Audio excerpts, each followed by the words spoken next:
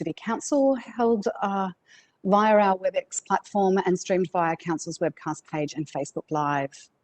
The City of Port Phillip respectfully acknowledges the traditional owners of the lands we meet from today. We pay our respects to their elders, both past and present. We acknowledge and uphold their continuing relationship to this land. So due to the current ongoing COVID-19 restrictions, tonight's meeting is being held virtually via the Webex platform. And whilst, as always, we have planned for this online meeting, there remains the risk of technical issues arising that are beyond our control. And if that does occur, we will adjourn for a short time to resolve the issue. And if it cannot be resolved and the meeting cannot continue, we'll adjourn to a later date and details will be circulated as early as possible. So as per usual, all submissions from members of the public will be heard at the start of the meeting. Additionally, voting on all motions will be under division, where the chair will call upon councillors individually in rotating alphabetical order to state their vote. Now, I do note, slightly different than usual, that tonight's agenda, there has been added a confidential item of urgent business relating to a confidential administrative parking matter. So it's been added to the agenda since it was distributed last week, and this will be considered in the confidential matters section of this agenda.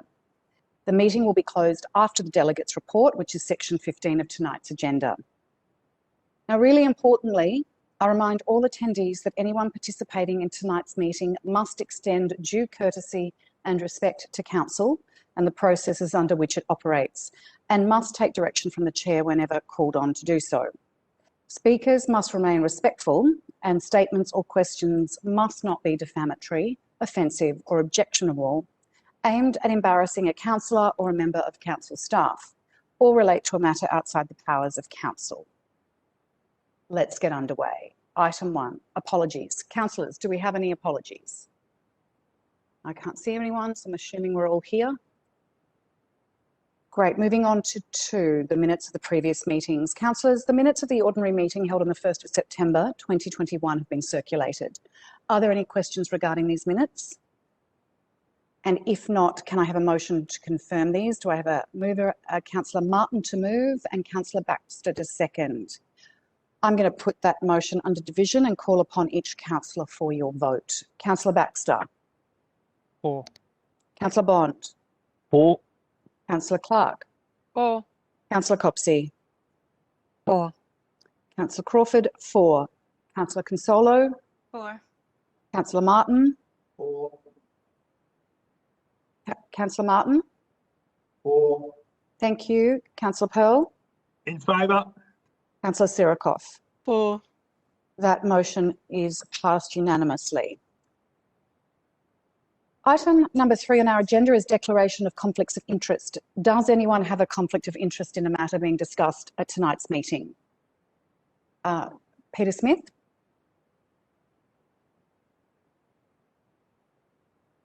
You are on mute. Somebody has to win the prize, Madam Mayor. It could be me. Through you, Madam Mayor, I have, as CEO, I have a direct interest in item 13.8, CEO Employment and Remuneration Policy, and I'll withdraw my chair at that point of the agenda. And I've asked our Executive Manager, People and Culture, Claire Stevens, to sit in my chair for that part of the agenda. Thank you. So we're moving on to item 4, which is the public question time and submissions. And so as we had said before, we'll hear all public questions and comments on all report items from members of the public. So all requests to speak was required to be submitted by 4 p.m. this afternoon.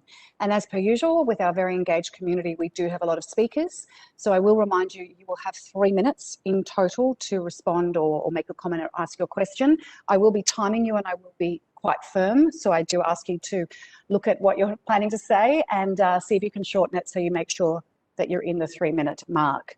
So the first person I'm going to ask to speak is Colin Sindel, who is submitting a question to Council. Hi, Colin. Oh, good evening, Louise.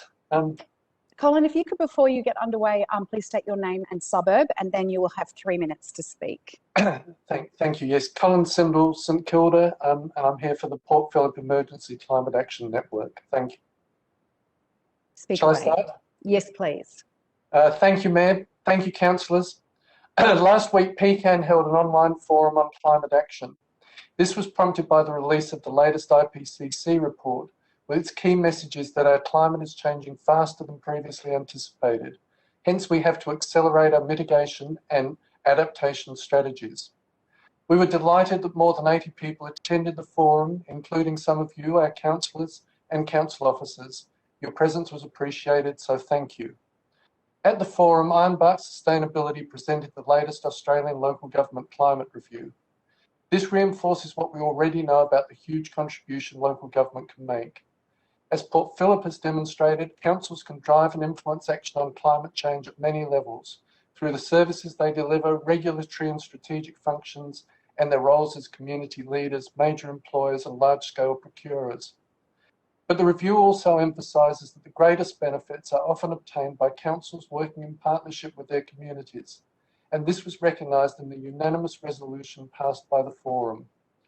I hope you have received a copy, but I will read the resolution out for the record. This online gathering of Port Phillip residents acknowledges actions already taken by councils to address climate change, and we wholeheartedly support Council's declaration of a climate emergency in 2019. What is still needed, however, is a clear plan for future action. In light of the urgent alert of the IPCC report, we call on Council to partner with the community in the development of a comprehensive climate emergency action plan which integrates current policies and actions and maps out a clear plan for future action on climate change locally. That was the resolution. We recognise how much Council has done. PCAN commends Council for achieving zero net carbon emissions for Council's operations. Council already has many building blocks in place to advance climate action, but we know it's not clear to many in the community just what Council is doing and how all those pieces fit together, nor what future actions are planned. In 2010, the City ran a series of climate conversations with the community to inform Council strategies on climate change. Much has changed since then. Now we urgently need a wider conversation led by Council on the changes needed to equitably achieve a zero carbon community. So my question tonight is, in light of the resolution I've read out, will Council commit to partnering with the community to co-design a comprehensive local response to the latest IPCC report and help lead and accelerate climate action? PCAN stands ready to assist Council in such a process. Thank you. Thank you. Sorry, my screen's just changed. I can't remember who it is. It's not Catherine Pound responding. Is it Kylie Bennett? Yes, through you, Mayor. Council's commitment to sustainability and the climate emergency are outlined in the Council plan, and strategies such as Act and Adapt, Greening Port Phillip and Don't Waste It. In the 2021-22 Council plan, Council has allocated more than $20.9 million to contribute to climate action, and a summary of this work is outlined in the Council plan. At this point in time, there are no specific plans to develop a standalone climate emergency plan. If Council wished officers to undertake the creation of a standalone plan, or if councillors wish to understand what would be required to achieve this outcome, this would require that a notice of motion was put forward by a councillor, and if passed, officers would undertake the decision of Council accordingly. Thank you. I call upon Deborah Sykes, who's also submitting a question to Council. Deborah, are you there? Yes, I am. Hi, I'm Deborah Sykes from St Kilda West, also on behalf of PCAN. Fantastic. Okay, so following on from what Colin said, the PCAN forum on the 9th showed that there is a strong community support for more urgent action by Council. But to me, it also showed that there's some uncertainty about Council's position on climate action and the status of the various plans and strategies of the Council's sustainability plan. We know how much of an issue this is. Last month, the YouGov poll of 15,000 Australians showed that support across Victoria is just on 70%. And I'm sure in Port Phillip, as you would know, that proportion is likely to be somewhat higher. What I note is that the council has multiple plans and strategies. The major report, Act and Adapt, was completed in 2018 and modified in 2019 to create the Climate Response Plan and the Water Sensitive City Plan. Plus, there are various plans that address water usage and management, flood management, stormwater management, open space, greening and planting, and biodiversity. And a lot of those all still need to be updated. They were slated for updating. But the Sustainability City Community Action Plan completed its 3-year term in June this year, and there's still no replacement program to deal with reducing community emissions, despite the council plan still describing it as a key strategy on page 35. To me, important sustainability measures are missing, like flood mitigation and adaptation, programs supporting commercial and industrial sectors to reduce emissions through environmental upgrade agreements, power purchase agreements, how council represents its practices to the community, and for residential and commercial users, assistance with the environmental retrofits and solar and battery installation that's no longer provided. So my question for council is, would council work with our community, including PCAN, to consolidate, integrate and update its various plans, strategies and reports to develop a comprehensive climate emergency action plan for community emissions, which maps out a clear plan of urgent action to address climate change? Thank you. Thank you, Deborah. Go to Kylie Bennett again. Yes, through you, Mayor. As previously mentioned, if a councillor wished to explore the proposals that have just been put forward by both Colin and Deborah, they would need to put forward a notice of motion. If that was passed by council, then officers would action that accordingly. Thank you. I call upon Tim Norman speaking to item 7.1, the petition response for Hoon driving. Hi, Tim. Yes, thank you, and hi, Mayor. Tim, Thank you for the opportunity to speak on this. It's Tim Norman from Port Melbourne. Fantastic. Go away. Speak away. I speak to councillors as a signatory to the petition in question. And I just draw attention to the previous petitions that have been submitted, including one with well over 500 signatures. And I want to remind councillors that Hoon driving includes both dangerous driving, but also noise. And who of us hasn't stood by the side of the road and stopped any conversation while one single motorcyclist went past, for example.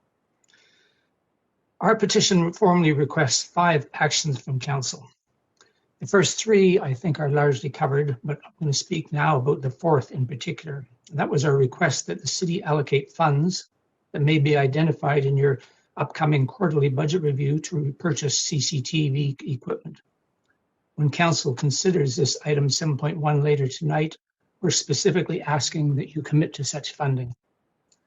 The 5th action was a request that a council officer be formally assigned to investigate acoustic cameras in other jurisdictions, both domestically and internationally.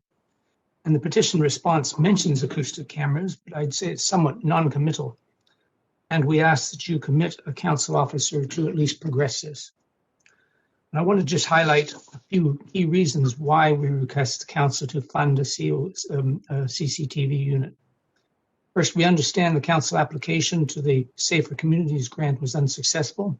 Obviously, that's disappointing for all of us, but we suggest that should be a catalyst to exercise our own contingency plan, and that is to acquire our own unit. Second point is that the COP, the city foreshore, from Sandridge right down to Elwood, is historically one of the most attractive areas in Melbourne for what people call cruising. And the reason is, of course, it's quite attractive down by the beach. This includes areas such as Station Pier, Bay Street in Gateway Ward, Beaconsfield Parade and Fitzroy Street in Lake Ward, Marine Parade and St Kilda Road and Canal Wards. So it's touching all the wards. And we think it's incumbent on the COP to take stronger measures than might be contemplated by other jurisdictions because of this attraction. I should add too that we're in touch with sister organizations such as Carlton Ratepayers, West St Kilda Ratepayers, etc. And they're combating similar issues. The Carlton Group in particular has gained support from their local member, Ellen Sandel, who is the Deputy Leader of the Greens, who has asked questions in Parliament about what the state government and police action are doing to address this issue. Another point is that we acknowledge some concerns over the introduction of additional CCTV units, and we have that ourselves. But we contend that relevant units will provide better eyes and ears for our police. And finally, we acknowledge in the petition response the city's lack of statutory powers to respond to speeding and dangerous driving directly. We're not asking the council to exercise such powers. We're asking the council to better equip the police to respond. Thank you. Thank you, Tim. I now call upon Jay Jones speaking to item 12.1, which is a Skyline Ferris wheel application. Are you there, Jay? I am. Thank you, Madam Mayor. Yep, if you could state your name and suburb and then please speak for 3 minutes. My name is Jay Jones from Sandringham, and I'm the owner of Skyline Attractions. We'd like to put forward an alternative location for the Ferris wheel, being the circle on Catani Gardens. You've all heard in previous meetings the benefit we believe we will bring to local businesses and the support we have from local businesses, so I won't repeat these points. In previous meetings, councillors have expressed their support for the wheel. However, some councillors have been concerned about the space we would take up on a heavily utilised green space in St Kilda, being South Beach Reserve. We believe Catani Gardens, which was suggested to us by the events team, is an underutilised large green space which may be suitable for the Ferris wheel. We propose a trial in this location from early November or whenever Melbourne opens up until March 2022, as there are many factors which may weigh on the financial success of this location, with the pier redevelopment and closure of some roads, footpaths around Catani Gardens and the natural flow of foot traffic there. But we do believe it will help us link in with the businesses on Fitzroy Street and hopefully still be that beacon of light that people had said. And with the permanent closure of the Melbourne Star just last week, there was overwhelming public comment on social media for a wheel to be located in St Kilda, and hopefully it can give us some positivity in this reopening time. Thank you, Madam Mayor and councillors, for the time to speak. Thanks, Jay. I'd like to go to Bill Fisher, also speaking to item 7.1, the petition response Hoon driving. Hi, Bill. Hi. Bill, could you please state your name and suburb and then please speak to the item? Yes, Bill Fisher, Port Melbourne. Mayor, thank you very much for the opportunity to speak regarding item 7.1, petition response Hoon driving. I'm Secretary of the Beacon Cove Neighbourhood Association and am a signatory to the petition of 21 August. I'll talk about three aspects of the hooning problem. First, councils need to find permanent solutions, and several councils are taking the initiative to do this, and I'm suggesting Port Phillip should consider permanent solutions. Examples of councils taking permanent action are the City of Brimbank. Brimbank has introduced laws giving police powers to issue fines of up to $800 to anyone caught conducting or spectating at illegal, dangerous or harmful activity involving vehicles on council property or in the public space. And there has been a positive feedback from police and community for the initiative. Significant reduction of hooning as well. The second one is Frankston Council is working to introduce new hooning laws to recognise an offence for spectators or other people to attend a hooning event. And they've advocated to the Municipal Association of Victoria to support statewide laws for this purpose. Second point I wanted to talk about is I support Port Phillip funding a mobile CCTV unit, and the council's petition response states the mobile CCTV trailer at Port Melbourne was well received by the community. This is true. The mobile unit at Station Pier last summer greatly helped to deter Hoon activity. Second, we support the initiative of the City of Port Phillip in borrowing Stonington's mobile unit. However, the City of Port Phillip cannot rely on Stonington's unit being available on all the days and at the times when needed. Hence, we should have our own mobile CCTV unit. This will mean we have more flexibility in managing Hoon events across the city. Finally, parking restrictions are important in managing Hoon activity. Parking restrictions help police to move on participants and spectators at Hoon events. And the petition response refers to actions being proposed for St Kilda, but we request traffic restrictions be considered for other trouble spot areas across Port Phillip, such as Station Pier. Thank you. Thanks very much, Bill. I'd like to now please call on Carolyn Hutchins speaking to two items. 10.1, which is the Conservation Management Plan for South Melbourne Town Hall, and then followed by item 13.4, the South Melbourne Town Hall outcome of negotiation with ANAM. Hi, Carolyn, are you there? I am, Louise, thank you. If you could state your name and suburb and then you speak away. Sure. Carolyn Hutchins, Western Kilda. And thank you for the chance to speak to this item. I'd like to speak, including both reports in the same words to you. So I wish to commend the excellent report from the Heritage Architect Lovell Chen for the Conservation Management Plan for the South Melbourne Town Hall. The listing of all the consultants who've been contributing to their knowledge and expertise to assist the development of the plan for the Town Hall is indeed impressive, and this document should guide the City of Port Phillip in its guardianship of the Town Hall for many years to come. An unsolicited proposal from the Australian National Academy of Music, ANAM, has been received by the City of Port Phillip to lease the whole of the area of the Town Hall for a period of 35 years. The report states that ANAM currently leases 58% of the South Melbourne Town Hall. I believe that the South Melbourne Town Hall is a building that can be shared by both ANAM and the citizens of the City of Port Phillip.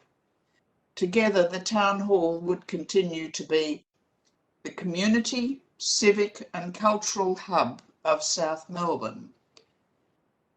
The ground floor of the West Wing is currently used by local community groups for large and small meetings, for working groups, and also the COP Assist Centre is located there. Council venues are often heavily booked by community organisations on a permanent basis in South Melbourne, and therefore it can be difficult to make a casual one-off booking for a facility located in the northern part of the city. The population in the north of the city is rapidly increasing, and we need more community spaces, not less. Rooms for hire in ANAM were expensive and had few facilities. For example, seating, kitchen facilities. One had to carry crockery in a basket to a meeting room that had been allocated, but the fees were much higher than what the council was charging for council facilities. This is outlined extensively in the very good council report of the 18th of March last year about the Town Hall, that 75% of the people who booked the rooms were from outside our city, and they were musically based groups who were meeting there. It wasn't being used by our people. The West Wing has both good meeting rooms, good facilities, and have been well used. The Assist Centre is easily accessible to the public in the Town Hall and is close to the library and Clarendon Street. If ANAM was granted their proposal, it would mean that all these facilities of meeting rooms and the assistance centre would not be available. As we own the town hall, we own the land that it's on, why should our citizens who own the town hall pay for another facility in an alternative site in our city? It just doesn't make sense. We have that facility and we should retain it for the residents and people of our city. Thank you. Thank you very much. I now call upon Nick Bailey, speaking to item 13.4, the South Melbourne Town Hall outcome of negotiation with ANAM. Hi, Nick. Hi. Nick, if you could state your name and suburb, and then you have 3 minutes to speak. Yes, I'm Nick Bailey, speaking from Northcote on behalf of the Australian National Academy of Music, ANAM, and speaking to agenda item 13.4. So thank you for giving me the opportunity, Madam Mayor. Firstly, I would like to acknowledge and thank council officers for the diligent and careful work over the past 16 months under very challenging pandemic circumstances.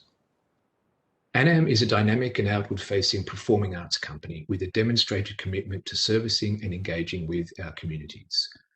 Our investment in the South Melbourne Town Hall of $15 million of Commonwealth and private funds now, and a further $15 million in the coming decade, will principally focus on the public-facing parts of the building, the venues, rooms for hire and gathering spaces, opening the building to more public access, engagement and utilisation than ever before, and making it a destination venue hosting all manner of cultural and community activity. This investment will bring the main hall's heating and cooling, operational infrastructure, public amenity and energy efficiency into the 21st century. It will increase from 7 to 9 the number of spaces available within the building for public use at discounted community rates, including the supper room, which will become a 120-seat performance and function space. Will include a welcoming cafe bar area that will enable anyone to spend time in the town hall. And our plans include a new modern catering kitchen to service both the main hall and the supper room. A refurbished South Melbourne Town Hall will host festivals and presenters of all types of cultural and community activity: comedy, dance, drama, seminars, meetings, lectures and music of all types, with people in the building every day of the week, enjoying inspiring and unforgettable experiences. So in no way will the public be locked out of a refurbished South Melbourne Town Hall. On the contrary, our aim is to dramatically open out the building, drive public visitations and create opportunities to enjoy this wonderful town hall. We believe the increasing public utility of these spaces represents a far richer way for the community to engage with the building than via the co-location of the Assist office. Indeed, of the 330 respondents to Council's recent Have Your Say survey, only 8% expressed a desire to continue to be able to access council services in the Town Hall building itself. In addition, ANAM will continue to make office space available for sublease to small cultural and/or community organisations. 100% of earned revenues from operating the facility will be invested directly back into the running and day-to-day maintenance of the Town Hall, so ratepayers will be relieved of the financial burden of managing and operating this complex building. Our proposal has the overwhelming support of the community, with the Have Your Say survey indicating 69% of respondents in favour of ANAM's draft proposal. And ANAM's project powerfully aligns with Council's cultural strategy and precinct plan. So with our $30 million of investment, ANAM's project will provide the Town Hall with a sustainable community and cultural role and an appropriate business model for taking the building into the middle of the century. Thank you. Thank you, Nick. I call upon Adair Bunnett, speaking to item 13.4, the South Melbourne Town Hall, the outcome of the negotiation with ANAM. Hi, Adair. Hi there, how are you? Good, good. If you could please state your name, full name and suburb, and then please speak to the item. My name's Adair Bunnett and I live in Albert Park. At the beginning, I just want to make clear that I'm not opposed to ANAM's occupancy of part of the South Melbourne Town Hall. That's not what I'm about. But I do want to see Council retaining occupancy of the part of the West Wing as an assist area. In pursuit of this, I want to make 3 points. The first is, and you may not be aware of this, is that there is a considerable legal impediment to vacating the assist area and leasing it to ANAM. This is going to sound strange, but the Emerald Hill Town Hall Act of 1876, and I'm not joking, allowed Emerald Hill Council to sell the Crown land they occupied in order to build a new town hall. And it's not been repealed, and it remains in force. And one of the reasons I believe that it remains in force is that the condition of in the Act is that the Mechanics Institute, which occupied all of the West Wing, be granted a lease for 999 years for 1 farthing a year. Now that Act has not been repealed. And in fact, the Companion Melbourne Orphan Asylum Act of 1875 was recently used to refuse permission from Melbourne Family Care Organisation to change their financial arrangements. So this is a live act that can't be dismissed. And in view of this, I think the easiest, safest, cheapest and most sensible solution is to retain some occupancy of the West Wing, probably on the ground floor. The second point is to do with the heritage impediments. Although this is not stated in tonight's session, my recollection of the submission in 2019 was that there'd be changes to the layout of the auditorium and that one wall of the corridor would be breached to open up the theatrette into the foyer area. Now, both of these are specifically protected by the heritage citation, specifically.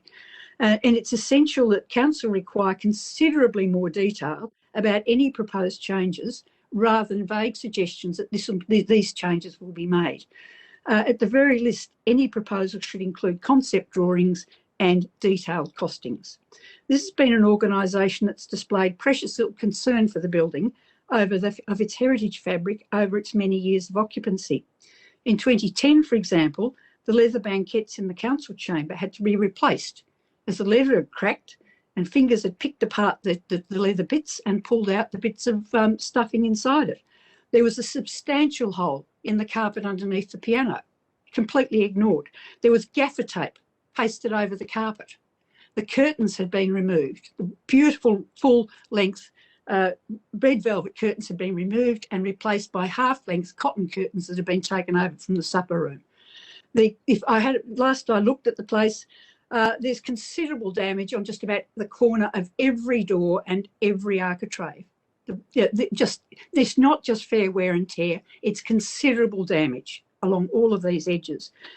I just can't understand why it's so hard to ask students and staff to respect this particular heritage building and to treat it with the respect it deserves. Now, Adair, I am going to have to ask you to wrap up, please. Look, really, all I can do is commend to you the outstanding conservation plan that you've got in front of you. I think that performs an excellent guide with which to negotiate seriously about the use of this building. So thank you. Thank you very much. I now call upon David Brand, also speaking to item 13.4, which is the South Melbourne Town Hall, the outcome of the negotiation with ANAM. Former Councillor David Brand, are you with us? Yes, I think I am. Okay, I am? Good. You are, first time this time. Yep. David, if you could state Fantastic. your name and suburb and then please speak to the item. Okay, David Brand of St Kilda. I'll just read my statement out. In the 18th of March 2020 council meeting, we changed the terms of the council officers' negotiating priorities on ANAM to more strongly reflect two fundamental community interests in the South Melbourne Town Hall deal. And that clause was that council adds to the principal items of negotiation: 1, how the tenant's stewardship of the historic building and its heritage fabric is appropriately overseen, and 2, how ongoing use of the building is to be secured for community groups and events. At the time, this clause made the difference to how I voted and gave me and others confidence that the proposed ANAM leasing outcome would in fact be in the community's, the city's and the building's best interests. And I personally think that this deal, however we managed to do it, is potentially the most perfect marriage we could ever have hoped for this building. But I don't see these two particular terms of negotiation reflected very strongly now in tonight's report or the recommended motion. Heritage responsibility and community access, I expected to see them headlined. Now, I have to admit that it's been pointed out to me that they actually do appear at the bottom of the principal items of negotiation attachment, and I missed that. I missed one of them at least, so that was my bad. But so I acknowledge that I'm sort of it's there in exactly the same words that I just read out then. So really, I can hardly complain, but I just still feel in the whole report that these two issues have been underemphasised in the discussion, and I want to re-emphasise them. So that's my aim here tonight, is just to re-emphasise them, make sure they got to the top of the agenda, because without these issues being taken fully on board and resolved with ANAM, I fear that to some significant degree, any leasing arrangement for the town hall will remain troubled, deficient and resented. But if council can deliver on both of them as genuinely top-ranked priorities, then I think you will have, or certainly should have, the whole community behind you. It's all our interests that you make sure, quite sure, that they have been retained prominently as principal items of negotiation. And since I've been so concise with my time, I might also just point out another little amendment which I think it might be needed to the attachment 2, whichever one it is. It is actually principal items of negotiation, not principal. There's just a little grammatical error there which might as well be fixed. Yes, I'll take that on board. Thank you very much. David. All right, I'm calling on Stephen Pennells, also speaking to item 13.4, the South Melbourne Town Hall, the outcome of negotiation with ANAM. Stephen, how are you? Oh, hello, Mayor, councillors and staff. Stephen Pennells, Port Melbourne. Mayor, councillors and staff, would reinstalling the commercial kitchen benefit community events in South Melbourne Town Hall? Thank you. I love that, straight to the point. Thank you, Stephen. I call upon Alan Renshaw, speaking to item 13.4, the South Melbourne Town Hall, the outcome of the negotiation with ANAM. Hi, Alan. Good evening. Can you hear me? Yes, we can. So if you could please state your name and suburb, and then you've got 3 minutes to speak to the item. Alan Renshaw, Middle Park. Madam Mayor, Council are currently considering negotiating a new lease at the South Melbourne Town Hall with the Australian Academy of Music and the Town Hall is a heritage building which is in serious disrepair. It will cost the city of Port Phillip millions of dollars to repair and maintain. It seems to be assumed by Council that leasing the building to ANAM is the only viable option, as the heritage listing includes not only the facade but also major parts of the interior, potentially making it a non-viable attraction for most commercial organisations and developers. The problems with both the current and proposed arrangements with ANAM are that the City of Port Phillip has become the landlord of a building that requires major structural repair and ongoing maintenance, and the rent currently paid and proposed by ANAM is below the market rates and does not cover the city's costs. Council officers show an opportunity cost, can council officers show an opportunity cost analysis for this proposal? For example, an opportunity cost could be the potential to use this property to replace lease overflow council offices near the City of St Kilda's Town Hall. Has council gone to market to seek other lease or sale proposals? If not, why not? Can council officers show how the potential agreement with ANAM would provide risk protection for council and its taxpayers? For example, is it flexible enough to deal with the potential social and other changes over the long lease timeline? Can ratepayers see the analysis that shows how the lease arrangement will cover all costs presently foreseen, for example, utilities, repairs and maintenance? Does the proposed arrangement include cost recovery for council officers' time to manage the lease? Are there any fallback clauses to make the agreement at least cover all costs incurred by council? Is council taking on risk like building insurance factored into the lease payment? Given the specific acoustic requirements inherent in a music school, what are the provisions for heritage preservation? Is there an inbuilt subsidy from council and its taxpayers to ANAM? How will council ensure negotiation recognition of this subsidy by ANAM? For example, the words proudly supported by City of Port Phillip should be a requirement on ANAM documents. Madam Mayor, as the proposed lease with ANAM is not competitive, would council provide access to ratepayers to review it before it is signed by council? Thank you. Thank you. Councillor May takes up some of your questions. I call upon Michael Sabata, speaking to item 13.4, the South Melbourne Town Hall. Michael, are you there with us? Yes, hello. Michael Sabata, a resident of South Melbourne. Thank you for the opportunity to speak. I, like many residents of South Melbourne, and I say South Melbourne in both terms of the neighbourhood 3205 and as one of the suburbs of the former city of South Melbourne, do want the City of Port Phillip Council to retain control and responsibilities for what is the most important building in South Melbourne, the South Melbourne Town Hall.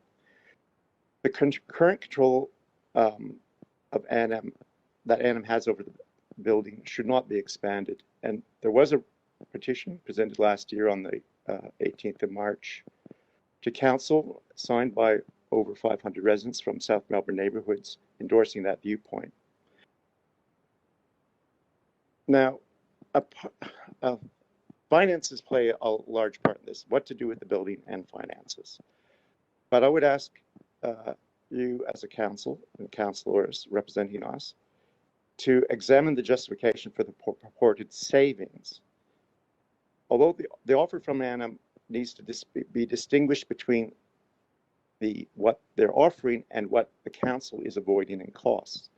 Now, that future $50 million that's offered beyond the current 15 on the table, much depends on the federal government, and council obviously exposes a risk of changes in priorities by the federal government over time. But putting that to one side, that there needs to be, for your consideration and the public's, a comparison of the what's actually avoided, what's necessary, and what was planned in the approved budget of 2019 to conduct repairs in the South Melbourne Town Hall. How much of that expenditure is actually going to be avoided in this offer that's being considered? Furthermore, for any consultation that I believe with the public, we need to understand, we need to see the finances, and this cost avoidance, the purported cost avoidance to council, needs to be documented and publicly available, and not hidden under the guise of commercial confidence. And I would agree with the previous speaker that there are a number of issues that I think of financial nature that need to be clearly listed. As well, how any proposed planning mechanism is going to be used, that also needs to be detailed and made public as a part of a public consultation. I don't quite see how the proponent, who is ANAM, who is, I assume, going to have the bulk of the finances, how are they as a tenant going to propose a planning application? Just there's a number of mechanisms here. I don't quite understand how it's going to work, and I wonder how well it's been detailed, and that also needs to be made public and thoroughly examined, because I suspect that some of the changes to such an important heritage building not only going to be controversial, but are going to pose a dilemma for the council when it comes to consideration of those changes. And finally, any planned public consultation process needs to be presented to council first, the planning for that consultation. Because, for example, that Have Your Say survey that was quoted before really did not consult the people of South Melbourne. I'm going to have to ask you to wrap up, Michael. So, okay, so if one more sentence, whatever consultation process needs to be open and transparent, and local community input properly sought and considered, and distinguishing between Port Melbourne, Port Phillip, Greater Melbourne, and the classical music community, and those of us in South Melbourne. It is, after all, the South Melbourne Town Hall. Thank you. Thank you. I now call on Rhonda Small, speaking to item 13.5, the Councillor Expenses Monthly Reporting for June and July, and response to a resolution relating to childcare provisions of the Councillor Expenses and Support Policy. Hi, Rhonda. Hi, Louise. You know the drill. I do. My name's Rhonda Small and I live in St Kilda. Thank you, Mayor and Councillors. I wanted to speak tonight so I could commend Council for its decision on the 16th of June to request a report from officers into Victorian Council's childcare provisions in councillor expenses and support policies, and to report back on any opportunities to increase the accessibility of childcare provisions in our council policy.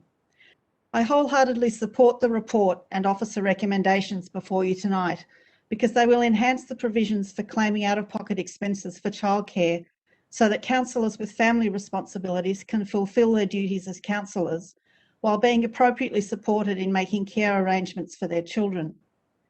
We all benefit when our elected councillors are representative of our community, and it's important that parents, and especially parents of young children, do not feel that standing for council is impossible because of the out-of-pocket childcare expenses to be incurred as they undertake the role of councillor. While this is patently an issue for mothers contemplating standing for council, given the burden of childcare still so often falls to them, enhanced provisions will also support fathers. There should be no implied assumption that there is someone at home to take care of the children whenever a parent of either gender is fulfilling council duties. Finally, I hope you will all be generous in your consideration of the options before you tonight, and that you support the most straightforward and flexible conditions, including allowing retrospective claims back to last year's election. Benchmarking with other councils has been informative, but tonight Port Phillip can become a local government leader in this area by unanimously supporting generous childcare provisions in its councillor expenses and support policy. Thank you. Thank you. I now call on Joanne Slater, also speaking to item 13.5, the Councillor Expenses and the resolution relating to childcare provisions. Hi, Joanne. Hello, Madam Mayor. If you could please state your name and suburb, and then you've got 3 minutes to speak. Sure, it's Joanne Slater and I'm from Albert Park.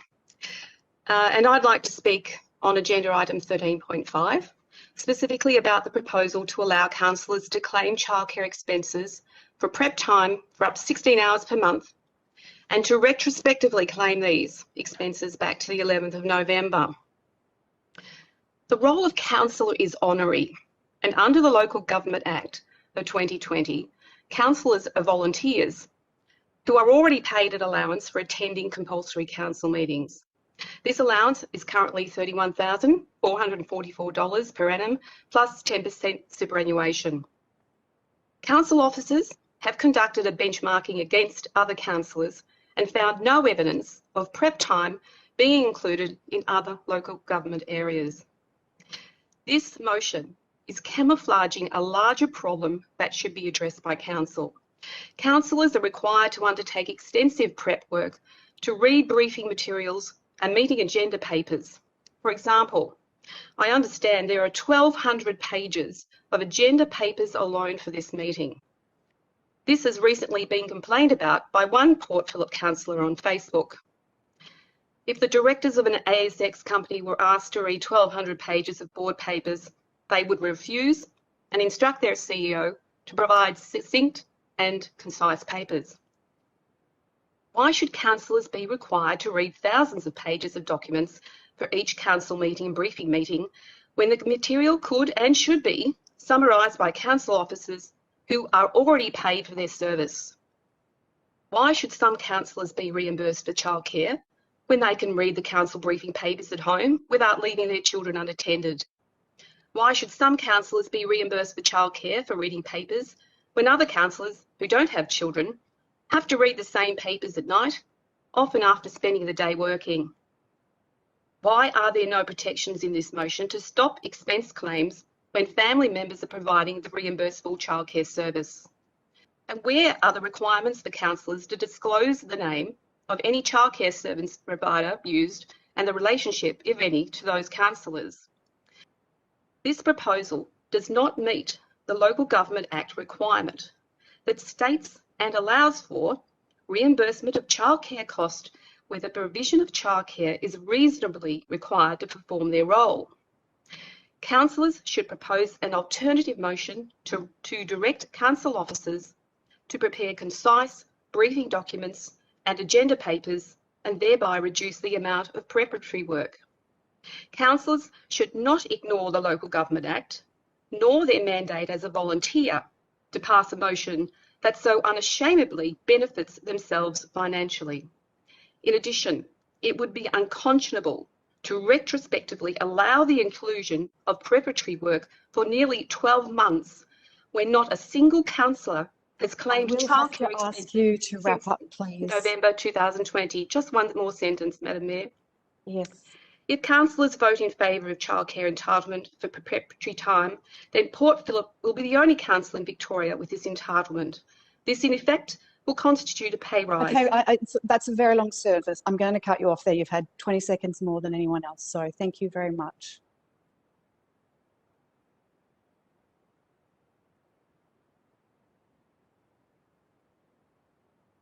Madam Mayor, I think you got muted. Oh, got muted. Thank you. So we've received further submissions to be read out on behalf of members of the public. And so I'm going to call out the name of each member of the public and refer to the Manager of Governance and Organisational Performance to read a summary of the submissions. So we're going to go with Josh Sensel. So Rebecca, are you reading that out for me? Through you, Mayor. Or Rachel. It's Rachel. Thank you.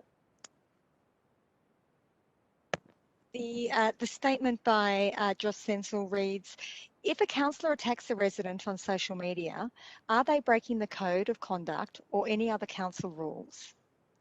Are councillors who use social media accounts other than their primary account used for council purposes still bound by the same set of rules?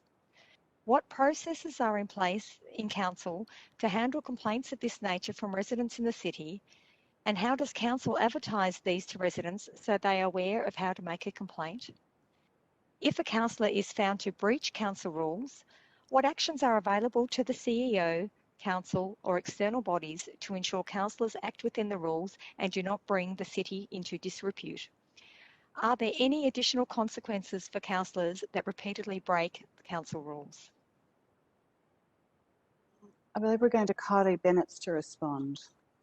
Yes, through you, Mayor. Under Standard 1 of the Councillor Code of Conduct, treatment of others, councillors undertake to treat others, including members of the community, with dignity, fairness, objectivity, courtesy and respect.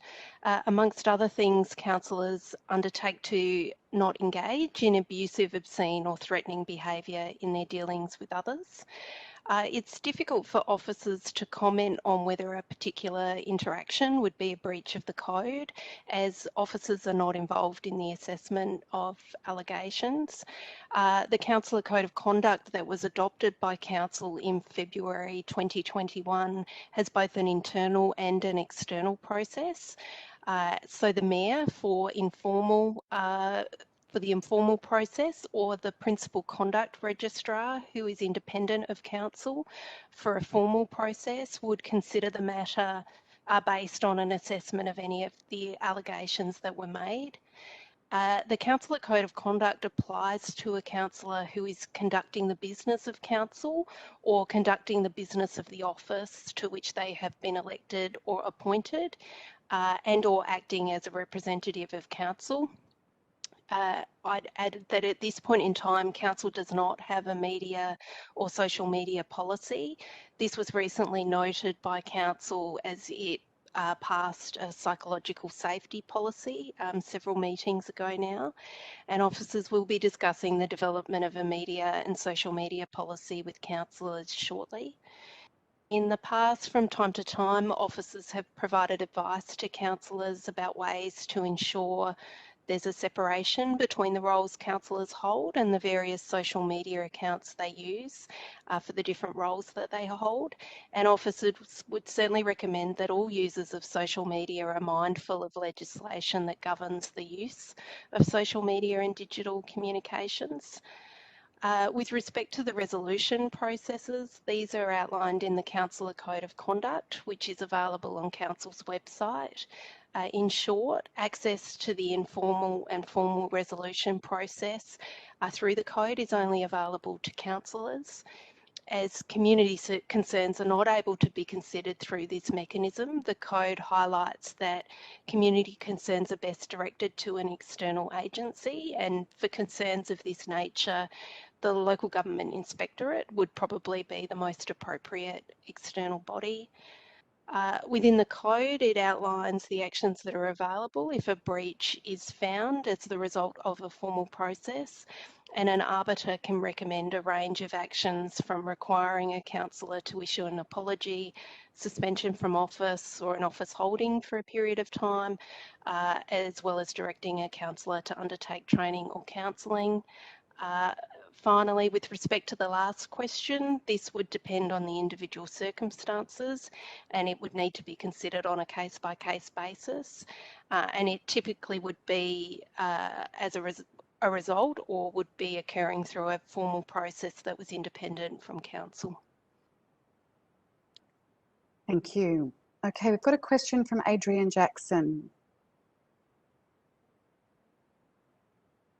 Rachel, I can't hear you. Yes, sorry. Through you, Mayor. The question by Mr. Jackson reads, what will be the ramification for Port Phillip if the F1 Grand Prix in Albert Park Reserve scheduled for November is cancelled? Ramification include financial, if any, by Port Phillip for road closure support, etc., but also for foreshore summer events and festivals that may have to be cancelled to follow the F1 Grand Prix lead. We're going to go to Lauren Bilkawa. Through you, Mayor, the Formula One Grand Prix scheduled for November has already been cancelled, with the Premier making this announcement in July. The major financial cost to Council is the lost economic impact opportunity for local traders. No events or festivals were scheduled for this period and none are dependent on the Grand Prix in general. The Grand Prix relies heavily on interstate and international tourism to make it viable. Council does not have the same dependence on such visitors for our own events. Thank you. We have a further question from Adrian Jackson. Through you, Mayor, the question by Mr. Jackson reads, given visitor numbers to Port Phillip over summer for events and festivals, what protection from COVID-19 being brought in from other municipalities will be available for Middle Park residents, like road closures, similar to that for the Formula One Grand Prix, during the large event like the St Kilda Festival? I believe Lauren Bilkawa will also respond to this one. Yes, through you, Mayor, all events, including the St Kilda Festival, will be guided by the Victorian Government's COVID-19 Public Events Framework. This sets out the procedures we must adhere to in delivering a COVID-safe event. Our COVID-safe event plan will include, but not be limited to, a number of COVID-safe event controls, including those relevant to public transport hub, car parks, ventilation of indoor spaces, food and beverage preparation and service areas, stages, and any other areas that encourage congregation and commingling. Thank you. A final question from Adrian Jackson. Yes, thank you. Through you, Mayor, the final question from Mr. Jackson reads, playgrounds in the park used to have apparatuses made of long-lasting steel. The equipment lasted for decades and needed no replacement, for which was less cost to ratepayers. In the 1980s, this equipment was removed and replaced with plastic equipment. Plastic is susceptible to vandalism. Will Council ensure that new playground equipment is more useful and just not pretty to look at? Anthony Trail, I believe you're going to answer this one. Thank you, and through you, Madam Mayor. Play value and accessibility are more important than our old style steel play structures. Some of these steel structures do deteriorate quite quickly in a foreshore environment. Our playground renewal program looks to achieve a combination of robust, safe and sustainable equipment with nature-based play opportunities integrated for supporting child development outcomes as a priority. We ensure all our equipment is maintained, renewed and installed to Australian standards. Great. And Rachel, did you want to respond? Do we need to read out that next part? Yes, through you, Mayor. We received 3 further questions from Mr Jackson that are outside of Council's remit, and we have requested Mr Jackson to direct these questions to the relevant authorities for a response. Now I believe there's a statement to be read out from Jen Edge to the report 11.1, which is the cleaning of council buildings. Thank you. Through you, Mayor. The statement by Ms Edge reads, regarding the disabled toilet at the St Kilda Lifesaving Club, which has a lift and bed, for the past 6 weeks, the toilet has been found unlocked with indications of the people living within it. Can officers advise who patrols this toilet, who cleans it, and who is responsible for maintenance and security, noting that the locks seem to be damaged? Now, I guess we'll just answer that question, or Council may take it up as we get closer to that item. And then finally, we've got a statement to be read regarding item 13.7, in principle approval of the 2020 to 21 annual financial statements and performance statement from James Woolett.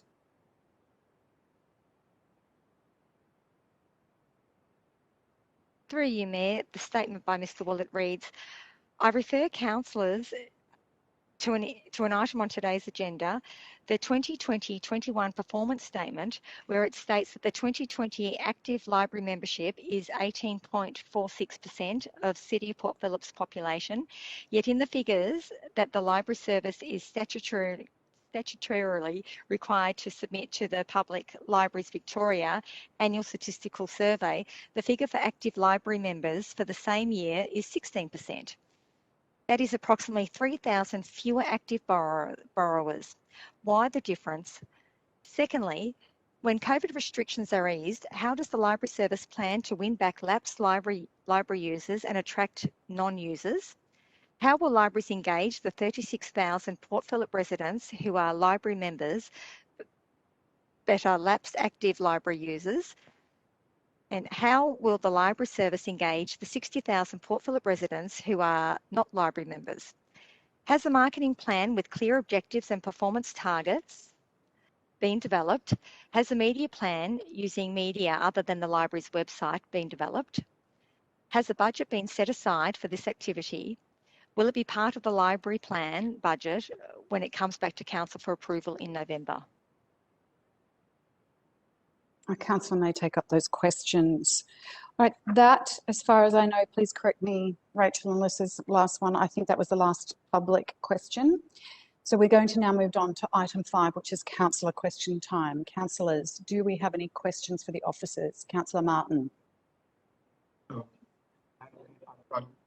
A group of 3 questions that the Older Persons Advisory Committee has asked me to ask, and I have 2 further questions on other matters. So my first group of 3 questions. At its meeting earlier this month, OPAC has requested me to ask the following questions. Question 1. As a follow-up from Council's 2020 declaration of a climate emergency, will Council put together a public document which summarises everything that Council is currently doing as of September 21 to mitigate the impact of climate change, including information that is published in documents such as Council's Act and Adapt Sustainable Environment Strategy, its Greening Port Phillip document and its Don't Waste It strategy? My second question, will Council develop a City of Port Phillip Climate Emergency Action Plan, perhaps using the summary document referred to in the previous question? And what timelines and costs would be involved if Council was to go down this path? And the third question from OPAC is, if Council was developing such a climate emergency plan, would Council be able to incorporate key funding strategies from the plan in its next Council budget? So we might go to an answer for that, if that's okay, Councillor Martin. Who would respond to that one for me? Through you, Mayor. Kylie, I can assist with that question. So as through you, Mayor, as mentioned earlier this evening, there are currently no specific plans to develop a standalone climate emergency plan.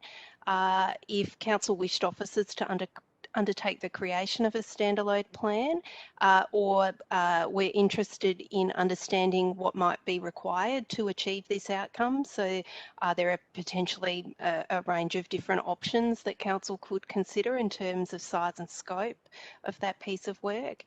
It is recommended that a councillor puts a notice of motion into the council chamber. If that was passed, and depending on what was outlined by council, if that was passed, then officers would undertake the decision of council accordingly. Thank you, Kylie. Councillor Martin, your follow-up, other next questions? My next question has just been answered by Ms Bennett. It was going to be what action that councillors might wish to take if they wanted to take up OPAC's suggestion. My last question concerns one of the questions that was asked earlier in public question time, which was talking about what actions council could take where councillors were alleged to have attacked members of the public through social media. My question is, what action can councillors take when they're subject to attack through social media and in other public spaces by members of the public? A number of this has happened in recent months, and recently I've had my sexual practices questioned, my level of intelligence questions. There have been suggestions that I'm corrupt and so on. So what response do councillors have when they're faced with these actions and these suggestions by members of the public? Mayor, I may take that one. Thank you, CEO. Thank you for the question, Councillor Martin. I think, like other citizens, if there are a number of laws and regulations, most of them Commonwealth laws, around use of digital media, including social media. As Ms Bennett said earlier, anyone using social media is strongly recommended to be aware of those laws. A councillor, like any citizen who believes that they're being targeted or social media is being used inappropriately towards them, can raise a complaint with the police if they believe a law has been broken. And we would always advise also, just for people's own well-being, to try and shut off or block those people on social media. But the course of action is actually for anyone to avail themselves of the laws. There is a Commonwealth Ombudsman as well that can help with those sorts of complaints. And there's various laws around breach of privacy, harassment, threats, bullying, which anyone using social media needs to be aware of, and make sure that they are within the bounds of the laws of this country. Great, thank you. We've got a question from Councillor Consolo. Okay, multiple screens. Hello. Can you hear me? Yes, we can. Yeah, okay, good. Thank you. Sorry. On the weekend, there was a report of a 6-year-old girl hit by a cyclist on the shared zone of the St Kilda foreshore, close to the St Kilda sea baths. She's okay, but she has some bruising and cuts. What measures are in place to ensure it is safe as a shared zone? Do we have things like a rumple strip or other ways to encourage people to slow down, especially the rise of the e-bikes and e-scooters? I don't know if it's the right solution to use for roller skates and possibly wheelchairs who could struggle with rumple strips, but something around the lines of controlling that through design. I'll go to Brian T. or Che Sutherland. Thank you, Mayor, and thank you, Councillor, for the question. Council understands that St Kilda Police are investigating the crash between the bike rider and a pedestrian. Council officers have been in contact with police. We will work with police to understand if there's any action that council could or should take to consider making the area safe, and that may include some of the suggestions that you've put forward this evening. Thank you. Question from Councillor Sirikoff. Thank you, Madam Mayor. Recently, a St Kilda resident emailed all councillors regarding the fountain in the O'Donnell Gardens in St Kilda. The resident did point out that the fountain is in a poor state with no water flowing in it, is filled with stagnant water, and it is a loss. It is a great loss as an attraction to the St Kilda area. I do recall that there were some issues with this fountain. My question is, can council provide information on the maintenance of this fountain and when will it be brought back to life for the community to enjoy? And is there a program which funds can be found to reactivate this fountain?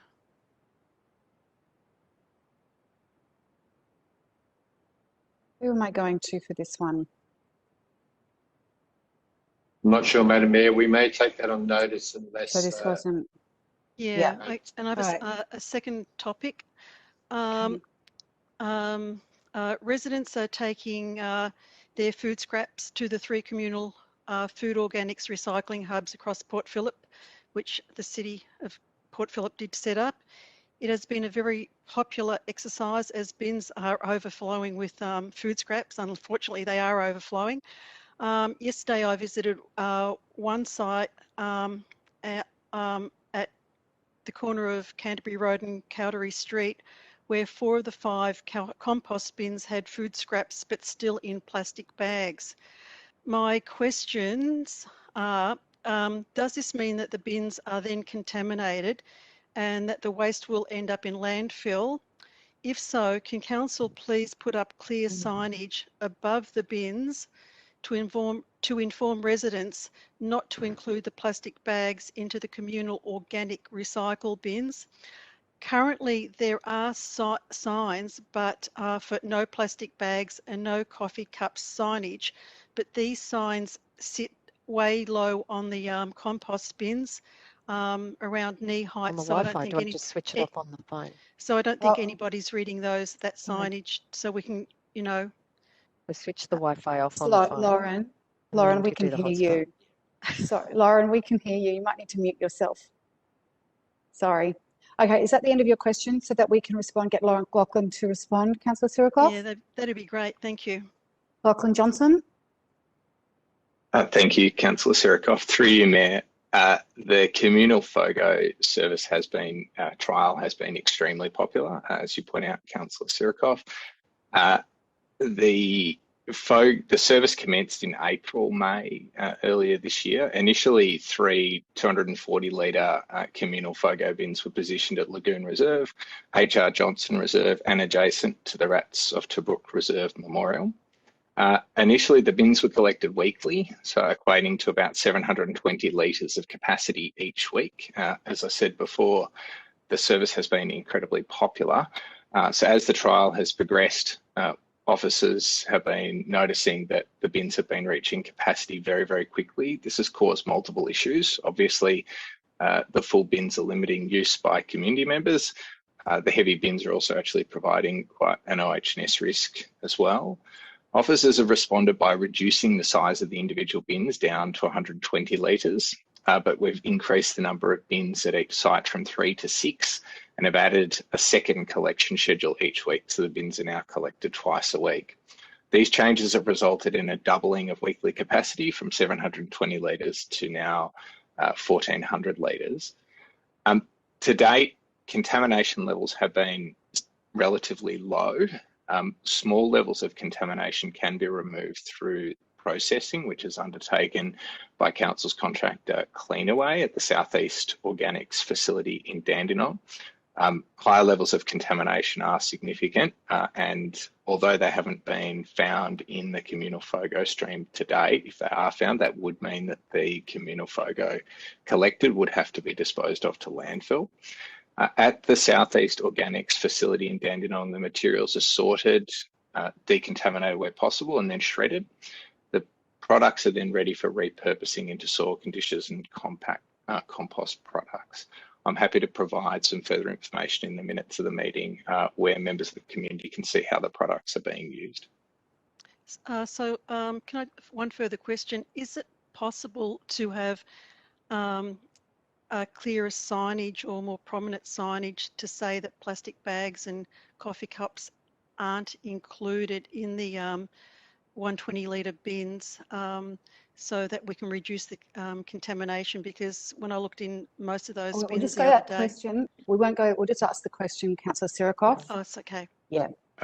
Through you, Mayor, Councillor Sirikoff, officers will go and have a look and see whether additional signage is required. I do note that we've got signage on the face of the bins and also on the lids as well about some of those products that you speak about, but we can have a look and see if there's any specific issues where additional signage can be provided. Thank you. We've got a question from Councillor Pearl. Just wonder if that's possible. A small number of people have contacted me asking why their rates notices, in some cases, have been delayed this year from Port Phillip when other councils have sent theirs out already. Many people with owning multiple properties in other cities received all their notices in August. Can officers provide a response to if the City of Port Phillip notices have been delayed compared with previous years, and what is the timeline for the issuance of the notices and payment dates to take place, please? Thank you, Councillor Pearl. It's Dennis O'Keefe here. Through you, Mayor, in response to the question, I can advise that Council's annual rate notices are expected to be issued in late September. We're currently working with our printing partner to mitigate any delays that may impact, given reports of slight delays in mail delivery services. As you're aware, Councillor, Council's property and rates software module has been replaced effectively the 2nd of August 2021, which has contributed to a delay of approximately 4 weeks in distributing rates notices. Approximately 35% of our ratepayers avail of the e-notice and BPay view options as opposed to a printed notice, so they'll be able to access those almost instantaneously when our printer releases the notices. The notices sent via the post 12 months ago, this time last year, were received around the 21st to 22nd of September, and you'll recall the delay last year was linked to the delay in adopting the budget because of COVID-19. For ratepayers choosing to pay in 4 instalments in this rates year, the first payment falls due on the 15th of October 2021, but as occurred last year with the COVID-19 delay in distributing notices, the rates team will be pragmatic and empathetic in working with our ratepayers on their intentions regarding the first payment. Thank you. Thank you. Are there any further questions from councillors?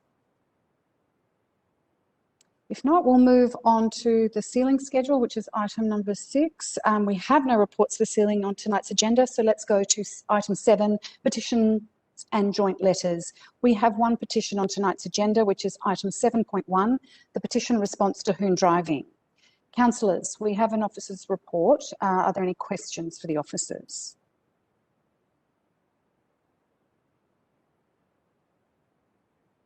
Any questions? No? If not, councillors, we have an officer's recommendation. Do I have a mover and a seconder, or Councillor Pearl to move? Is this require an amendment, Councillor Pearl? Yes, I'd like to move an amendment if that's possible, Madam Mayor. Yeah, do you want to get that up on the screen before we get... Alternate motion, rather. Alternate motion, sorry. Yep. Yeah, the alternate motion is it adds section 6, which requests council officers to provide a formal report to council in October 2021 with options for council to proceed with the acquisition either by purchase or hire of a mobile CCTV unit for the City of Port Phillip Police Service Area. The report should include the financial costs, details of consultation with Victoria Police about the use of the unit, about the use of the unit in the Port Phillip Police Service Area, and any required policy updates to facilitate the acquisition either by purchase or hire and use of the unit. And Councillor Consola, you've got a question. Oh, yours is behind. I'll just go for a seconder. So Councillor Martin's going to second this alternative motion. Councillor Consola, is it a clarifying question? Yes, sorry, having tech issues. Yes, it is. Yep, I'll allow that before we speak to it. Yep. Sorry. Okay, is there a leasing option for the mobile CCTV trailer as opposed to buying it? Who will we go to for that question, or is that Anthony Trail? Through you, Mayor, I think, just to clarify the motion, it allows us to explore all options. So we don't know if there's a leasing option. Part of the report will be to bring that back to council. Just to clarify, this is why we've clarified that it's hire or purchase, so we can explore all options in the report to come back to council. Thank you. Councillor Pearl, would you like to speak to your motion? Thank you, Madam Mayor. Firstly, and most importantly, the City of Port Phillip should extend thanks and praise to the residents of Port Melbourne in particular that have worked tirelessly. Can you your sound is cutting in and out. Yeah, no problem. That have worked tirelessly to ensure that this petition comes to council in what has been a very constructive way. The amendment that's put forward, sorry, the alt motion rather that's been put forward here this evening, and hopefully will be supported by a majority of councillors, provides, I hope my hearing is a little bit better. Give me a thumbs up if it is. Yeah, if you stay still, it's better. Just still getting a couple of messages saying you can't hear me very well. I did do a very good test beforehand, but we'll keep on going. The small alternative motion that's put here in section 6 doesn't order or request officers to purchase any additional equipment as yet. It's requesting a report to come back to council to give councillors all the information we need in terms of purchasing officer options, how the unit can be used in consultation with Victoria Police and used appropriately, and any policy changes that need to be adopted if that unit was to be purchased or hired or leased, whatever that may be, should that the majority of councillors think that it's a reasonable idea to come forward with that. The timeline is important. The reason October 2021 has been picked is it correlates with the funding timeline of which we're seeking support from the federal government, and hopefully in their wisdom they choose to fund what I think is a fairly worthwhile cause. By then we should have that information on hand. If that information is forthcoming, we'll have the policy response ready, we'll know what to do, and we'll also potentially have the acquisition well progressed should those funds and that funding grant come through. If the funding grant doesn't come through and the state government have already refused our request to fund this important equipment, then it's councillors' decision whether or not to take the rather unusual step of purchasing or leasing a piece of equipment such as this. But that decision needs to come forward to be well considered by council in October, and this small amendment allows that to happen. In regards to the other points that are in the motion here this evening, council is doing its very, very best to alleviate concerns that have been raised by residents as people have spoken this evening all along the 11 kilometres of foreshore that the City of Port Phillip has. Waterfront Place has been an area in particular we've been trying to activate for many, many years. And it's been disheartening to see what's happened there in the past few years now in terms of the deterioration of the cruise ship industry and some changes to the scheduling of the Spirit of Tasmania, plus the planning approvals around the area haven't helped either. What it's caused is it's a combination of events that's allowed it to become a bit of a magnet spot for Hoon drivers and their associates to congregate in this area and conduct what most reasonable people would describe as antisocial activity. The council has done its very best to work with Victoria Police and local residents to lead this issue and try and improvement. More needs to be done. Council needs to do more, that's true, but ultimately the majority of this prevention and the moving on of this issue is a police issue, but council is very, very committed to ensure that we do everything possible to resolve this issue. And this is exactly what sections 1 to 5 in this motion definitely entail. And hopefully section 6 also reinforces by allowing councillors in the October meeting, one of the October meetings, to further consider further investment for community safety. So councillors, hopefully the majority of you will vote for this alt motion here this evening. And thank you again for the petitioners for bringing this very important concern to the formal notification of council. Thank you. Councillor Martin. I'd like to echo firstly Councillor Pearl's comments. I'd also like to thank the Port Melbourne Road Safety Group, who's done an enormous amount of research. They've scoured the world to find out information about noise camera technology and so on. They brought this information back to our council officers. So thank you very much to that group.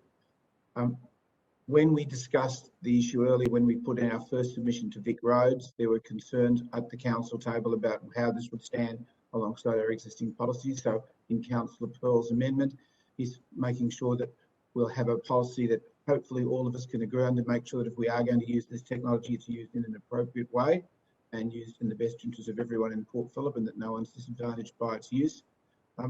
In the meantime, I think it goes without saying that we would hope that all councils will use every means within their disposal to encourage our friends in the federal government who may be able to support the application we've got into the grant. We note that our local politicians did support us in putting together the Vic Roads grant application. That was unsuccessful. We need to go back and continue to lobby our friends in the state government to see if they'll support this. And it may well be that if we can get either the federal grant through or we can find some support at the state level, that we may not need to go through with point 6 of this motion. However, like Councillor Pearl, I believe that if we can't find any other way to fund the CCTV, this is something that we should very, very seriously consider. We're not locking council into cost at the moment. We're not locking council into using this document in line with our current CCTV policy. We're looking at updating that policy as well. So I don't see any reason why any of us should wish to oppose this. And again, I thank Councillor Pearl and I thank all the members of the Port Melbourne Road Safety Group bringing these matters to our attention. Councillor Consolo. Thank you. I echo both the previous councillors' points. They make very good ones. I won't add much to them other than saying that after much discussion, several petitions, here we are with the weather warming up again with not much action. So the timeline is very important in this situation, that these hooning activities aren't just in the warm weather. They are a byproduct of when the lockdowns ease and people have not much else to do, such as nightclubs aren't open. It's not ideal for council to have to bear the cost burden of buying policing equipment. It's very unfortunate our first grant didn't go through. It's great to see there's another opportunity, but we need to be prepared to in the chance that that's not going to happen, because relying on something borrowed, it might not always be available. So I support this amendment to be prepared to know our options should we not be successful. Thank you. Councillor Copsey. Thank you, Councillor Pearl, for bringing this. I won't be supporting the old motion. I don't disagree with the timeline that's laid out here should the grant application fail. However, I would prefer not to instruct the officers to undertake that work were it not necessary. So I don't want to incur extra cost around here. It's my strong preference, as well as a number of councillors have said, that policing costs be budgeted for by the police. We are facing cost shift from the state and federal government on many fronts. And this is just another example where if this equipment is necessary to solve what I agree is a very important issue for our local community, it should be budgeted for through the police for their enforcement powers. So happy for the grant that we're supporting as a way that council can try to seek a contribution, an appropriate contribution for this sort of technology. I'm also really pleased, though, that there are a number of other traffic measures that we can undertake in order to address this problem. It's great to see that in there, and there is going to be further action on this topic, no matter what passes this evening. Just flagging that should this fail, I suspect it won't, but should this fail, I will put the officer's original recommendation, which puts us on the course of pursuing the grant and undertaking the other traffic management measures that are outlined in the report. Thank you. Councillor Baxter. Thank you, Madam Mayor. I won't be supporting this alternative motion for quite a few reasons, really. Probably the main one being that we have a CCTV policy. It's very clear in that CCTV policy that we don't pay for CCTV in our area. That is the responsibility of the state. So public CCTV should be paid for by the state. We had a huge discussion around this years ago, and we were constantly reassured by certain councillors that they would never support ratepayer money being used for CCTV, but money was on the table from the state, and we should accept that, and we should embed in our policy that we would, consider any money on the table from state with regards to CCTV, but that we'd never spend that money ourselves. I said at the time, I'm not sure how long that will hold, and here we see the ratchet has been ratcheted up again, and now we're getting to a point where ratepayer money is actually being used to buy something shiny for the police. Sorry, I'm being advised that there's an issue with my audio. Oh God! All right. Keep going, but when you get out of this one, keep going though for now. Right. If the police had come to us and said, look, we're looking at doing a drugs thing, but we don't have battering rams, we don't have guns, can you go and buy them for us? We would rightly say that's absolutely ridiculous. That should be taken care of by the state. I don't see why this would be any different. So I can't support this, and none of us should be supporting this amendment because it is contrary to our policy. It's actually a breach of our policy. That's CCTV. If we want to go down that path, we've got to go back. We've got to amend the policy. So that's probably the main reason that I would not support this. But the other thing is that what's being mentioned here is that the mobile CCTV unit would be for the Port Phillip Police Service area, which is a much larger and wider area than what has been talked about before. We've received a petition from people in Port Melbourne. This would be a mobile CCTV camera for the police to use anywhere they like in the Port Phillip area. We've not heard from anybody else but Port Melbourne people about what they think of that. We've done no consultation on it. We have not heard from anyone. And obviously petitions will be, partly representative, but also, generally represent people who have an interest and who are really concerned about things. But at least we've heard from people in Port Melbourne.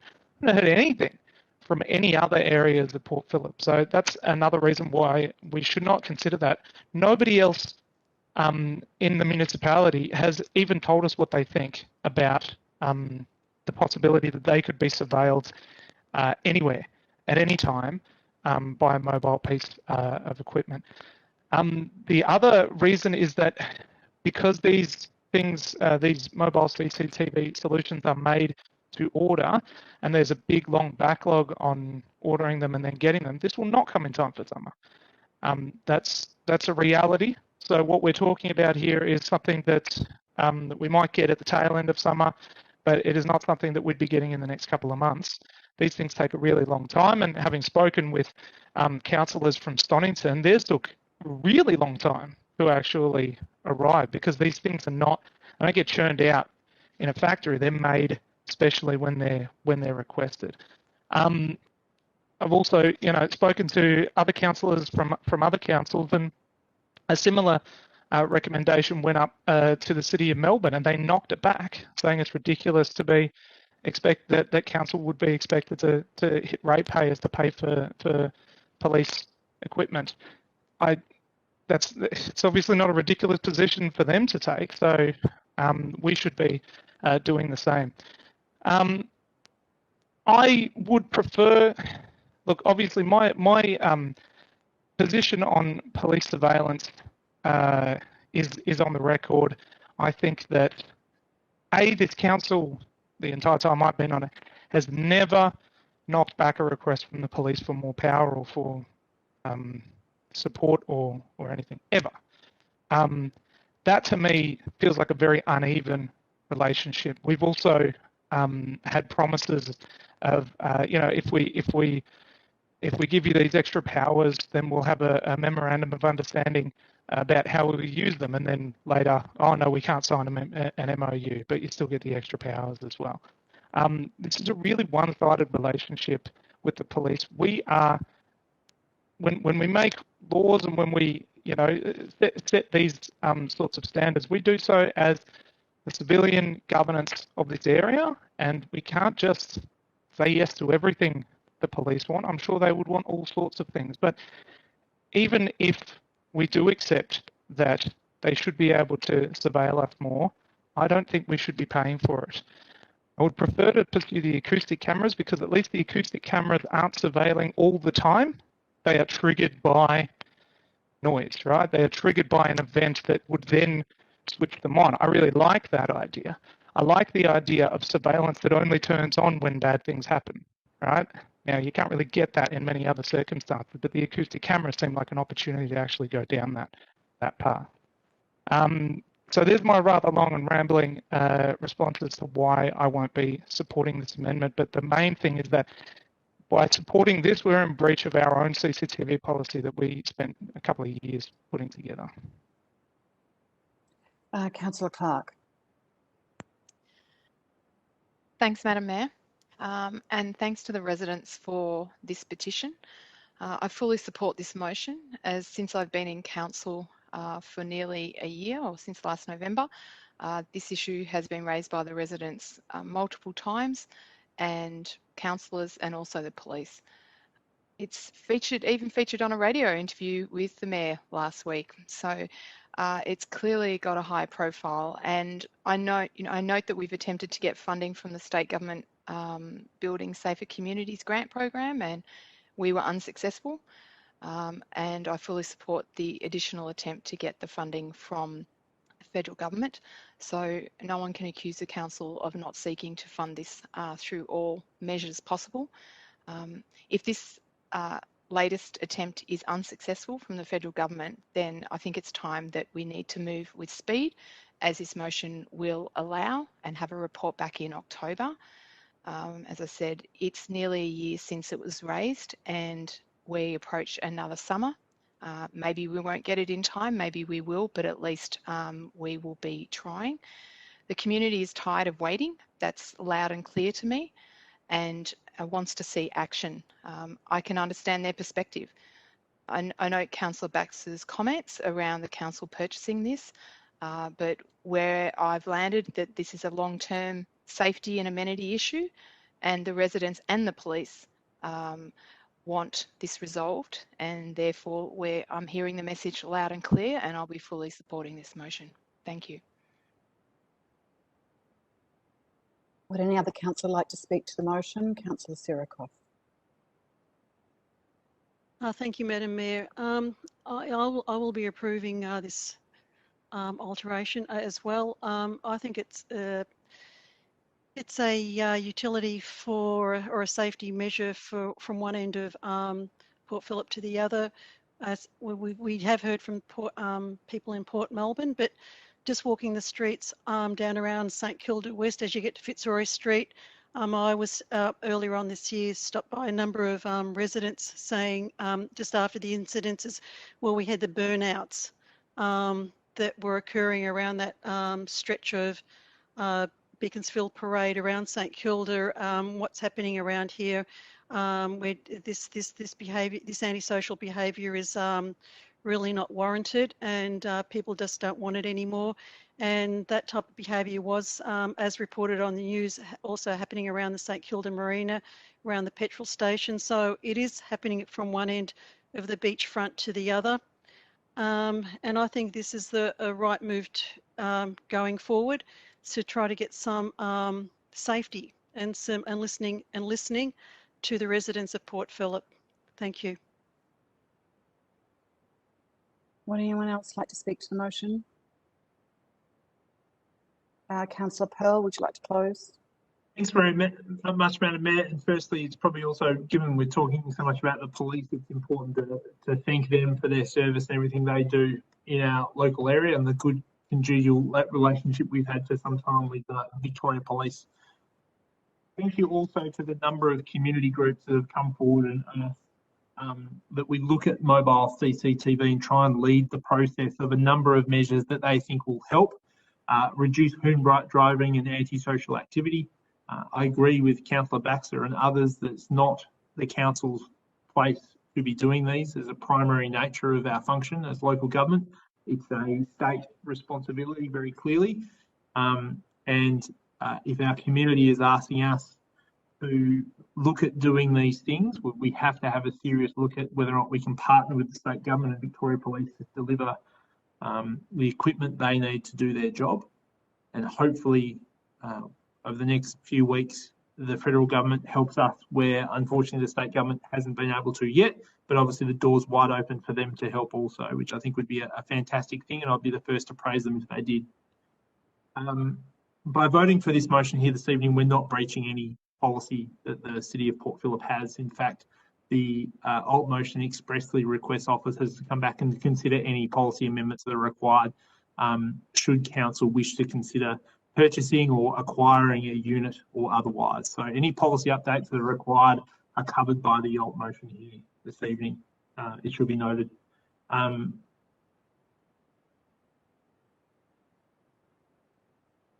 It may not be received in time for summer, which would be a shame, but we need to make the first step. And as Councillor Consolo and Martin and Clark have said, that we've been sitting on this issue for some time, rightly, because we have to do this in a very considered way and to ensure that the responsible authorities have the best opportunity possible to take the first step and effectively do what they should be doing in terms of funding this equipment themselves.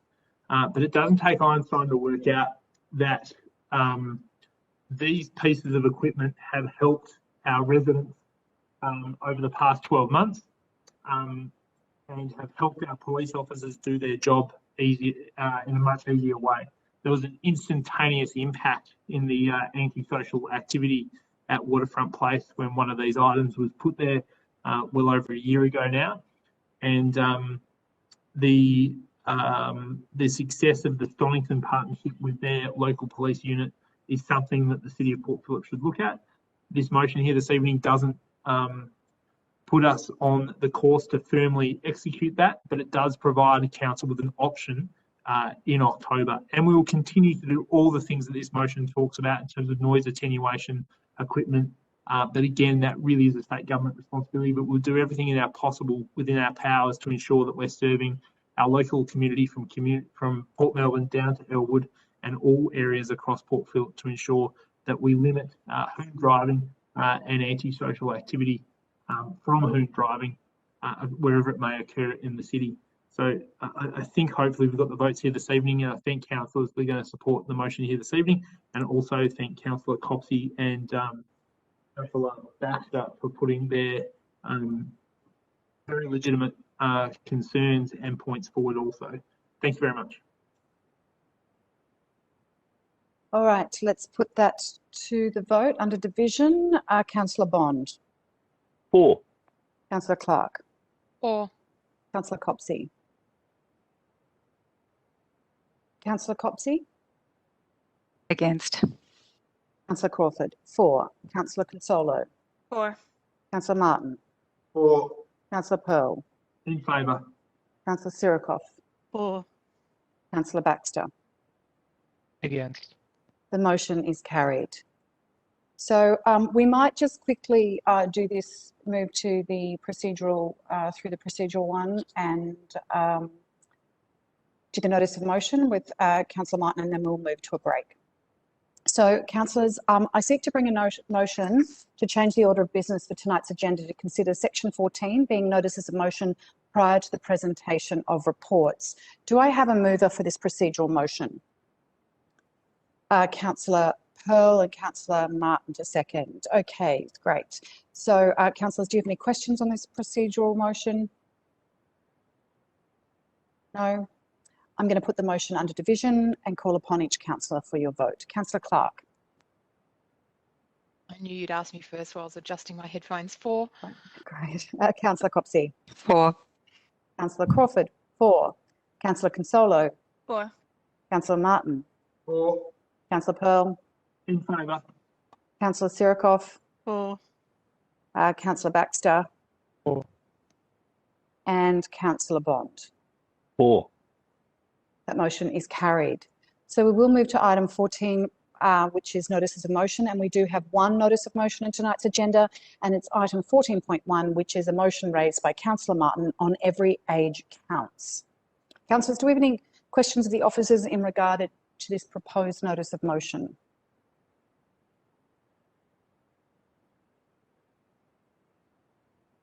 Do we have any questions? Given that we have none, so obviously it's Councillor Martin's motion to move, and I have a seconder in Councillor Pearl. Councillor Martin, would you like to speak to your motion? Madam Mayor, the Older Persons Advisory Committee are one of the hardest working and best groups of people I've come across in my time in public life, and they are passionate that council, they accept that council is well aware of the issue of ageism. They accept that council is doing probably everything in its power to address this. Point of order, Madam Mayor. I believe he needs to move the motion before he speaks to it. True. And get a seconder. I have got a seconder. I've already moved and seconded it. Do you mean read it out? Is that what your point of order is? Through you, Madam Mayor, just as we've got a point of order here, I'll just Councillor Bond clarify what the point of order is. Then we might get some advice for you. I don't know that the motion's been read out. Okay, can I just ask our governance people to clarify if the motion needs to be read out given its notice of motion? I believe we've got a movement. We do have a seconder. Rachel, are you able to advise, or Rebecca? Yeah, through you, Mayor, Mr. Martin should read out his notice of motion. Thank you. Okay, I'll do that. But it was seconded, so we can move on from that point. Councillor Martin, would you like to read out the fullness of your motion? Thank you, Mayor. Thank you, Councillor Bond, because by reading out the motion, I'm basically speaking to the motion. The words are very deep and very meaningful and very, very profound. The Council states its deep concern about the profound impact of ageism on our communities. We recognise that ageism can negatively impact the job prospects, confidence, health, quality of life and control over life decisions of our constituents. Ageism can limit people from participating in our communities as full citizens. Ageism also has proven negative impacts on the physical health, mental health and longevity of our constituents. So we want Council to support the Every Age Counts campaign to end ageism and to join with others in our communities to create a society where every person is valued, connected and respected regardless of age. We want Council to take the pledge to stand for a world without ageism, where all people of all ages are valued and respected and their contributions are acknowledged. We commit to speak out and take action to ensure older people can participate on equal terms with others in all aspects of life.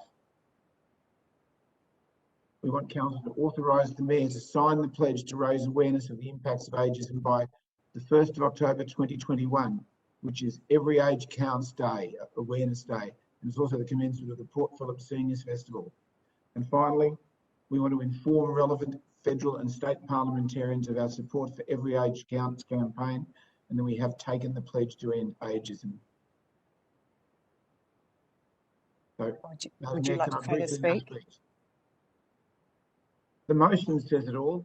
The OPAC committee is not critical of what our council does. OPAC are very aware of all the support that we get through the council offices as an older persons advisory committee. We're well aware of everything that council is already doing to support those people who are perhaps a little older than the rest of us, including myself. But this is more a symbolic statement that we as a council stand with our fellow councillors, and a number of other councils across Victoria have already endorsed this, and make it a very, very public statement to our community about where we stand on ageism. So I commend the motion to you. Councillor Pearl. Thank you, Councillor Martin, for raising the motion here this evening, and wholeheartedly support it. Ageism is a real thing, particularly, and I think mainly to blame for the people that in the 30 to 50-year-old age group that perpetuate it downwards and upwards in many respects. So if you're a person in your 20s, I think you're, in particular in the workplace, often groaned at saying you don't have the experience and the knowledge to be suitable enough to take certain positions, which is complete BS in my mind. As you approach your 70s, 80s or even 90s in the workplace, I think a lot of people then also start dismissing the utility and experience of what older people have. In my experience, practically in the workplace and in the social and in social arrangements and also sporting clubs, etc., both the young and the old have a really wonderful place in our community, and we should, as a community, make sure we highlight that value and ensure that it's used to ensure that nobody in our communities is disadvantaged by the fact that they may be older than some, or at the end of, what is a wonderful and experienced life. So thank you, Councillor Martin, for all the work you're doing with the Older Persons Consultative Committee, and thank you for bringing the motion here this evening. I'm happy to support the letters, etc., that are being sent out, and happy to support you in anything else you'd like to do in relation to this motion. Councillor Baxter. Yeah, I'll also be supporting the motion. I also want to point out as well, I appreciate what Councillor Pearl said about the kinds of groups that experience this, and those groups certainly do. Older people, for example, I know quite a few people that have either been in OPAC or are still on it, and some of the stories I've heard about, particularly the word overqualified being used, when an older person wants to apply for a job or something, they're told they're overqualified. It's code for, we think you're too old for the job, and that's obviously not okay. Young people, obviously, as Councillor Pearl rightly points out, also suffer from a bit of a lack of respect in terms of the skills and experience they have on offer. But I also do want to point out that people in that 30 to 50 bracket, particularly women, suffer as well, particularly women who are wanting to start a family. There are people who will not hire or sort of reconsider hiring, a woman who's in that age group because, and they've said this, and I can't believe that they would even say this, but they've said, like, yeah, well, what if she gets pregnant and wants to start a family?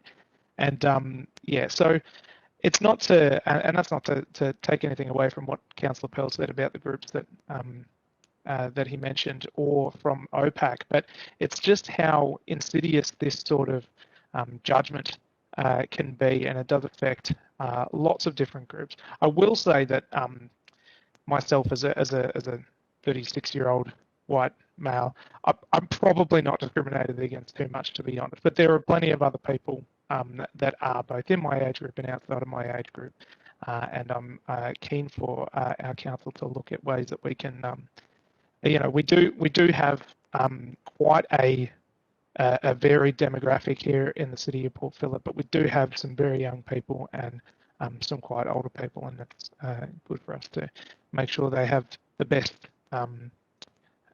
opportunities as possible. Councillor Copsey. I just wanted to briefly, I'm very pleased to support this motion. Wanted to thank Councillor Martin for progressing it and bringing it to us, and also OPAC for advising in relation to this. I think it's wonderful timing to acknowledge some of the work that Council is already taking in this space, but also to recommit and to make sure that we are eliminating ageism. Thank you very much. Do we have any other councillors wanting to speak to the motion? If not, we'll go back to Councillor Martin to close. Thank you, Mayor. First, I'd like to thank all of my fellow councillors for their very, very supportive comments. Again, I'd like to congratulate OPAC on bringing this matter forward. And I pick up on Councillor Baxter's comments that, yes, we're specifically addressing ageism here, but I draw everybody's attention to the last clause in 1.2. We're looking to create a society where every person is valued, connected and respected, regardless of age. And I think, without saying age, gender, all those other things, we should all treat each other as equals. And on a personal note, thank you, councillors and council officers, for looking after the oldest person amongst your midst. I have not found I've been a victim of ageism amongst you, and I hope that we all treat the rest of the people who might consider themselves aged in Port Phillip as well as you people treat me. So thank you. All right, let's put that to the vote. Councillor Copsey. I couldn't hear you, but I could see you. 4. Thank you. Councillor Crawford, 4. Councillor Consolo. 4. Councillor Martin. 4. Councillor Pearl. In favour. Councillor Sirikoff. 4. Councillor Baxter. 4. Councillor Bond. 4. Councillor Clark. 4. That motion is carried. Now we're going to take a 7 or a 7-minute break, guys, but I just want to remind you when we come back, we've got about 15 or more items, so we might ask you to be very succinct with your speeches because of the way. Welcome back, everyone. We are up to items 8 to 14, which is the presentation of reports. So, councillors, as I said, we have a lot of these to get through. So here we go with 8.1, which is the presentation of the CEO report, issue 78. Are there any questions of the officers in relation to this report?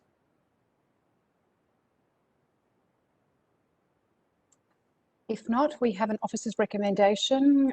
We've got Councillor Pearl to move. Do I have a seconder? Councillor Bond. Councillor Pearl. No, thanks, Madam Mayor. Sorry, I couldn't hear you there. No, thanks. I'll resume. Councillor Bond. No, thank you, Madam Mayor. Would anyone else like to speak to the report? I will briefly. I note that this is the new format, which is hopefully a little bit more easily readable for people, and obviously then there is more information to find, but we're hoping it gives you, as always, an excellent overview of the things that are happening in our city, but hopefully in a much more simplified form, and we'd be interested to hear any feedback. Anyone else like to speak to the motion? Councillor Pearl, would you like to close? No? No, thank you. Let's put that to the vote. Councillor Crawford, for. Councillor Consolo. For. Councillor Martin. For. Councillor Pearl. In favour. Councillor Sirikoff. For. Councillor Baxter. For. Councillor Bond. For. For. Councillor Clark. For. Councillor Copsey. For. The motion is carried. Moving on to 9.1, which is the Wattie Watson Oval Reconstruction, the tender award. Councillors, do we have any questions for officers in regards to this report?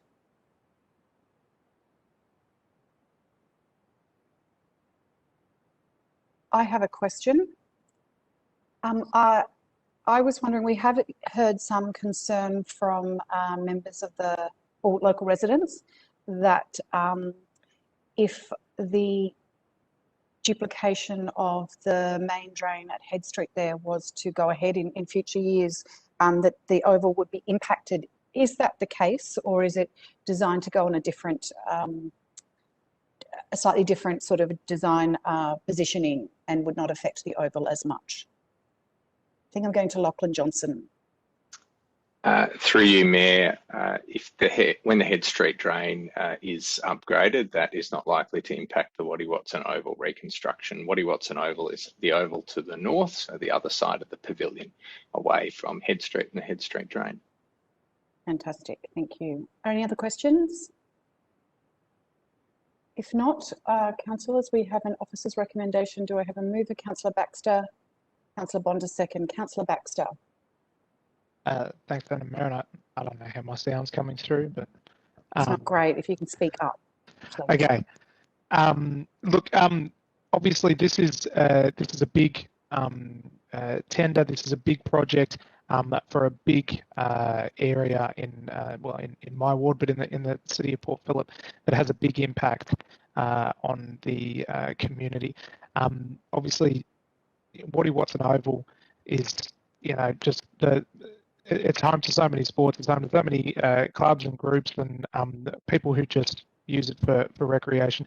It's a really key and important part of the Elwood Foreshore precinct that we, spending quite a lot of time and effort looking at refreshing and making sure that that's doing as much for our community as possible. So this is a key part of that, and it's really good that we've been able to go in with funding partners. I went down.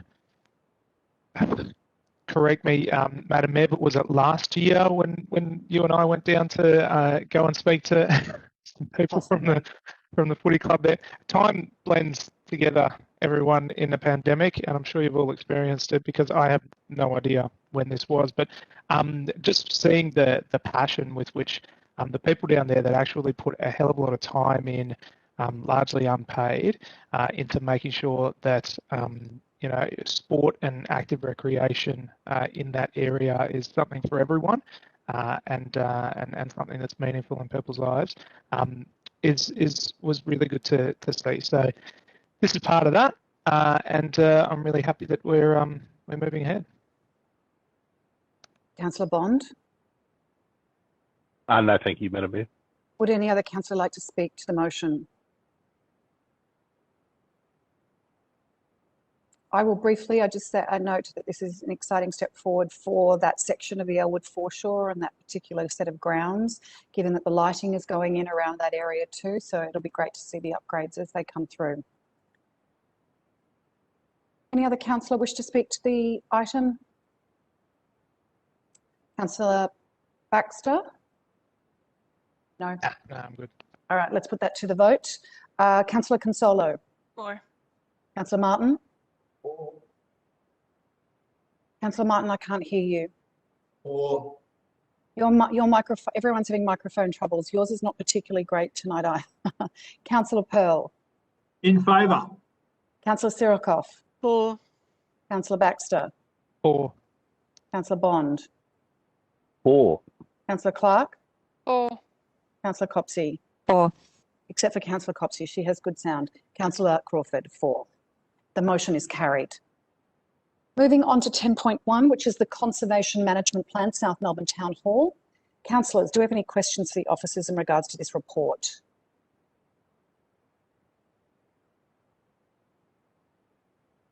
Any questions?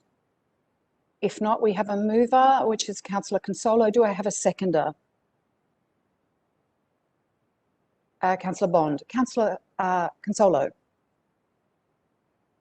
Thank you to Level Chen on the well-detailed conservation management plan. I really enjoyed looking through the photos and reading the detail, as I'd sadly only been in one small section of the building previously for an immunization, but missed out on all the beautiful bits. But we're going to get back to that, so that's good. And buildings require care and maintenance. That's the important part, especially an old building like this with lots of detail. This is an important guiding document from routine maintenance to large-scale change, and I'm glad that it's going to be part of the total asset management approach. Thank you. Councillor Bond. This is one of the most important buildings, if not the most important building in the city of Port Phillip, or at least managed by the city of Port Phillip.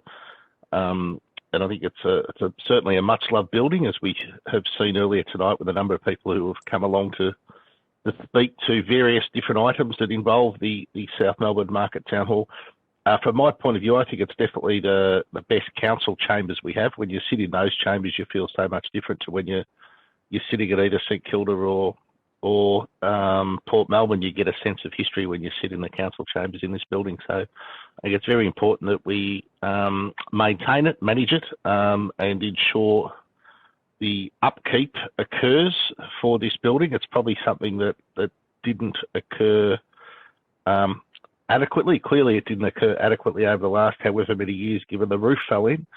But it's certainly something we need to get back up to scratch and get back up to an acceptable standard, so that it can be used both by great organisations such as ANAM and the community, and of course council. We want to get back to holding our council meetings in that town hall as soon as possible. So commend the work done on this rather comprehensive management plan. It was some very interesting reading. This formed a large part of our 1,200 pages reading for this week, but it was certainly just looking at all the old pictures and all the old plans and see how the town hall has evolved over the years. And I think it's important that the town hall continues to evolve and continues to stay relevant to our community as our community evolves and our usages and requirements as a community evolves also. Councillor Pearl. Thank you, Madam Mayor. I'm hugely excited by this report and the prospects that the Town Hall has for the future. Thanks to Councillor Consolo and thanks to Councillor Bond also for putting their words forward in terms of their respect for the building. What we do need to have in this council, and I'm confident we will get, we've now got a very clear funding plan We've got a maintenance plan in place and a rejuvenation plan to get it back to a minimum viable product, fulfilling the 70 odd years probably of deferred maintenance that this building's had. So it's not the fault of this council or probably the last council or even the council before that the building is in the shape as it is, but it is our problem to solve, and it's taken us a while, but I think we now have a pretty good plan in place to solve this problem and throw the doors to this building back open again. It's the most spectacular building in many respects that we have in our council portfolio. It deserves more respect than it's been shown over the past few decades. And this plan is part of that process to ensure that we respect, honour and cherish what is a beautiful part of the history and the fabric of our city. So very happy to support this plan here this evening. Councillor Martin. Not only am I happy to support the plan, can I commend the people who put together this plan, and can I suggest that council may want to provide a link to the management plan and the history of the town hall and the next issue of diversity. It's been one of the best reads that I've had during lockdown.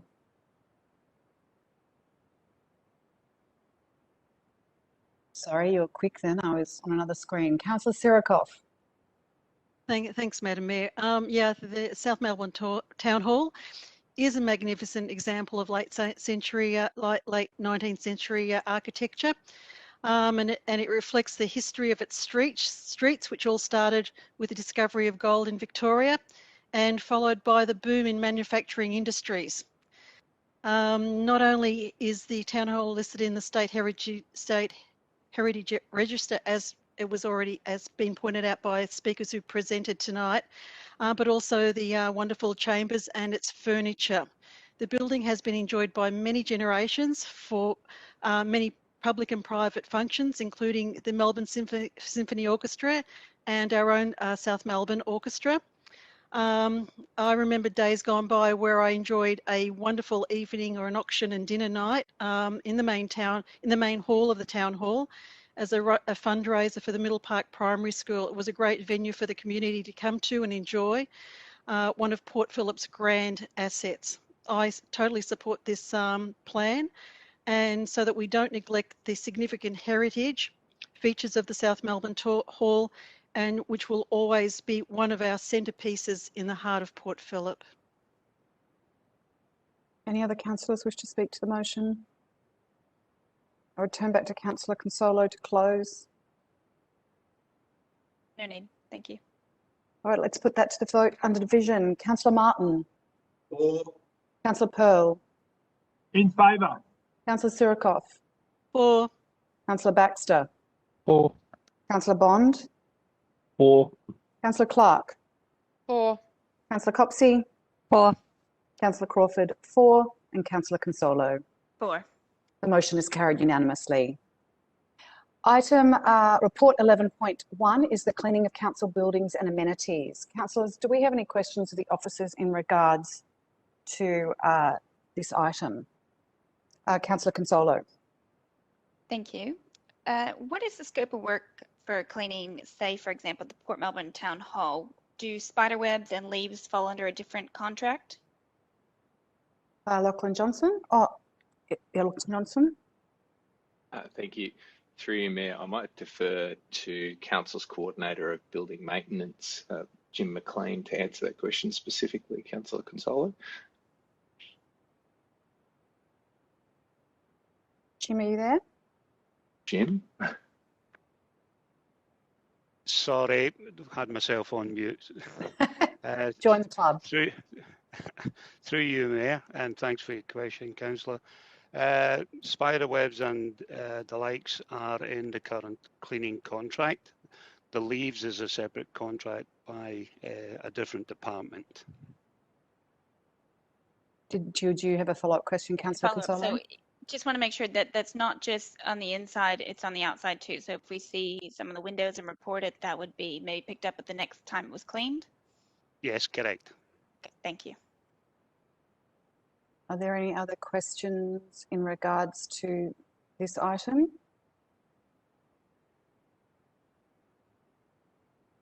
I might ask the question, take the question posed by Jen Edge around the St Kilda life-saving toilets. I can't remember the exact wording of her question, but that with regards to someone sleeping there and where the head had been unlocked. I can find the exact question, or Lachlan, would you be able to respond to that? Or do you need me to find the exact question? Through you, Mayor, I've got a copy of Jen Edge's question here in front of me. Jen Edge asked two questions. One of them was whose responsibility it is to maintain access, and also raised concerns about the state of the toilets and potentially that someone was sleeping. So in regards to the second part of the question, I thank Jen Edge for raising this issue with councillors, and officers will investigate to see what can be done. With regards to cleaning and maintenance responsibilities, I can confirm that the cleaning of the changing place at the St Kilda Town Hall is part of this contract. Great, thank you. Any further questions? Councillors, we have an officer's recommendation. Do I have a mover for this or something different? Do I have a mover? Councillor Bond to move. Do I have a seconder? Councillor Copsey to second. Councillor Bond. Our cleaning contract's probably the most important contract in the city of Port Phillip. It's something that people certainly notice when it doesn't happen.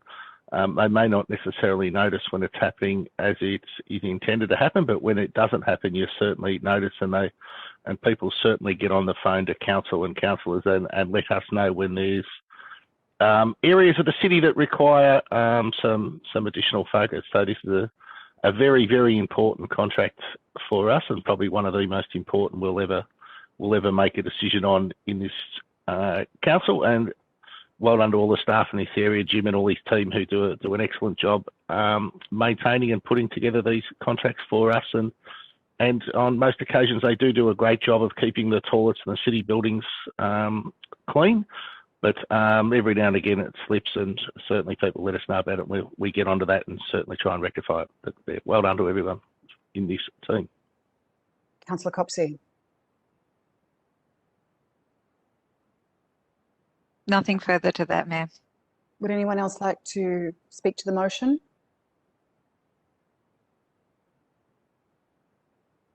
If not, Councillor Bond, would you like to close? No, thank you, Madam Mayor. Let's put that to the vote. Councillor Pearl.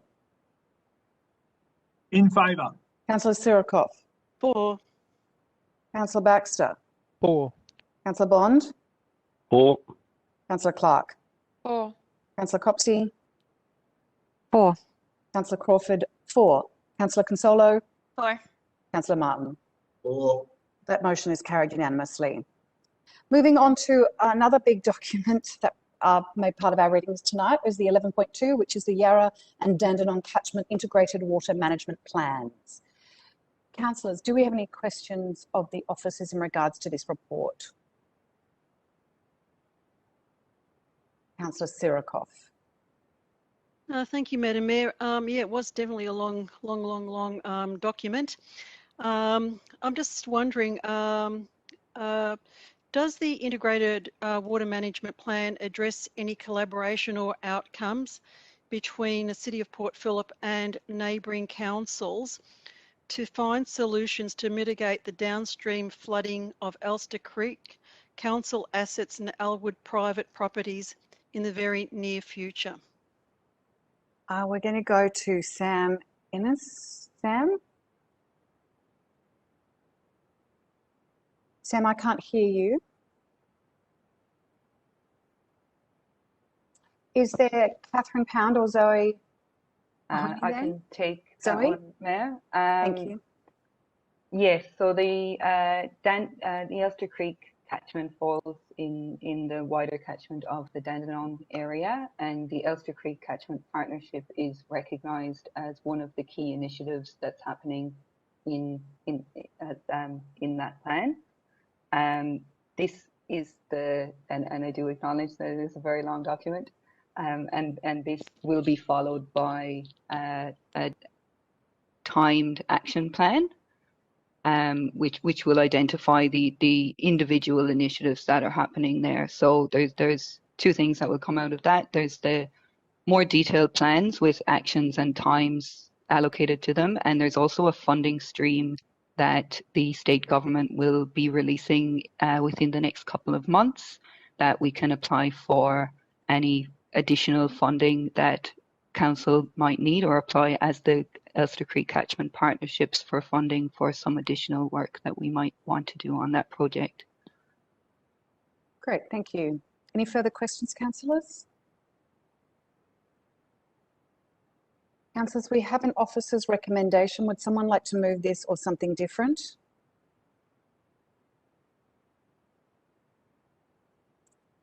I'm happy to move this one. Do I have a seconder? Councillor Bond to second.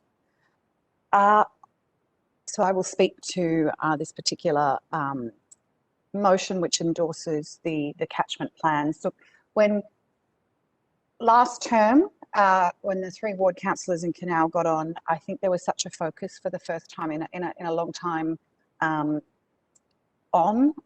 Elwood and flooding and drainage. Not that there hadn't been at a general council level, but looking beyond what had been looked at before. And I never thought drainage would interest me, but it does. And recently, Councillor Baxter and I also found out there are some really exciting things that have happened since then through the use of our asset management plan and our CCTV. So I am looking forward to how the state government and working with neighbouring councils and the bigger, wider catchment areas, what else is possible in this regard, not only just for flooding, but for water capture and how we keep our parks and municipality green, and also looking at the quality of the water that goes into the bay and the many other things that can come from a good management plan. Councillor Bond. No, thank you, Madam Mayor. Would anyone else like to speak to the motion? No? All right, I'm coming back to me to close. So thank you to our team that has been working in this regard into that greater catchment plan. We do appreciate all the work that officers do. Let's put that to the vote. Councillor Sirikoff. For. Councillor Baxter. For. Councillor Bond. For. Councillor Clark. For. Councillor Copsey. For. Councillor Crawford. For. Councillor Consolo. For. Councillor Martin. Councillor Martin. Okay, you're offline. Can I just get confirmation from, I think he's having technical difficulties. Yeah, we can't see him right now, so we'll move on to Councillor Pearl. In favour. Okay, that motion is carried. So I see we're going to try and get Councillor Martin back on, whether it's on his phone or computer. I'm not sure how we do that. So we will move on to item 12.1. Oh, you're back. Great.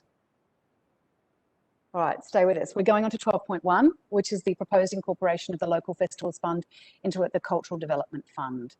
Councillors, do we have any questions for the officers? Councillor Consolo. Thank you.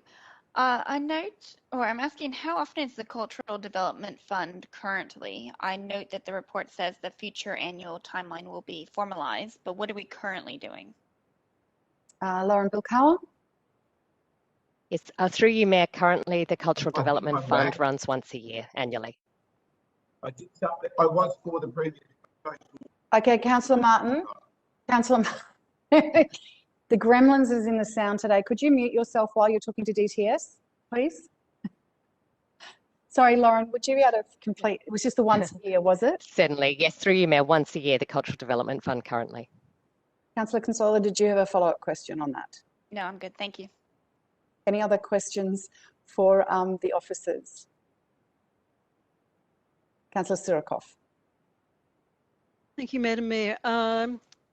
To maximise the outcome of each grant and the pool of applicants, if an event is unfortunately cancelled, are applicants then, one, required to restage the event at their own cost like an IOU, or are they restricted from reapplying for another grant for the same event? And two, is the applicant required to return unused grant funds if an event is cancelled? Lauren Bilkow. Through you, Mayor, it would depend on the circumstances. Wherever possible, we would hope that the applicant is able to postpone or reschedule their event, and we would generally allow them to retain the funds to do that. If they're not able to present the event that has been funded, then yes, they would be required to return the funds to us. Okay, any other questions for the officers? Now, can I just check before I go to the next stage? Is Councillor Martin on board? Yes, you are there, Councillor Martin. Great. Okay. He's not sure. I can hear you now. Fantastic. So, councillors, we have an officer's recommendation. Do I have that, or a mover, or for that, or something different? Don't be shy. Councillor Pearl to move. Do I have a seconder? Councillor Copsey. Councillor Pearl. No, thank you, Madam Mayor. Councillor Copsey. I really look forward to seeing this funding coming back online and getting distributed. It's going to be great timing as we look to a future, hopefully in the not too distant future, where we can plan some events, and I think outdoor events are going to be absolutely crucial in reactivating in our community. So I think this is great timing. Thank you to the officers for all the work that's gone into this, and I really look forward to seeing some of the great events and festivals for our city that will come through this fund. Great. Do I have any other councillors wishing to speak to the motion? Councillor Clark. Thanks, Madam Mayor. I note the effort of council officers over a period of time to address this issue with the Local Festivals Fund. It's certainly been a challenging issue for council and councillors to deal with. So I appreciate the journey we've been on to get to this point of this motion. However, I don't believe this recommendation addresses the issue that caused the review around the Local Festivals Fund in the first place. Community groups that are political, even if they're not political parties, such as PPP, can still apply through the Cultural Development Fund to get funding for events or activities, which maybe development, but it still runs into the same issues as we had with the Local Festivals Fund. So I still have some concerns around it. I think this is a good step forward that the council officers have put forward, but I would still maintain that monies, community groups of all colours and persuasions that are political shouldn't be able to attract council funding for their events. So I am supporting the motion. I still have some concerns as to whether we've fully addressed the issue that started the review of the local festivals funds in the first place. Thank you. Thank you. Councillor Consolo. Thank you. I'm currently doing the community grants right now. It's been a really exciting time to see more of what's on offer in our area. And I've sat on committees for things, and you get a great idea and you want to pounce on it and get it going. And so having it once a year would be quite limiting. So, but the other one was, I think, 4 times a year. So trying to find the right balance in it will be important to make sure that it's accessible. And of course, in this hard time where we don't really know what's going to happen, we want to offer some of that hope and spontaneity when we can, and then pull back when we're not allowed to. I'll be supporting it. Great. Anyone else like to speak to the motion? Councillor Pearl, would you like to close? No, thank you, Madam Mayor. Right. No, thank you. Let's put that to the vote. Councillor Baxter. 4. Councillor Bond. 4. Councillor Clark. 4. Councillor Copsey. 4. Councillor Crawford. 4. Councillor Consolo. 4. 4. Councillor Martin. I'm just sorry. Are you there? We've just been advised that Councillor Martin's dropped off. Okay, all right, so we'll move on. Councillor Pearl. In favour. Councillor Sirikoff. 4. That motion is carried. Has he dropped off the perch? He has again. Okay, so item 12.2, which is a Skyline Ferris wheel application, take 3. Do we have any questions for the officers in regards to this report?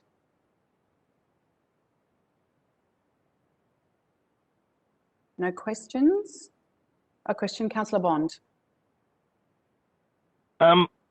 Yeah, the report specifically mentions Catani Gardens as the location we're looking at, but I'm of the view that we possibly should give them the option of using the skate park as well, because I think that, in my personal view, that would be a much better location than the Catani Gardens to locate this, given it's next to an existing skate park and close to all the kids in Elwood and all that sort of thing. Does this motion rule out the skate park as a potential location for the Ferris wheel in the event that the Catani Gardens is not suitable, or they form the opinion that the skate park is a better location than where it's proposed to go in Catani Gardens? Lauren Bilkar. Through you, Mayor, as you'll have seen, this proposal is dependent on a number of approvals. If those approvals weren't granted, or if the applicant changed their mind about the location, then no other locations wouldn't be ruled out, but we would need to come back to council with a proposal for another location. Do you have a follow-up question, Councillor Bond? No, I don't, Madam Mayor. No. Anyone else have a further question for Councillor Consolo? I changed my mind. Never mind. Thank you.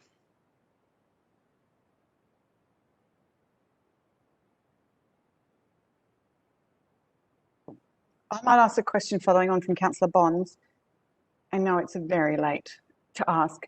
If we were to amend to allow, oh no, it's probably too complicated. That's okay. I'm going to take back that question. Any other questions, councillors, for the officers? All right. Do we have Peter Martin back online? Okay, and I'm just getting advice that we need to be clear on the option that we are moving. Oh, and I'm going to ask for that. So could perhaps we go to the option, the option, so we can see the. So we need to, if you are going to move or second it, you need to pick option A or B. Okay. I'm also going to ask a question. Do I need to wait for Councillor Martin? Or is he far away? That's all right. We'll keep moving. Councillor, we've got Councillor Bond to move with option A, and Councillor Copsey to second. Councillor Bond.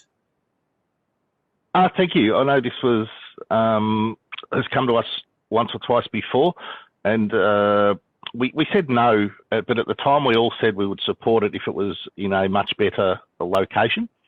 I think this is a much better location. The area where it's proposed to go in Catani Gardens is not as busy as the South Beach Reserve in summer and for most of the period between November and March, when this is proposed to take place.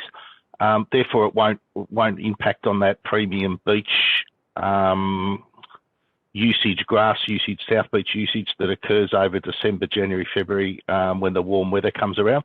Personally, I would think that the skate park would be a much better location for a Ferris wheel like this. I think it would be much more visible as you drive along the foreshore. But given the angle of the shoreline, you would see the Ferris wheel as it sits out on that little point at the skate park Marina Reserve. It's already got attractions there, such as all the skating facilities and a kiosk. It'd be within walking distance of all the, a couple of thousand kids who would come up from Elwood would be able to walk there, and they could make a bit of a day of it, go on the Ferris wheel, use the skate park, etc., etc. But if the applicant thinks that Catani Gardens is a better location for them, I'm okay with that also. So either of those two locations, I think I'd be fine, happy with. But the applicant here is certainly looking at Catani Gardens, so I support that if that's where they wish to go.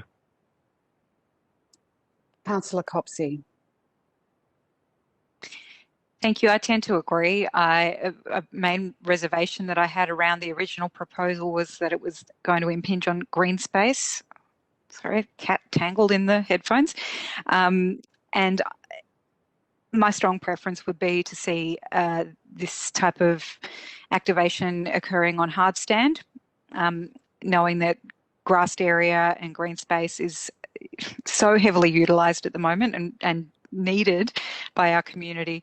I am happy to support option A this evening, pending the consents that are required and for this temporary activation. I do want to acknowledge the people who have been in contact with, certainly with Lake Ward councillors, and I'm not sure with other councillors as well, who are concerned about the open space being taken up in Catani Gardens. I share that concern to an extent, and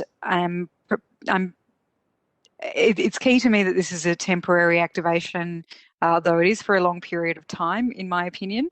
And I would urge the operators to also consider, locations where we might get that traffic without impacting on green space. However, I'm happy to support this option tonight. Do I have anyone else to speak to the motion? Councillor Consolo. Thank you. I've been a little bit on the fence about supporting it this time. I've supported it both rounds last time because I did actually think South Beach was a better one because it's closer to restaurants and places to complement an outing to the Ferris wheels, not just you go and do that. It's part of a bigger economic idea. I think it's great overall that there's a radio station sponsorship that might talk about St Kilda a bit more to get people down there. So hopefully in this other location in Catani Gardens, it is going to draw more attention to Fitzroy Street. It's good that there's still a Heritage Victoria application process to go through to make sure, because there's been a lot of concerns about using that. And I'm not as supportive as the other location. And it is interesting to say that the Google Maps still has it on South Beach, and so that'll have to be updated because right now it still says it. So I will support this tonight, even though I have my reservations, because it's worth giving it a go. And if it's not working, then in March it won't be there anymore. Councillor Sirikov. Thanks, Madam Mayor. Yeah, I'll also be supporting this motion. Given that the operator is just looking at using it for one season, I know that some residents have had some concerns about the location of the Ferris wheel in the gardens, and the operators have agreed to reinstating the grass at their own cost. There'll be no financial cost to the council, and the operator will also be paying a fee to use the area. The Ferris wheel operator has stated in a prior presentation, as already mentioned, that it's there for one season, and it is a silent operating Ferris wheel. And they'll be working with traders in the area to attract business to their doors. And so this will be great for the revitalisation and foot traffic to Fitzroy Street and Ackland Streets, possibly Ackland Street, and also our really beloved Esplanade Market, along with the foreshore businesses. Thanks. Councillor Clark. I note this is the third time this has come back to council, so it's certainly chewed up a lot of councillor time and council time to get to this position. And it's good to see that finally we've got some alternative options that previously didn't seem to be possible. I will support the motion for it to be in Catani Gardens, but I do believe a skate park would be a better location for it myself. Firstly, moved out of the gardens, and secondly, just the location does give it a bit more prominence and possibly ease of parking for people that are attracted to it. But first and foremost, I'm pleased to see that we're not putting this in prime beach grass area down at St Kilda Beach, and that we have managed to find a location that appears to be agreeable to all parties. So that's the main thing. Whether it ends up at the skate park will be up to the applicant. So thank you. Would anyone else like to speak to the motion? Back to Councillor Bond. No, thank you, Madam Mayor. Nothing further to add. Great, let's put that to the vote. You are first, Councillor Bond. 4. Councillor Clark. 4. Councillor Copsey. 4. Councillor Crawford. 4. Councillor Consolo. 4. Councillor Martin. 4. Councillor Pearl. In favour. Councillor Sirikoff. 4. Councillor Baxter. 4. That motion is carried unanimously. 13.1 is the procurement of street sweepers. Councillors, do we have any questions from the officers in regards to this report? No. Do we have any questions? If not, do I have a mover? Thank you, Councillor Copsey. And do I have a seconder? Councillor Sirikoff. Councillor Copsey. I'll reserve. Councillor Sirikoff. No, thank you. Would anyone else like to speak to the motion? Councillor Copsey, would you like to close? I did want to say something quickly, and I will be very quick. Just to note, the progress that's noted in this report, which is really pleasing around electrification of council's fleet. Now, these trucks will not be part of that, unfortunately. We're still investigating options that are going to be able to be rolled out in this regard, but there's some really great progress towards progressing council fleet vehicles, particularly the pool vehicles available to staff, to hybrid and electric. And I really look forward to the day where we have some of these heavy duty equipment coming through as hybrid or electric as well, or, non-fossil fuel. I can't wait till the day that we get to pop on a safety hat and go for a ride in a fully electric council fleet vehicle. It's going to be great. Thank you to the officers for progressing this. This is a vital piece of council equipment. When we come to leaf season, I always hear about it in Lake Ward, so I'm happy to support this tonight. I look forward to the quietness of having electric vehicles. That will be the game changer. All right, here we go. Councillor Clark. 4. Councillor Copsey. 4. Councillor Crawford. 4. Councillor Consolo. 4. Councillor Martin. 4. Councillor Pearl. In favour. Councillor Sirikoff. 4. Councillor Baxter. 4. Councillor Bond. The motion is 4. Oh, sorry, I'm going early. The motion is carried unanimously. Now, Councillor Martin, you asked for very quiet. Could you just speak to me just so I can see if it's still working? Madam Mayor, can you hear me? I'm better when you, yeah, that's fine. Thank you. Moving on to 13.2, which is 27 Blanche Street, St Kilda, removal of land from the road register, conversion of land title and adverse possession claim. Do we have any questions for the officers? Thank you, Deputy Mayor. Do we have any questions? If not, we have a mover. Councillor Pearl, do we have a seconder? Do we have a seconder? Thank you, Councillor Copsey. Councillor Pearl. No, thank you, Madam Mayor. Councillor Copsey.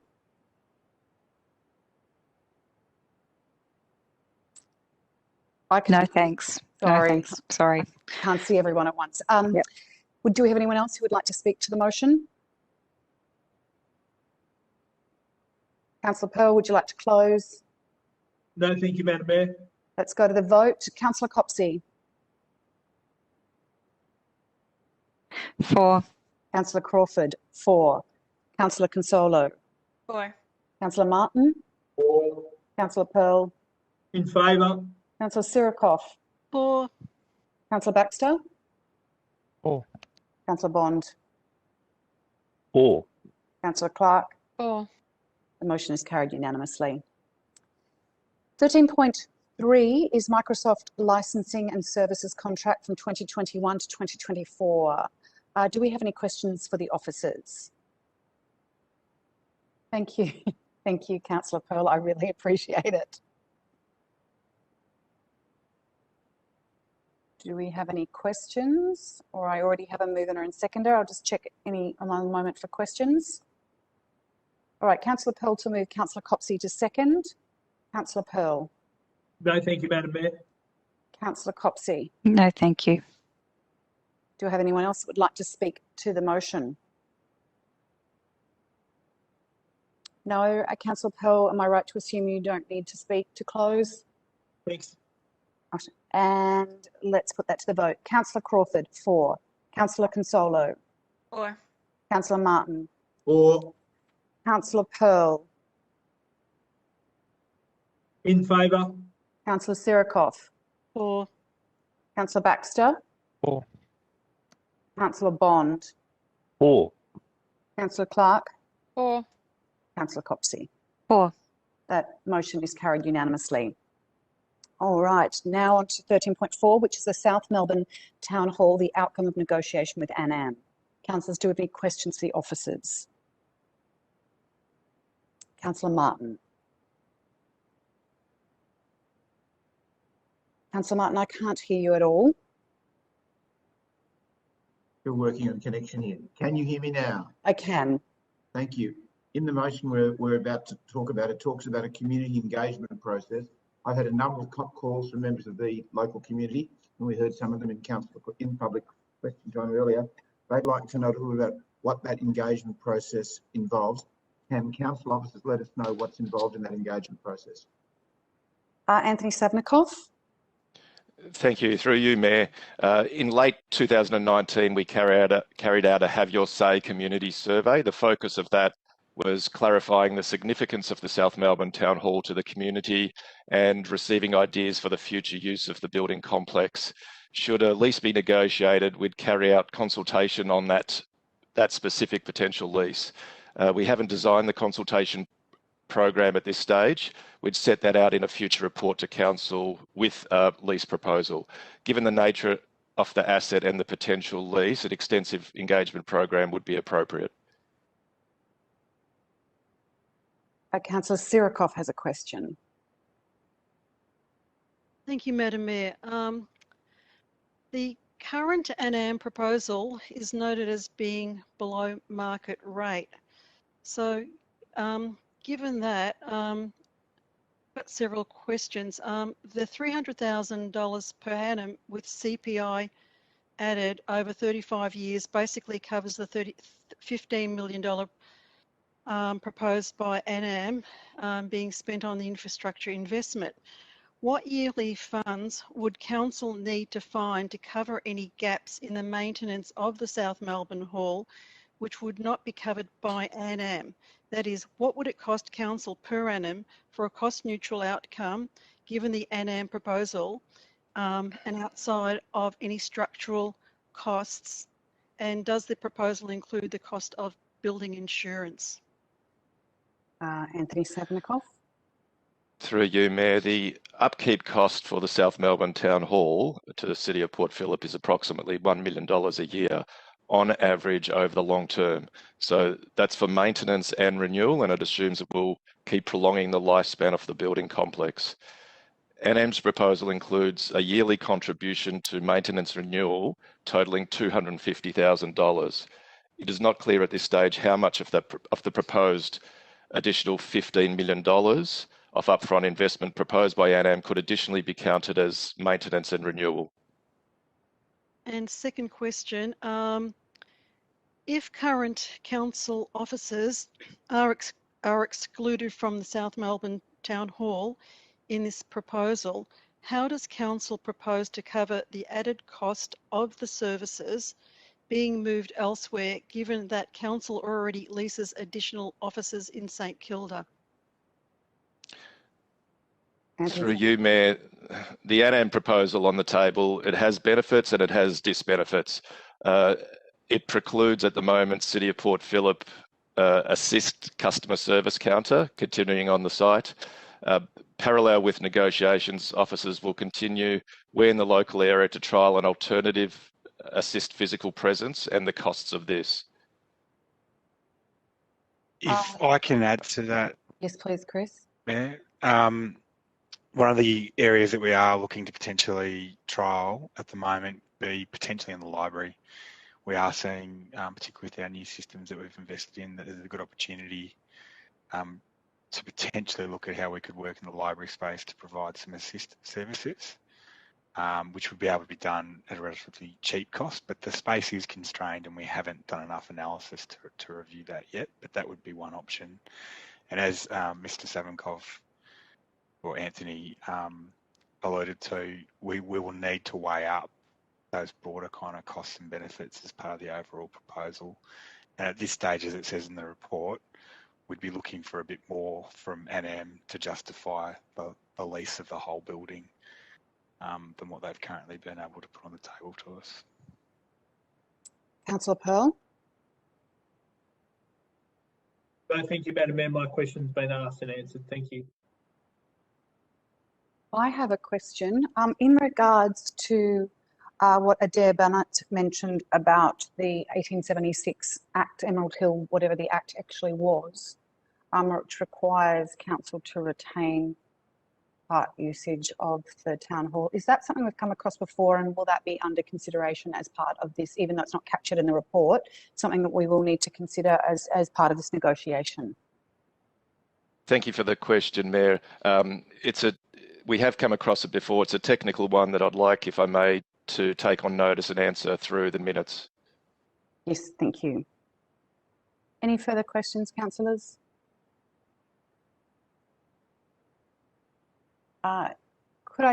We have an officer's recommendation. Do I have this or something different? Someone to move this, please? Anyone want to move this? Councillor Martin to move. Do I have a seconder?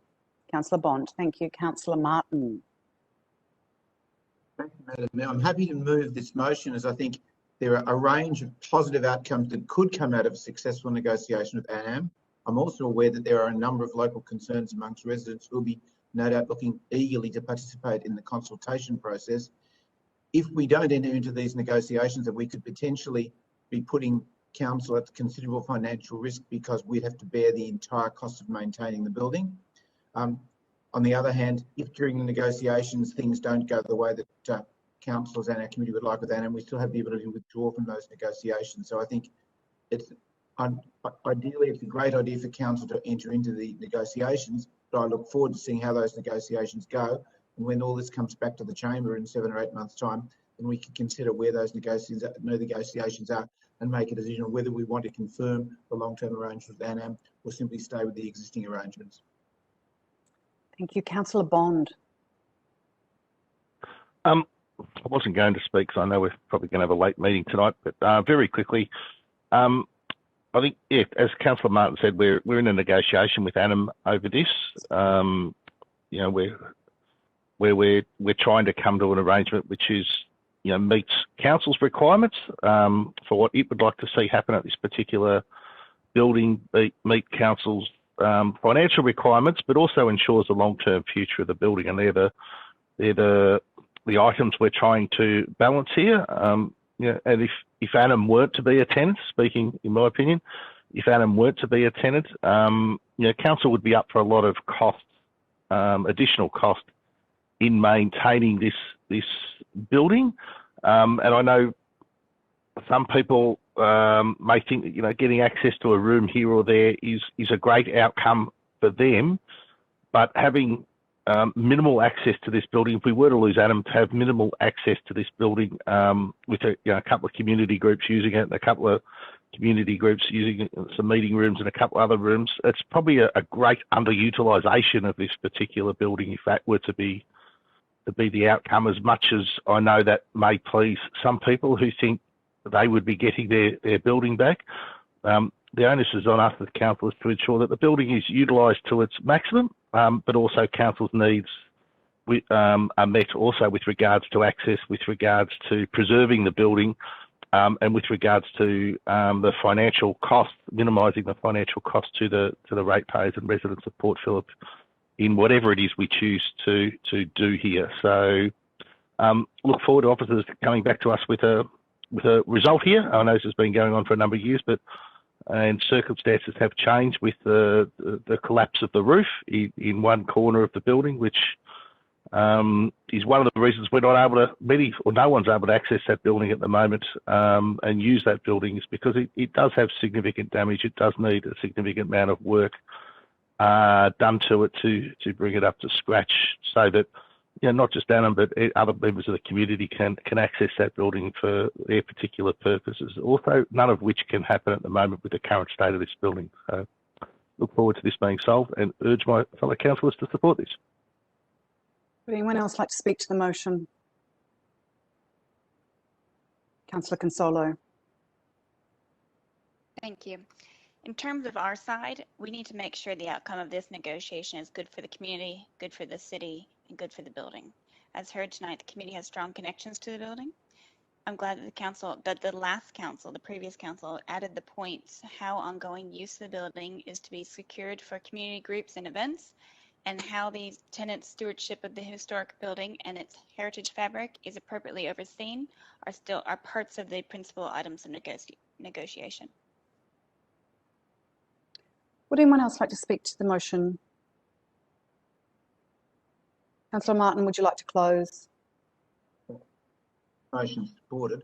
I'm looking forward to seeing the results of the negotiations with the local community. I'm looking forward to the negotiation with ANAM, and I'm looking forward to hopefully a recommendation coming back to council that's a win for the community, a win for the council, and it also gives ANAM access to a building that they can maximise the use. So hopefully that there will be 3 lots of winners out of this, but of course we won't know until things come back to us in 8 or 9 months' time. If we don't pass this motion, we'll never know what will happen.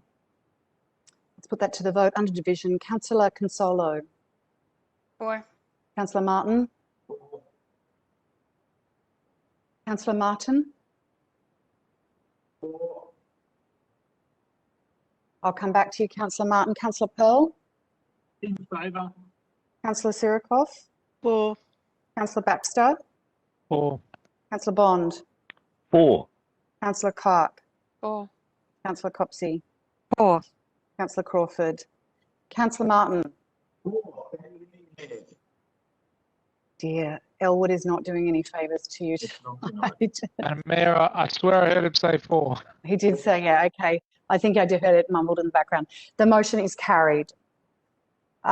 We are moving on to, I just need to get a breakdown sheet, bear with me 2 seconds, to item 13.5.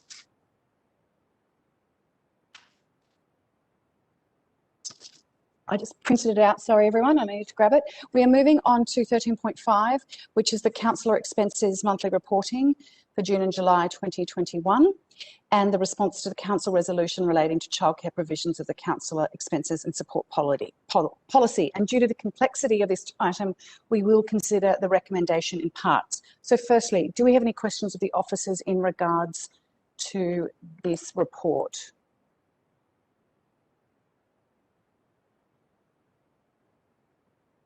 Question from Councillor Sirikoff. Can council officers clarify that all questions in this item relate to childcare expenses for reading time or preparatory time, and not for not for childcare expenses if you are attending a council meeting or a like tonight, or a civic duty meeting. I just want to make sure that that this is only in relationship to childcare expenses for reading time or prep time as we go through each of the sub items. That's already claimable, but we'll go to Kylie Bennett to clarify on that. Through you, Mayor, some of the recommendations tonight would apply to councillors that were seeking to claim under the current definition of council business. So, for example, recommendation 3.4, for instance, that would relate to the claiming of childcare under the current definition of council business. There are items later in the recommendation for council to consider if they wish to consider preparatory time, which is not currently covered under the definition of council business. I hope that clarifies. So I'm thinking more around option item 3.9 and 3.10. Kylie Bennett. I don't think the question is clear, Councillor Copsey. Let me see if I can understand it. Through you, Mayor, in terms of recommendation 3.9, if council, it depends on what council resolves against that option, but if it resolved to allow retrospective claims, unless you chose to alter that retrospective claim would be enabled based on preparatory time if you decide to pass that in an earlier motion, unless you specifically exclude it, which you could choose to do. And 3.10, would that be for preparatory time or just regular committee times and civic duties? Again, it would depend on what council resolved earlier in the recommendation. I don't know if Rachel Russell has anything else she'd like to add. Yeah, through you, Mayor. For 3.10, it's in relation more specifically to long all-day childcare. So the policy currently allows for children or reimbursement for all-day childcare. However, the way all-day childcare invoices is that you can't prorate the day. So invoices are charged for a full day, irrespective of if you've only used 1 hour or for 10 hours of that day. So what we're seeking is to just make that a little bit clearer for officers to process, so that there's no ambiguity. So that's what 3.10 relates to.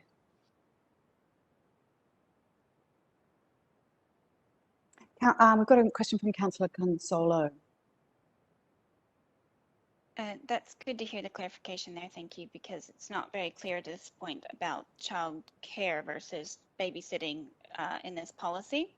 And that's been one of my hesitations to date to do it. So my question is, maybe to clarify with Councillor Sierrakoff's question is, for the public record, do you have a copy of what the definition of council business is? Does it include phone calls with residents, meetings with residents, emails, things like that? Not reading papers, essentially. That's what preparatory to me is.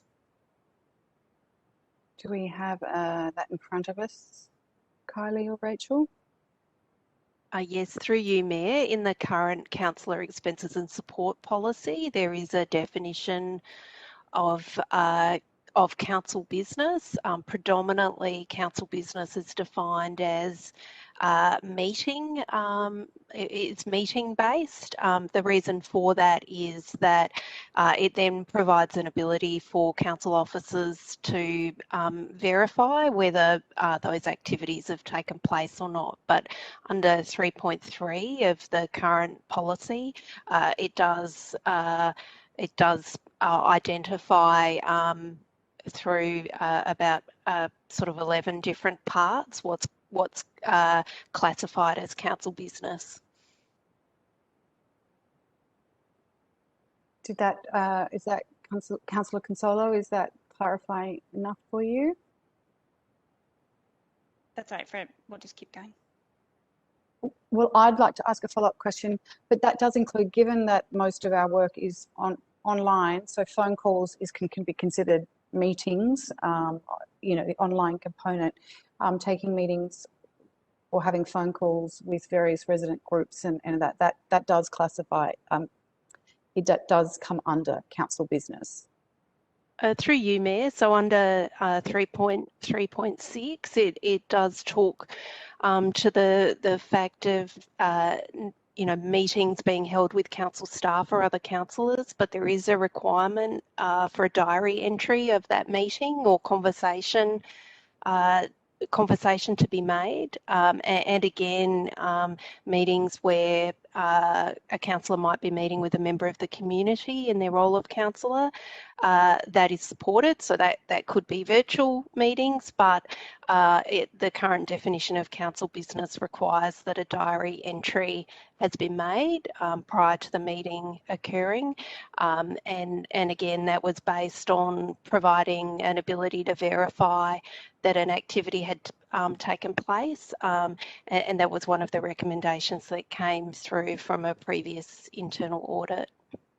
Right, and we've got a further question from Councillor Consolo. Thank you. In one of the written submissions tonight that we've seen from the speakers, there was a point that said, sorry, find the exact wording. And finally, all councillors who would or could benefit from the passing of this motion must abstain from voting on it as it represents a major conflict of interest. Can the council officer please clarify if there's a conflict of interest that we are being accused could happen on this topic? Kylie Bennett. So Mayor, I'll ask Rachel Russell to reply to this one. Through you, Mayor, there's the councillors are exempt from having a conflict of interest under the Local Government Regulations 2020. It provides an exemption for councillors in adopting the Councillor Expenses Policy under Section 41 of the Local Government Act, and that's under Regulation 7, subsection H. So there is no conflict of interest. Are there any further questions for the officers?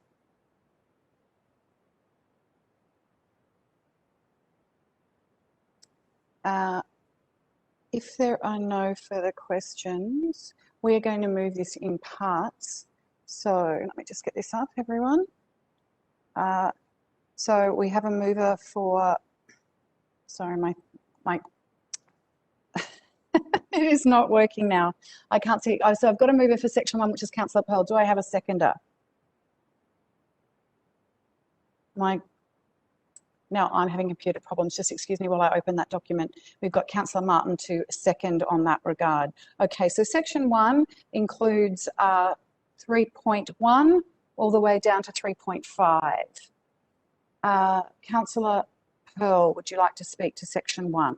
I'll reserve. Thanks, Madam Mayor. Councillor Martin? No need. Would anyone else like to speak to section 1? Councillor Consolo. Thank you. Tonight we aren't talking about if childcare should or shouldn't be part of the policy. We're talking about the detail of how it's assessed, because what is the point of a policy if it doesn't work?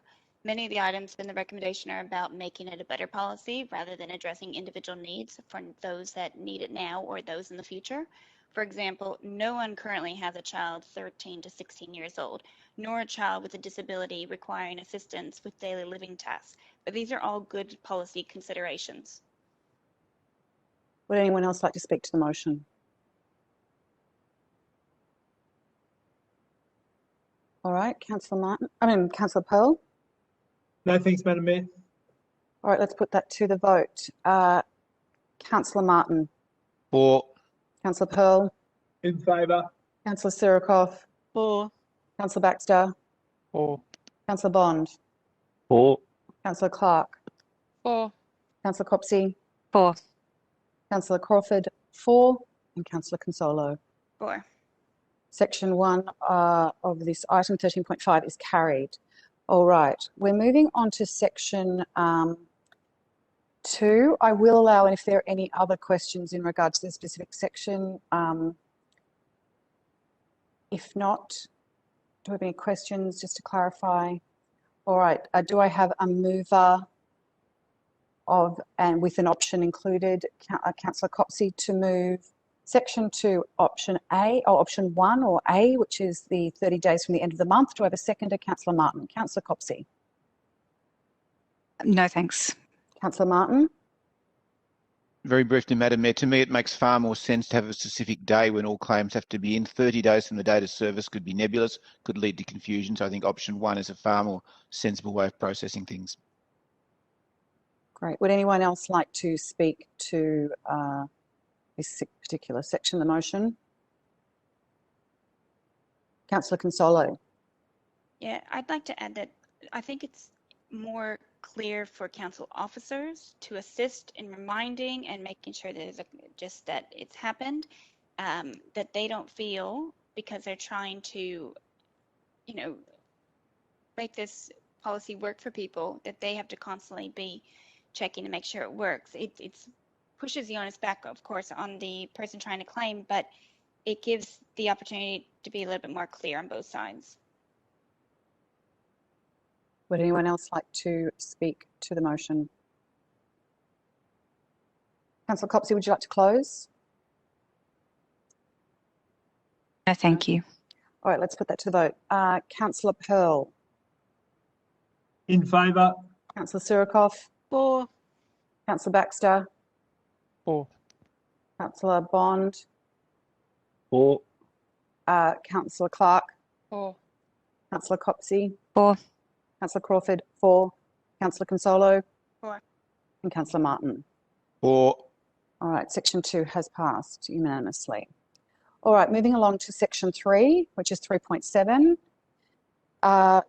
Do we have any questions in regards to this one, or do I have a mover and seconder with an option for section 3?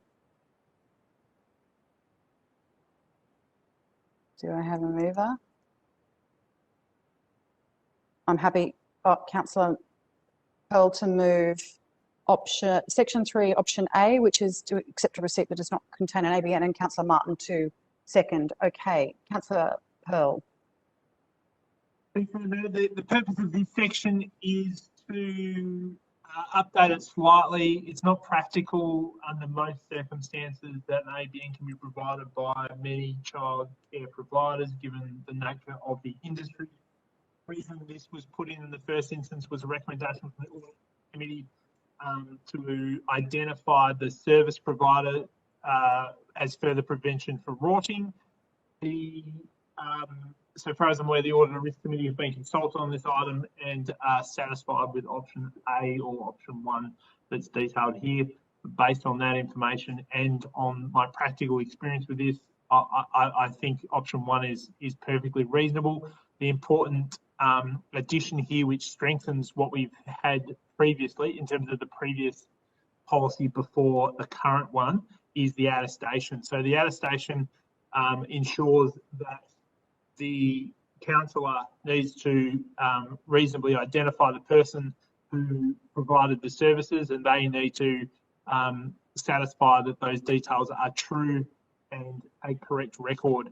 If that attestation is proved to be incorrect, that could cause some issues under the Councillor Code of Conduct and the Local Government Act, etc. So happily support what is a fairly simple amendment by adopting option A or option 1 here. Councillor Martin.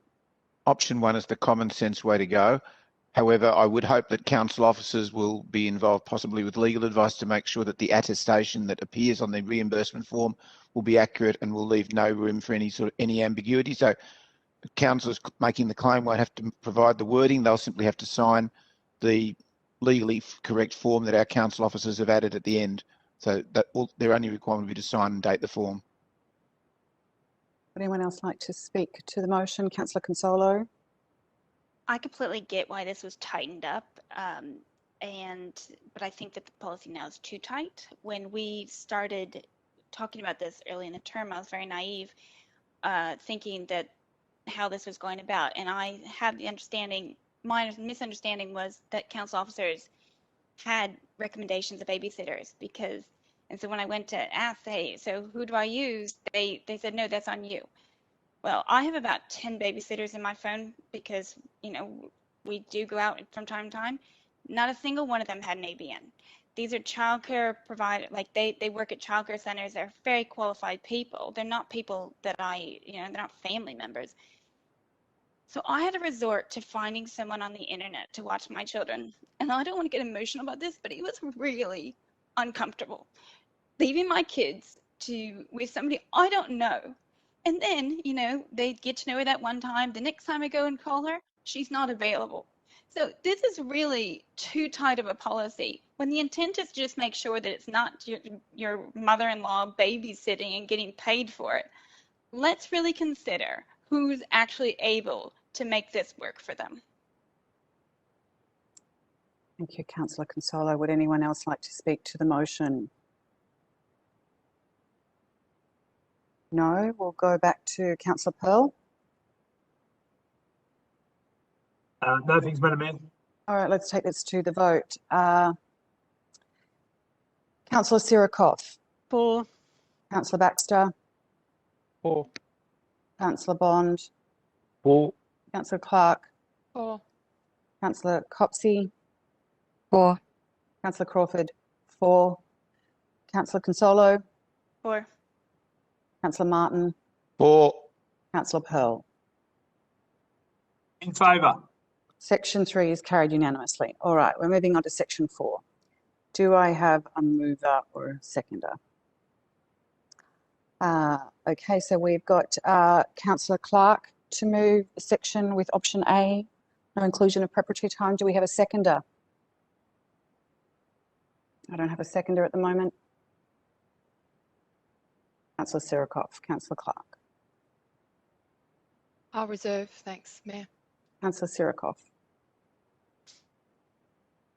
Thanks, Madam Mayor. I think it's absolutely great that there is already available childcare provisions for councillors to claim childcare expenses when attending any of the council official meetings and or any of their civic duties, including tonight. In the everyday workplace, employers are not paying for their childcare expenses of their staff while their employees are being paid to do their work. That is the responsibility and choice of the employee to pay those expenses. As councillors, we have the choice of when to do our reading, and we receive an annual allowance of some $34,000, which covers up to 20 hours of work per week. Except for the Mayor, she's on a much higher allowance. If childcare services are needed for preparatory or reading time during the daytime, there are also the government services which are subsidised for childcare expenses if needed for reading time or preparatory time. Councillors cannot place themselves above the ratepayers who are not entitled to claim childcare expenses when carrying out their work. This does not pass the pub test. The real issue here is the excessively long agenda papers, which will not go away by approving this extra childcare allowance for reading time. In fact, it will only endorse or give council approval to continue to serve councillors unnecessary long agenda papers. No Australian Board of Directors would allow this type of behaviour. Actually, Councillor Sirikoff, I'm going to ask you to speak to the subject because it's actually going off the subject. No, it's not. It's talking about. I'm going to seek advice on this. If we're going to support paying for childcare expenses for preparatory time when we're paid for 20 hours. Yeah, Councillor Sirikoff, I'm going to ask for advice because I think we're going off on saying it's a different problem than actually the one we're trying to address. Could I get some advice? Councillor Sirikoff, I'm seeking advice. When I ask you to, so I need you to be quiet to get advice. Through you, Madam Mayor. I'll just get some advice from Rachel Russell or Kylie Bennett on that, but I believe it's your meeting and you can ask the council. I'll just get the government rule. Yeah, thank you. From Rachel on that one. Through you, Mayor, it is the Mayor's meeting and the Mayor's direction is final and without question. Thank you. Okay. Councillor Sirikoff, I'll ask you to continue, but actually not address the issue of I'm going to ask you to stick to the subject of preparatory work, not making it about another issue. The length of the papers that we read is a different issue that we can address separately. Thank you. So, well, I'll then conclude by saying that we are paid for up to 20 hours of work per week to cover the duties that we serve as councillors.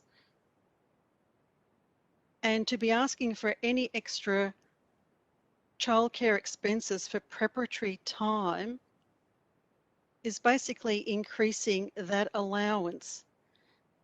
And on top of that, this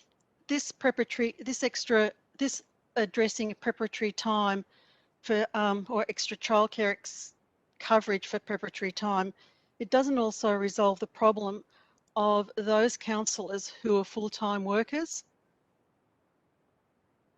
and who are not entitled to claim any type of extra expenses when carrying out their work. Thank you. Okay, thank you.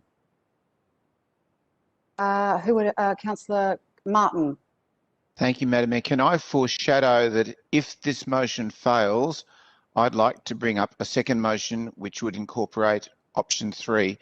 Now, my reasons for that are that although I've listened to the speakers and I've listened to Councillor Sirikoff, and I have some concerns about the definition of preparatory time and whether people should be given childcare payments to read. I'm not sure that's what option 3 is saying.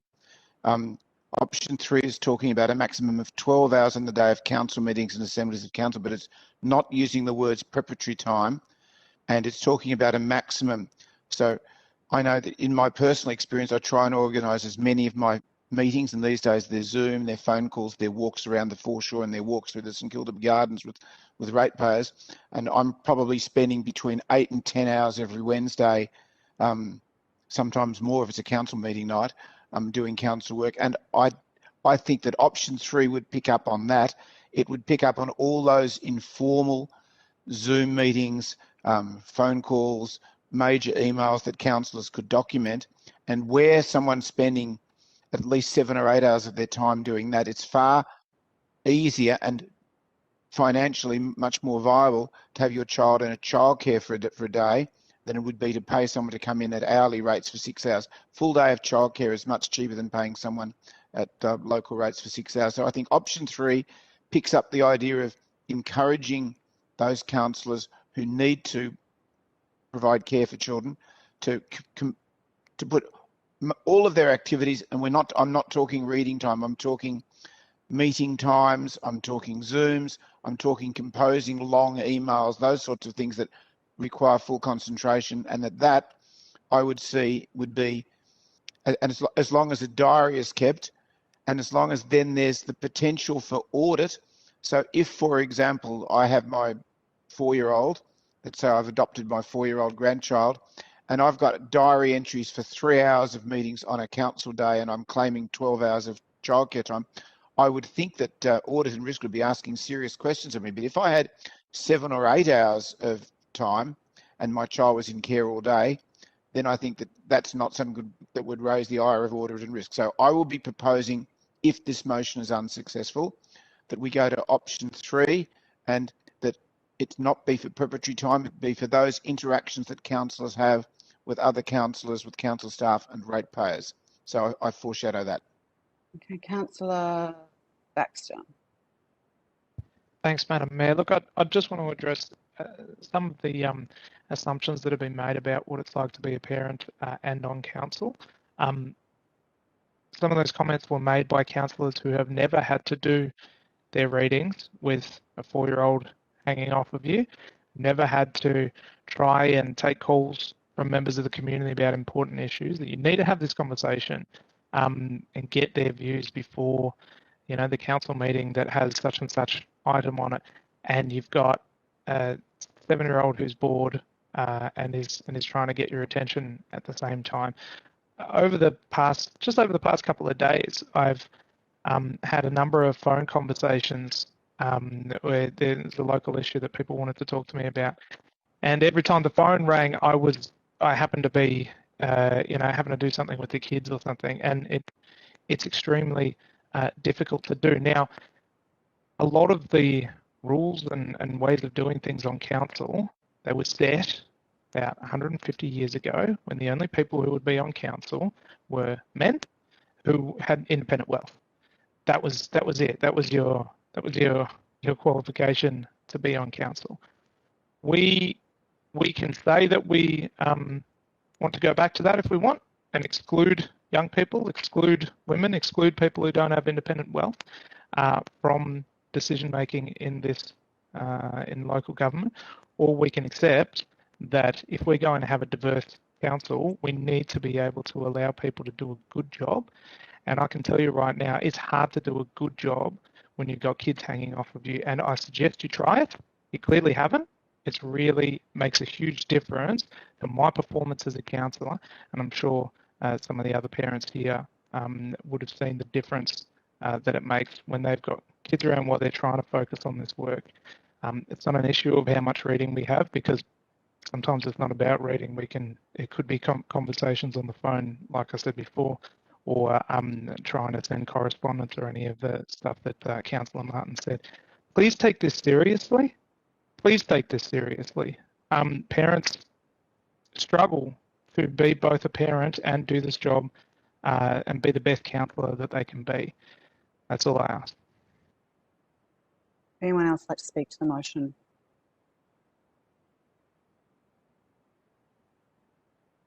Councillor Bond. I won't be supporting this, as I think we get paid a $30,000 a year allowance, which is meant to cover all our incidental expenses outside of that occur in the day-to-day nature of running a council. It's not a salary, it's not a wage. We're not paid to be at council. It's an allowance to cover all these additional expenses. And that includes things like all the time I've had to take leave from work to attend council functions. My allowance is there to cover that. I don't expect council to reimburse me additional money to make up for the wage that I've lost by having to take time off work, half days, full days for all the times we've had to attend council functions. So, I've worked full time the entire time I've been on council. So I understand how hard it is to balance dual roles, whether it's, managing kids or managing a boss or working 45-hour weeks in addition to doing a council role. But I'm of the view that our allowance covers that. That's what the allowance is for. We're not paid staff. We're not paid employees.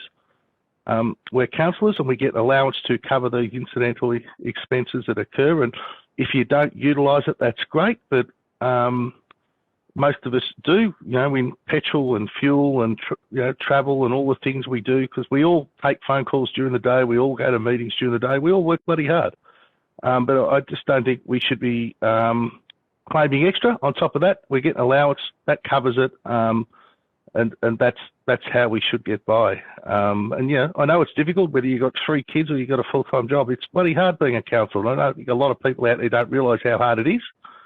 I know, especially from talking to some of the councillors that work full-time in this term of council, it's not easy. We all struggle to find time. We all would love to spend more time on council. We all don't get to spend as much time as on our council duties as perhaps we would like, because we're balancing other priorities, which includes full-time work.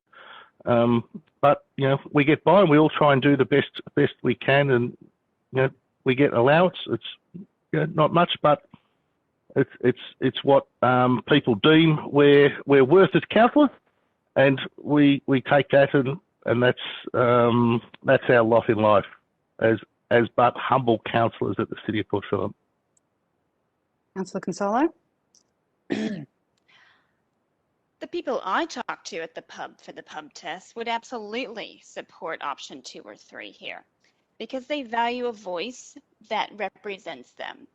Now, if I went through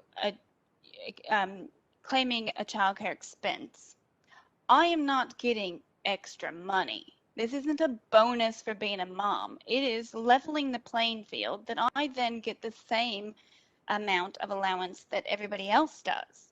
Because right now what happens is I am paying for childcare that reduces the amount that I actually can pay towards feeding my family and having a house and living in the area.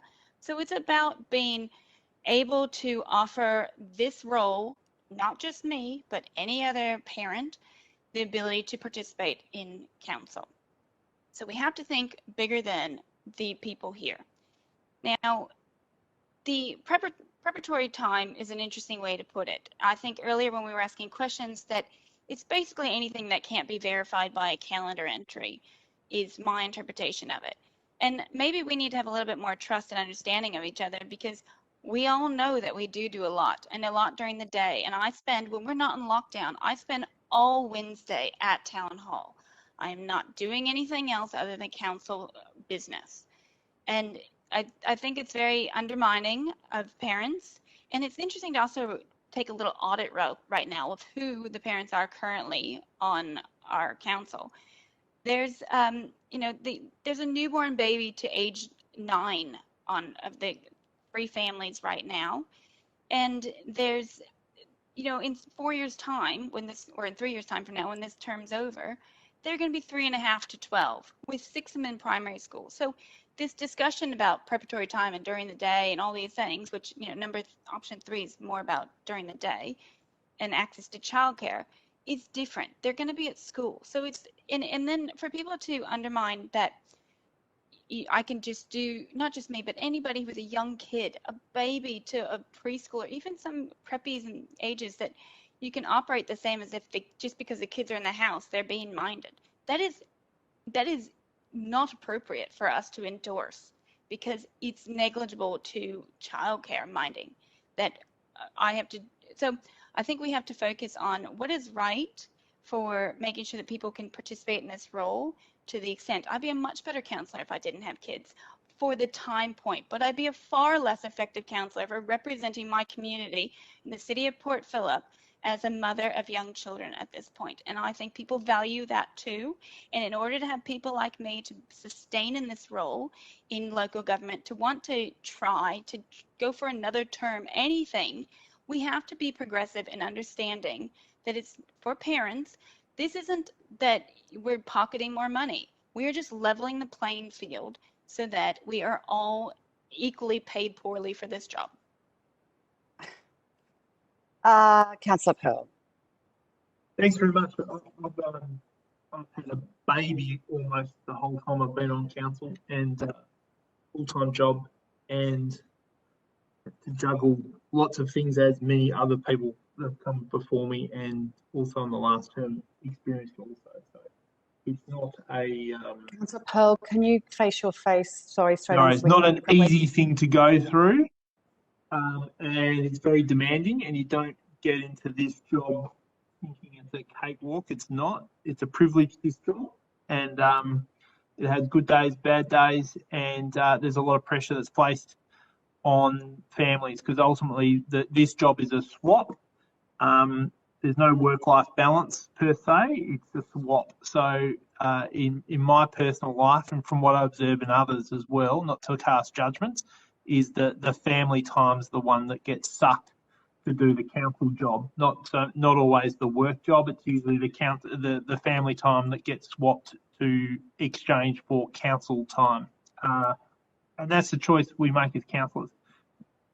I don't think there's any objection on this council to childcare and for council events, and that's something I've defended vigorously in the media when I've been questioned about it, and I uphold that principle because I think it's fair, it's just, and it's right.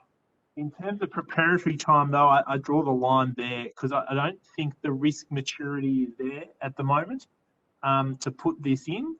Happily to review it sometime soon, but I don't think preparatory time, albeit this motion potentially that Councillor Martin may bring has a time limit to it, which gives me a degree of comfort.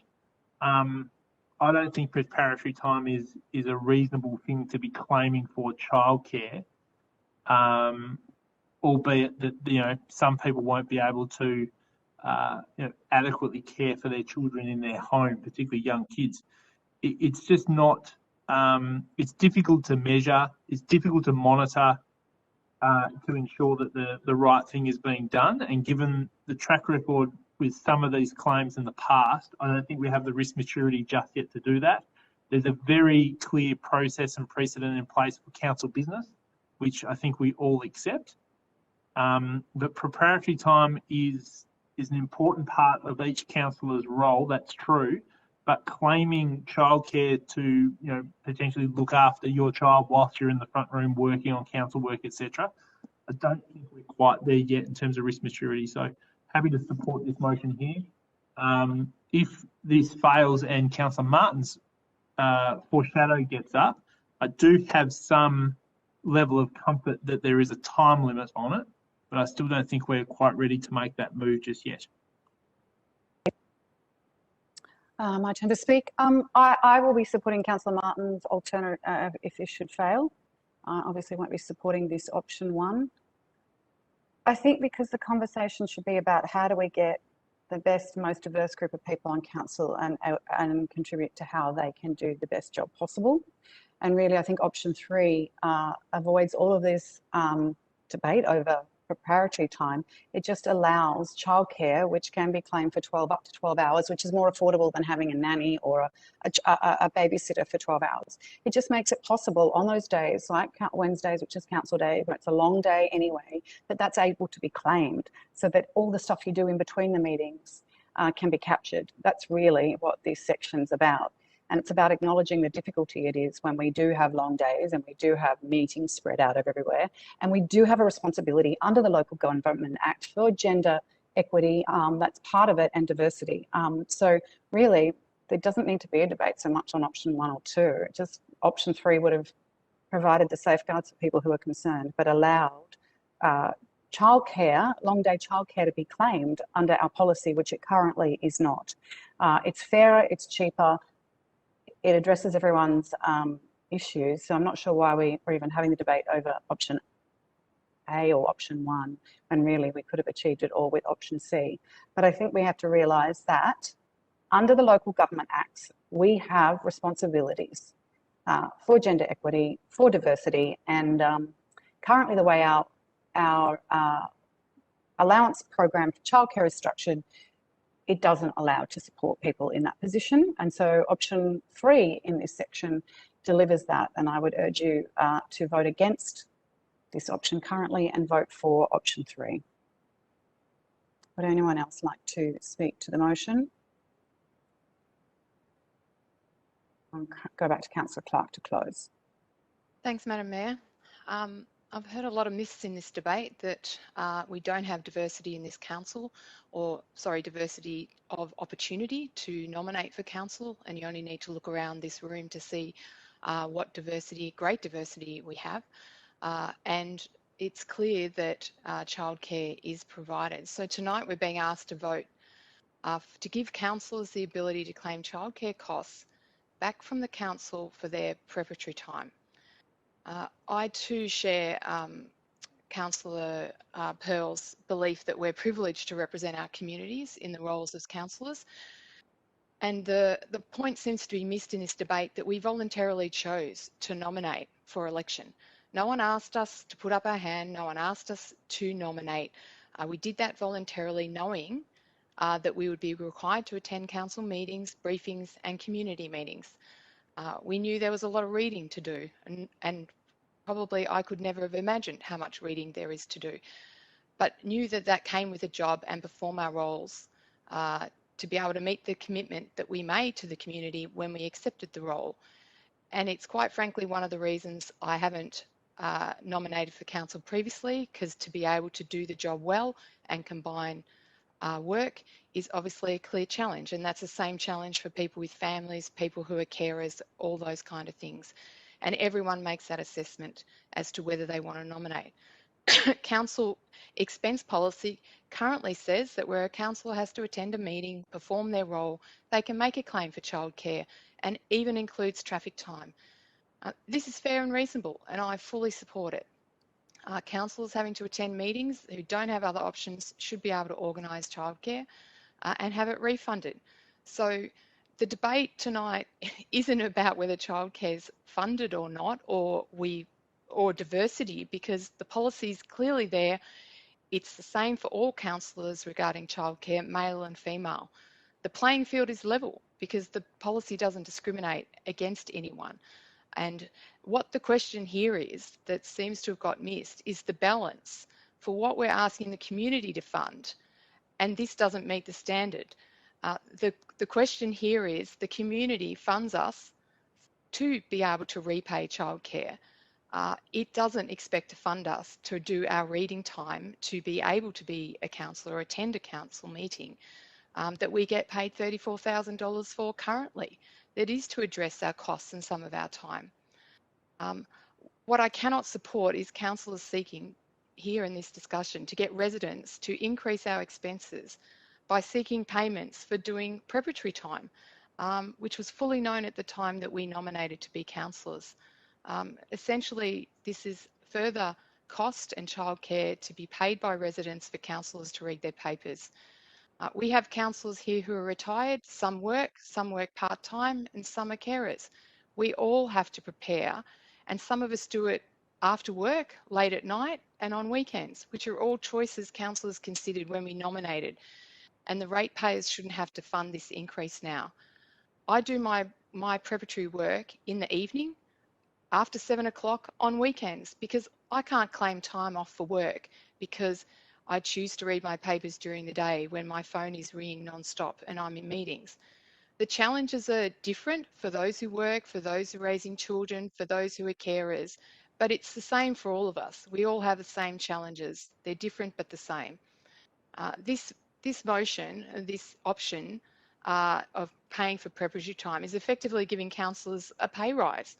And we're sitting here debating this even off the back of our own council officers' research that shows that no other council has provided this. So it's clearly excessive and will be offensive to our residents. And when we consider where our community is at the moment, we've got residents who've lost their jobs, businesses going under, and here are the councillors focused on increasing their own expenditures and wanting to claim more money back from the residents who fund this when we already get an allowance for these incidentals. So it's a poor message.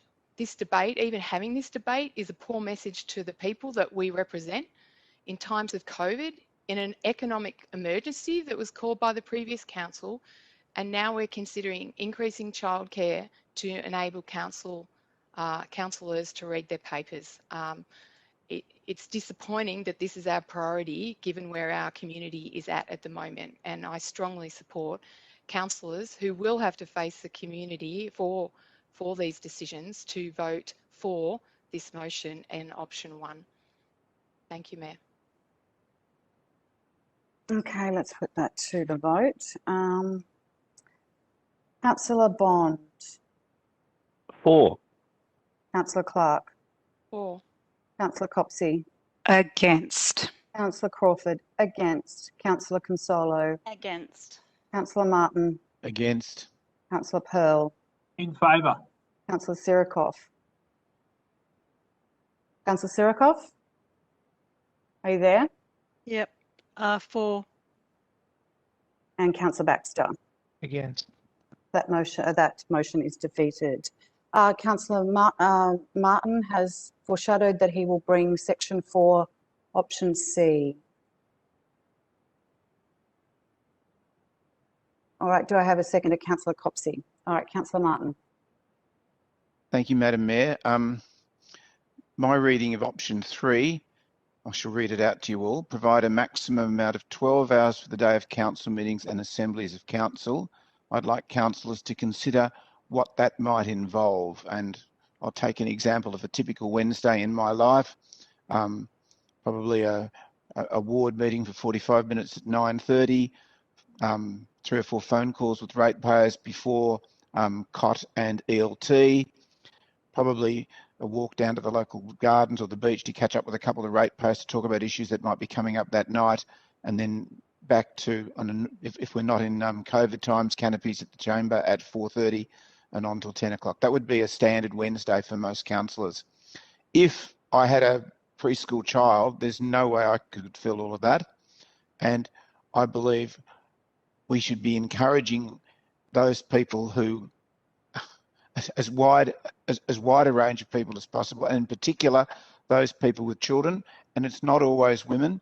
I was a single dad. I know what it's like to have to get kids to the school gate and get to work and race home, grab kids from school, take them back to my school, and then drive them home at 11 o'clock that night after they've slept in the sick bay after school council meetings. So I'm aware of the difficulties of trying to manage work that involves flexible hours with children. So we need to be encouraging people who are in that situation to be on council so they can be as representative as possible of our council. I'm somewhat sympathetic to the views of some of the speakers today, and even of Councillor Sirikoff and Clark in their comments, that if we were saying that we were going to provide 12 hours of preparatory time on a day, I would have some issues with that. What I would be hoping for is if we can document this policy slightly better in the fine print, so that in option 3, we would be looking for someone claiming childcare on a day of council meetings and assemblies, that they'd need to have a minimum number of hours of meeting times on that day. So let's take the example of my last Wednesday, 9:30 to 10:15 in a Zoom or possibly on a normal day at the chamber for an hour and a half with the planning people. That's probably 2 hours of childcare. Cot from 12 till 2, come home for another 2.5 hours of childcare, and then off to see councillors at 4:30, perhaps another hour and a half of childcare until 6 o'clock, until my partner or my next door neighbour came in. So in the course of that day, I probably chalked up 4, 5 or 6 hours of meetings, and I'd hopefully be able to document that. If I ducked in and out and were bringing carers in on 2 or 3 separate events, A, it would cost a fortune, B, my children would be in the hands of 2 or 3 different people for the day, and C, it would be awfully stressful for both the children and myself. If I was able to say, given that I've got all of these meetings, I will be able to put my child into childcare, drop them off at 8:30, have them picked up at 5:30 or 6 o'clock, whatever time the childcare closes, get through all of my meetings, and if in the course of that I was able to spend another 2 or 3 hours do a little bit of work getting ready for the council meeting, that would be brilliant. But the main purpose of this would not be for preparatory time. The main purpose of this would be to enable me to fulfil all of my face-to-face commitments or online commitments with councillors, council officers and our constituents. And that's why I think option 3 is a far better option than option 2, which specifies particularly preparatory time. And as even Councillor Pearl has said, if it's preparatory time only, there are trust issues here. And while I'm very trusting, I accept Councillor Pearl's caveats. This way, with option 3, with detailed numbers of meetings, but without the need for someone to collect children between meetings, they can put their child into childcare for all of that day, fulfil all their council commitments, and if along the way they get a couple of hours to read some papers, well, I don't begrudge them that, but it's probably going to be far less expensive to have their child in childcare for the day and far more effective for the council to operate, far less traumatic for the children, far better for all concerned. And this is why I think option 3 is an eminently reasonable way of allowing those people with young children to fulfil their roles as councillors without being seen as, to quote Councillor, who might have been Bond, rorting the system. And we don't, I'm in fully agreement, we don't want a system where we leave ourselves open to people suggesting that people are rorting it or taking advantage of a situation. Option 3, I think, precludes that happening. I commend it to you. Okay, we've got Copsey. Thank you. Thank you, Councillor Martin. I'm pleased to support this option tonight, although I'll note, you know, the maximum amount of 12 hours. My day began at 9:30 this morning. It hasn't been entirely continuous, but here we are at 10:15. So I think 12 hours is conservative for Port Phillip Council on a lot of our Wednesdays.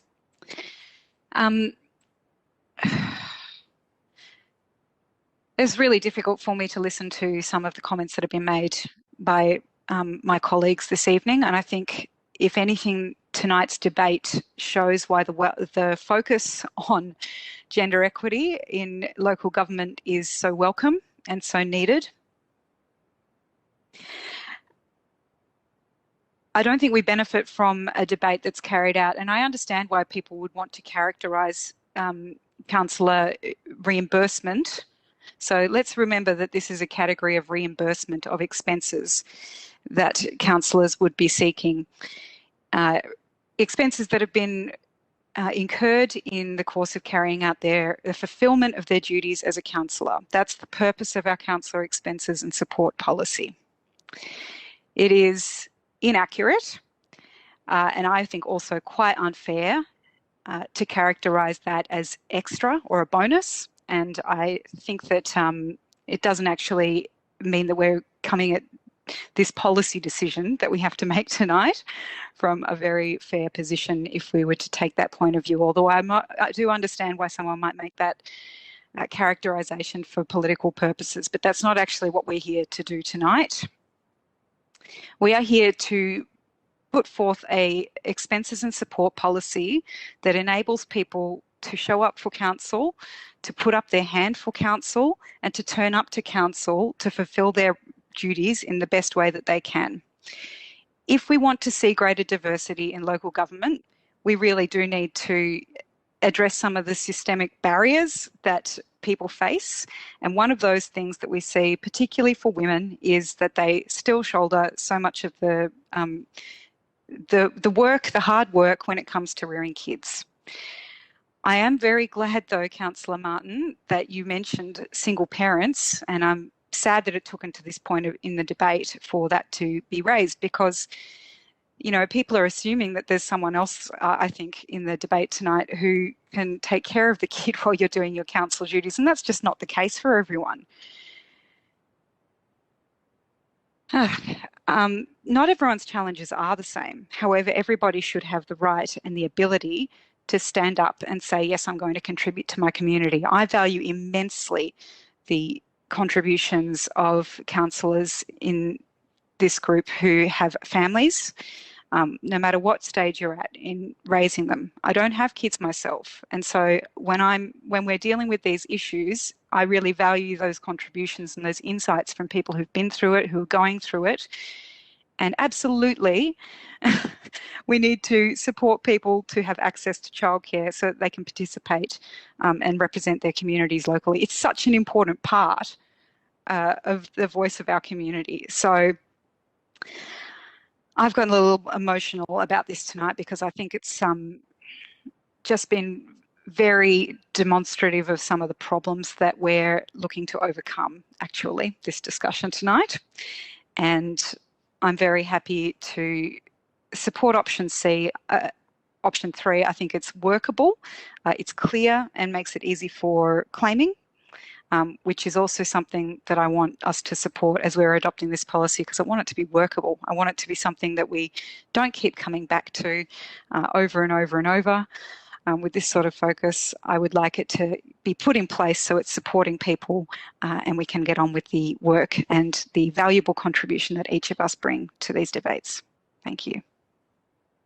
Thank you. Councillor Bond, do you have that clarifying question? Yeah, a clarifying question on this policy is what, hypothetically, if a councillor was to claim 12 hours each and every Wednesday, week after week after week, to the point where the claims were just so excessive it just wasn't possible to be true, what safeguards are in place to pick that up and deal with that situation, other than just pointing to say the policy allows it? No, we've got monthly expensing report and stronger checks and balances. I don't think the question was to you. I think the question was to officers. Okay, that's actually something that we have covered before, Councillor Bond, so I am going to disallow it. That's in the report, all the checks and balances are in there. It's not a new clarifying question.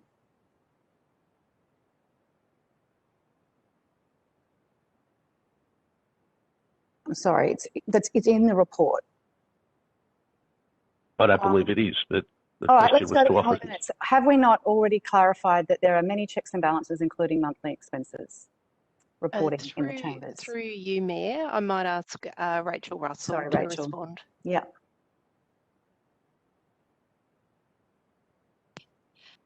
Through you, Mayor, we have covered the governance in the report. However, I will repeat it. There are audits that are undertaken every month by myself in my role as Manager Governance and Organisational Performance, as well as we report monthly to Council and publish it on our Council's website, and it gets reported quarterly to our Audit and Risk Committee, and any systemic patterns of behaviour would be detected in any of those 3 activities. Thank you. Okay, Councillor Consolo. Thank you. I find it disturbing that there's a lot of approach to this that about guilty before proven innocent based on what previous councillors have done in a previous term. We haven't even had a single childcare claim yet, but yet we're all so guilty of rorting the system.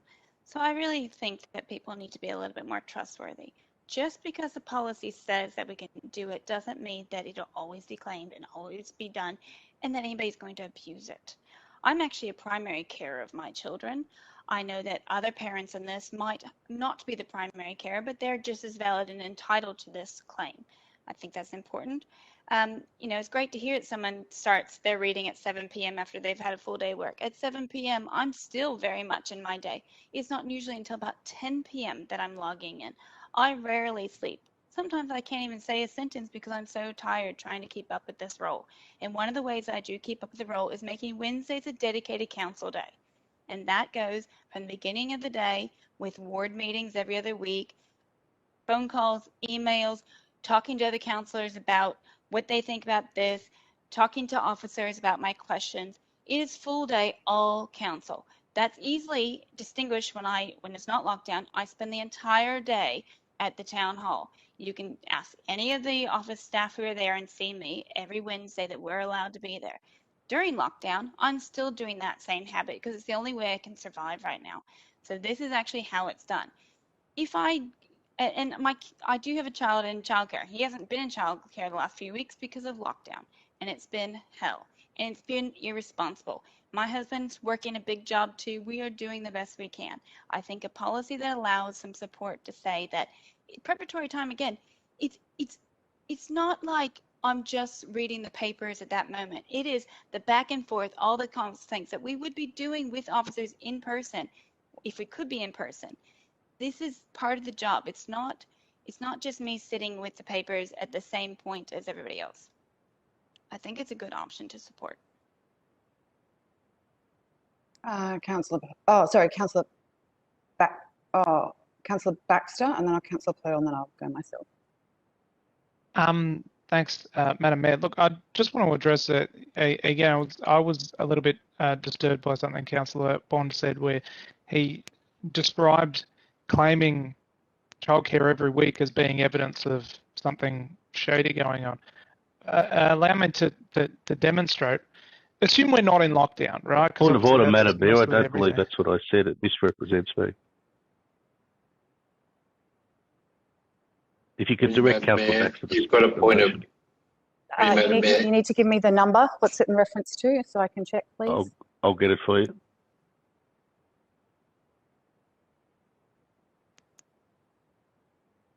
On previous occasions, if I wasn't able to deliver the Councillor number Baxter, immediately, Councillor Baxter, was ruled out please. of order. Councillor Baxter, I'm making a decision. I ask everyone to be quiet when this happens. So what's the number, Councillor Bond? What's the reference? If you can't find it, I'm going to move on. It's 10:30 at night and we're talking about childcare. So if you can't find it in the next 10 seconds, I'm moving on. I'm sorry. I'm being tough, everyone. Yep, we're moving on.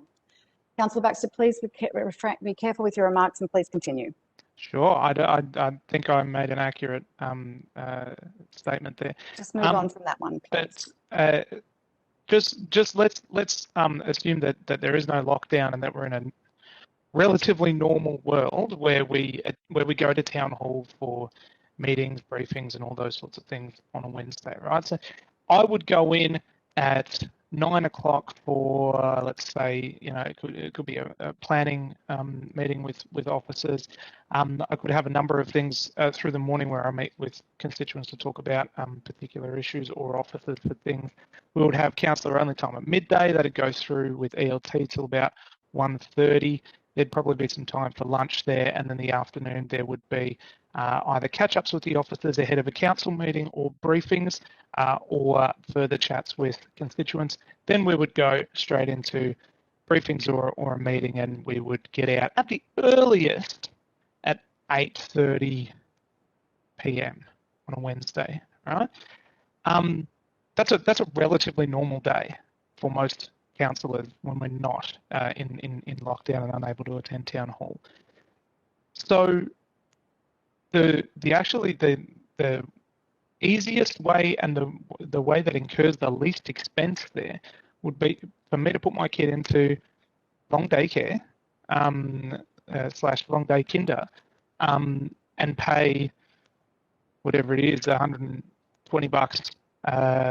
for the whole day, than to try and get a babysitter for only particular hours or something like that. It just wouldn't make any sense. So you would actually claim every Wednesday there, and that's not evidence of excess or something weird going on. That would literally be evidence that that is your day that you would be going in and logging essentially a 12-hour day at work and saving the ratepayer money by just putting it in long daycare there. So I just want to really, I don't like this sowing the seeds that, well, if you claim for an entire day regularly, there might be something going on. No, that would actually be really normal.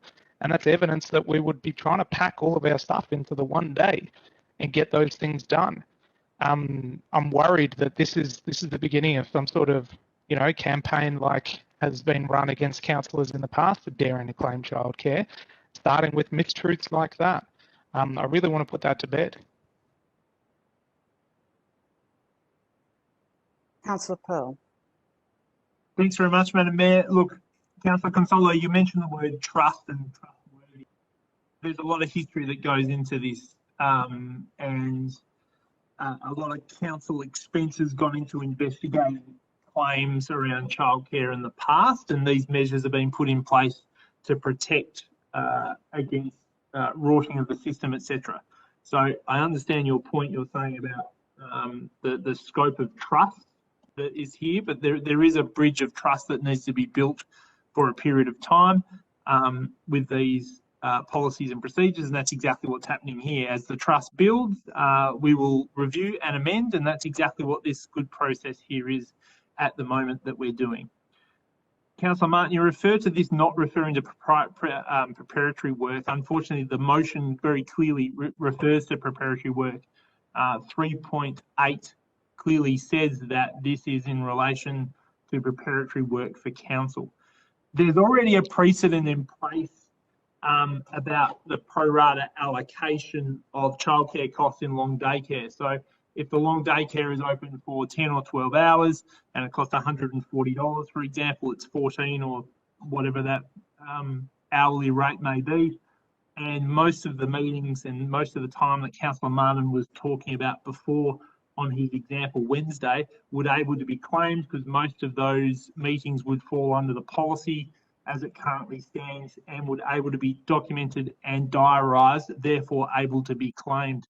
So this concept of shifting around childcare doesn't really apply. The vast majority of that long daycare could easily be claimed, and there's already a precedent for that to take place and a methodology for that to take place also. As I said before, I don't support at the moment proprietary care, and that's what we're voting on here, and that very clearly says that in the motion, and I don't support that at the moment. Happy to review that in the future once we build up some credibility and a bit more trust in the process, and that we have sufficient risk mitigation and controls in place to ensure that the policy is governed correctly. Okay, we've got a question from Councillor Consolo on the pro rata claiming of childcare. What's that question, please, Councillor Consolo? Yeah, for clarifying, earlier we were talking about how the invoice from childcare comes and the ability to break it down. Can a council officer please clarify if there's this pro rata aspect that Councillor Pearl's saying? Would I go to Rachel Russell? Yes, thank you. Through you, Mayor. That's going to be discussed in item 3.10 in the recommendation. Councillor Pearl's correct that this is around preparatory work, and the idea is around option 3 is around it does still give some governance to officers around being able to confirm that there was some council activity on that day. Thank you. Does that clarify, Councillor No, Consolo? sorry, I still a little bit more than that. So under the current policy, if there's a, hit a bunch of chunks of meetings throughout a day, but a childcare centre was used, so it's not like a babysitter invoice, it's a childcare one day, it's very basic. Would that be, you could use that? Through you, Mayor. just to confirm, so if I've understood the question correctly, the idea of the all long day childcare option that is provided for currently in the policy, that is what recommendation 3.10 is trying to get clarity on, so it's very clear. You would assume that you would be able to use it even if there was gaps in meetings on that day, but I'm trying to make it a little bit more clearer in the policy for officers to assess and for councillors to access that reimbursement, that if you do have some gaps in your meeting and there is an all-day childcare service that can't prorate their invoices, which they can't for all-day childcare, that would be reimbursable.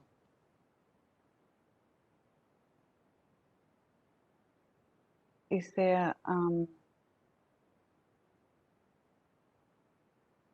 so Councillor Consolo, sorry, I'm thinking that through. Councillor Consolo, is there one more follow-up question? Sorry, this is getting, confusing. Right, that's fine, keep moving. No, do we need to clarify? I am still confused on it, but maybe.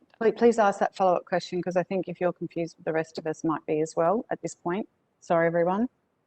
To me, it sounds like extra work on the group. So I'm just trying to get this better. So it sounds like it's possible now, but it's just a lot of work to make it happen. So the answer was 3.10 will address it. Through you, Mayor, it's not that it's any more work. It's that all-day childcare invoices cannot be prorated. They are you pay for the full day. If you go to those sorts of childcare services. So we're trying to make it clearer that even if you only had 1 or 2 meetings on that day and you claim for the full day, that that would be covered and reimbursable under the policy. Could I follow up with that, Rachel? So that's covered under 3.10, or does that also required on 3.8 where we're at now? No, it's covered under 3.10 through you, Mayor. Thank you. Councillor Consolo? No fun? Okay. It's me. What we're trying to do here is just allow different options, and actually cheaper and more affordable options for people who have caring roles on the day of council, which is a very long day. And it allows councillors to feel like they can honestly take that time that is needed in between all those meetings, rather than try and hope, cram it all into 1 hour and kind of set up unreasonable expectations on what caring and fitting all these things in, if I'm only allowed 4 hours and things like that. But actually saying it's a legitimate on council day to be able to claim all these things and make it possible if you need it in regards to your childcare. And I don't want a misinformation campaign going out there. This is not about adding extra. It is just making it more flexible for councillors who have caring roles. And this kind of idea, we're not voting to give extra. We're voting to have a more flexible policy that allows councillors who need to take it genuinely to use it, and particularly in the option of daycare. So not every time will it be taken, and sometimes it might not, but giving the flexibility for someone who, when they genuinely need it, when their child has been crying at night or been sick and they haven't got the time to do it, so that is actually allowed to be claimed, rather than them not having the opportunity to do their reading, to fit everything in. It's just allowing a flexible option that gives gender equity. Every month it will be reported in the monthly expenses. Right now, we have a whole lot of money that has not been claimed, that has been put aside to genuinely support councillors in their role as council lords. We also have a council that is less flexible than previous councils, where a lot of it did all happen in one day, and therefore it was much more manageable for people with children. And this council has not been as flexible as other councils to take into account those caring roles. So this is merely adding an option, a flexible option for families or with children to take this if they need it. And some weeks they haven't happened lately, but there are quieter amounts that we have to do. So this is about flexibility. It is not about giving extra. It is evening out the playing field. It is making it fairer. It is making it cheaper. If some of these things, rather than 2 hours here and 2 hours there, and maybe they can fit everything in, it is allowing people to participate fully. And, you know, one of the things is we knew what we're getting on council for. Well, some councillors possibly could have taken on board that there would have been requirements during daytimes as part of your role, which has always been the role for most council lords in most councils. So I think to say that people needed to have known what they have getting themselves into, that applies to all of us. So I'm very supportive of this, to allow the flexibility in the policy, to allow people when they need it to get that support they need to fulfill their role fully. And I would hope that this does not become a political issue, but rather actually one of just equity, and we leave it at that. Councillor Clark. How people structure their time, how councillors structure their time is entirely up to them. For some people, there's only a mandatory requirement for certain meetings on a Wednesday, and other people go back to work, others have meetings on those days. But there's not one policy fits all here. And I guess my main comment is we have now spent 25% of this meeting talking about ourselves and our allowances and the things that we need as councillors, when we should be focused on the residents and what their needs are. So I don't support any of these options. We have a childcare policy, and we do not need to be providing additional childcare for outside of what's already in the policy. And I would hope that we can move on and focus on the matters that matter to the residents.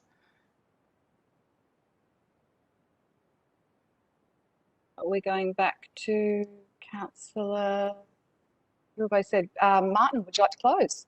Thank you, Madam Mayor. I actually fully agree with Councillor Clark. We should be focusing on our residents and their needs. And the best way we can do that is to make sure that we have local councillors who've got the time to be available to the residents and to be able to look after their needs.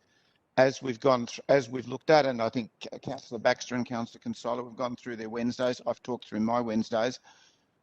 We have a minimum of 5 hours meetings every Wednesday. On some Wednesdays we have 8, 9 and 10 hours of meetings. So my take of 3.8 option 3 lined up with 3.10, which we're going to be talking about in a few minutes time, is that we're looking under 3.8 option 3 to provide childcare to councillors with eligible children over the course of a day where there are a number of meetings. And if in between those meetings they wish to do, and I see the main purpose of this is not for preparatory time, but the main purpose is to make sure our councillors are able to attend their meetings, and not just the COT and the ELT and the briefings and the canopies and the ward meetings, but also to deal with their constituents. Outside of those times, if they've got a child in childcare, rather than playing ducks and drakes and bringing in childcare for an hour here and an hour there, by having the one childcare provider, presumably the local childcare centre, it will provide a couple of hours perhaps to allow them to do a little bit of reading, but that is not the main purpose of this. The main purpose of this is to allow them to attend to all of their timetable duties and any other meetings that they're going to have with councillors, with council officers, with residents and so on. And I note the point that Councillor Pearl has mentioned. There seems to be a lack of trust between us all. None of us seem to trust each other. Councillor Baxter saying people are worried that they'll be feeling guilty until they're proven innocent. And I think there's a lack of trust on both sides between all of us. And I know that there are some councillors who are worried that if someone thinks they've got a lack of trust, they'll find themselves being mentioned by the member for Brighton in Parliament.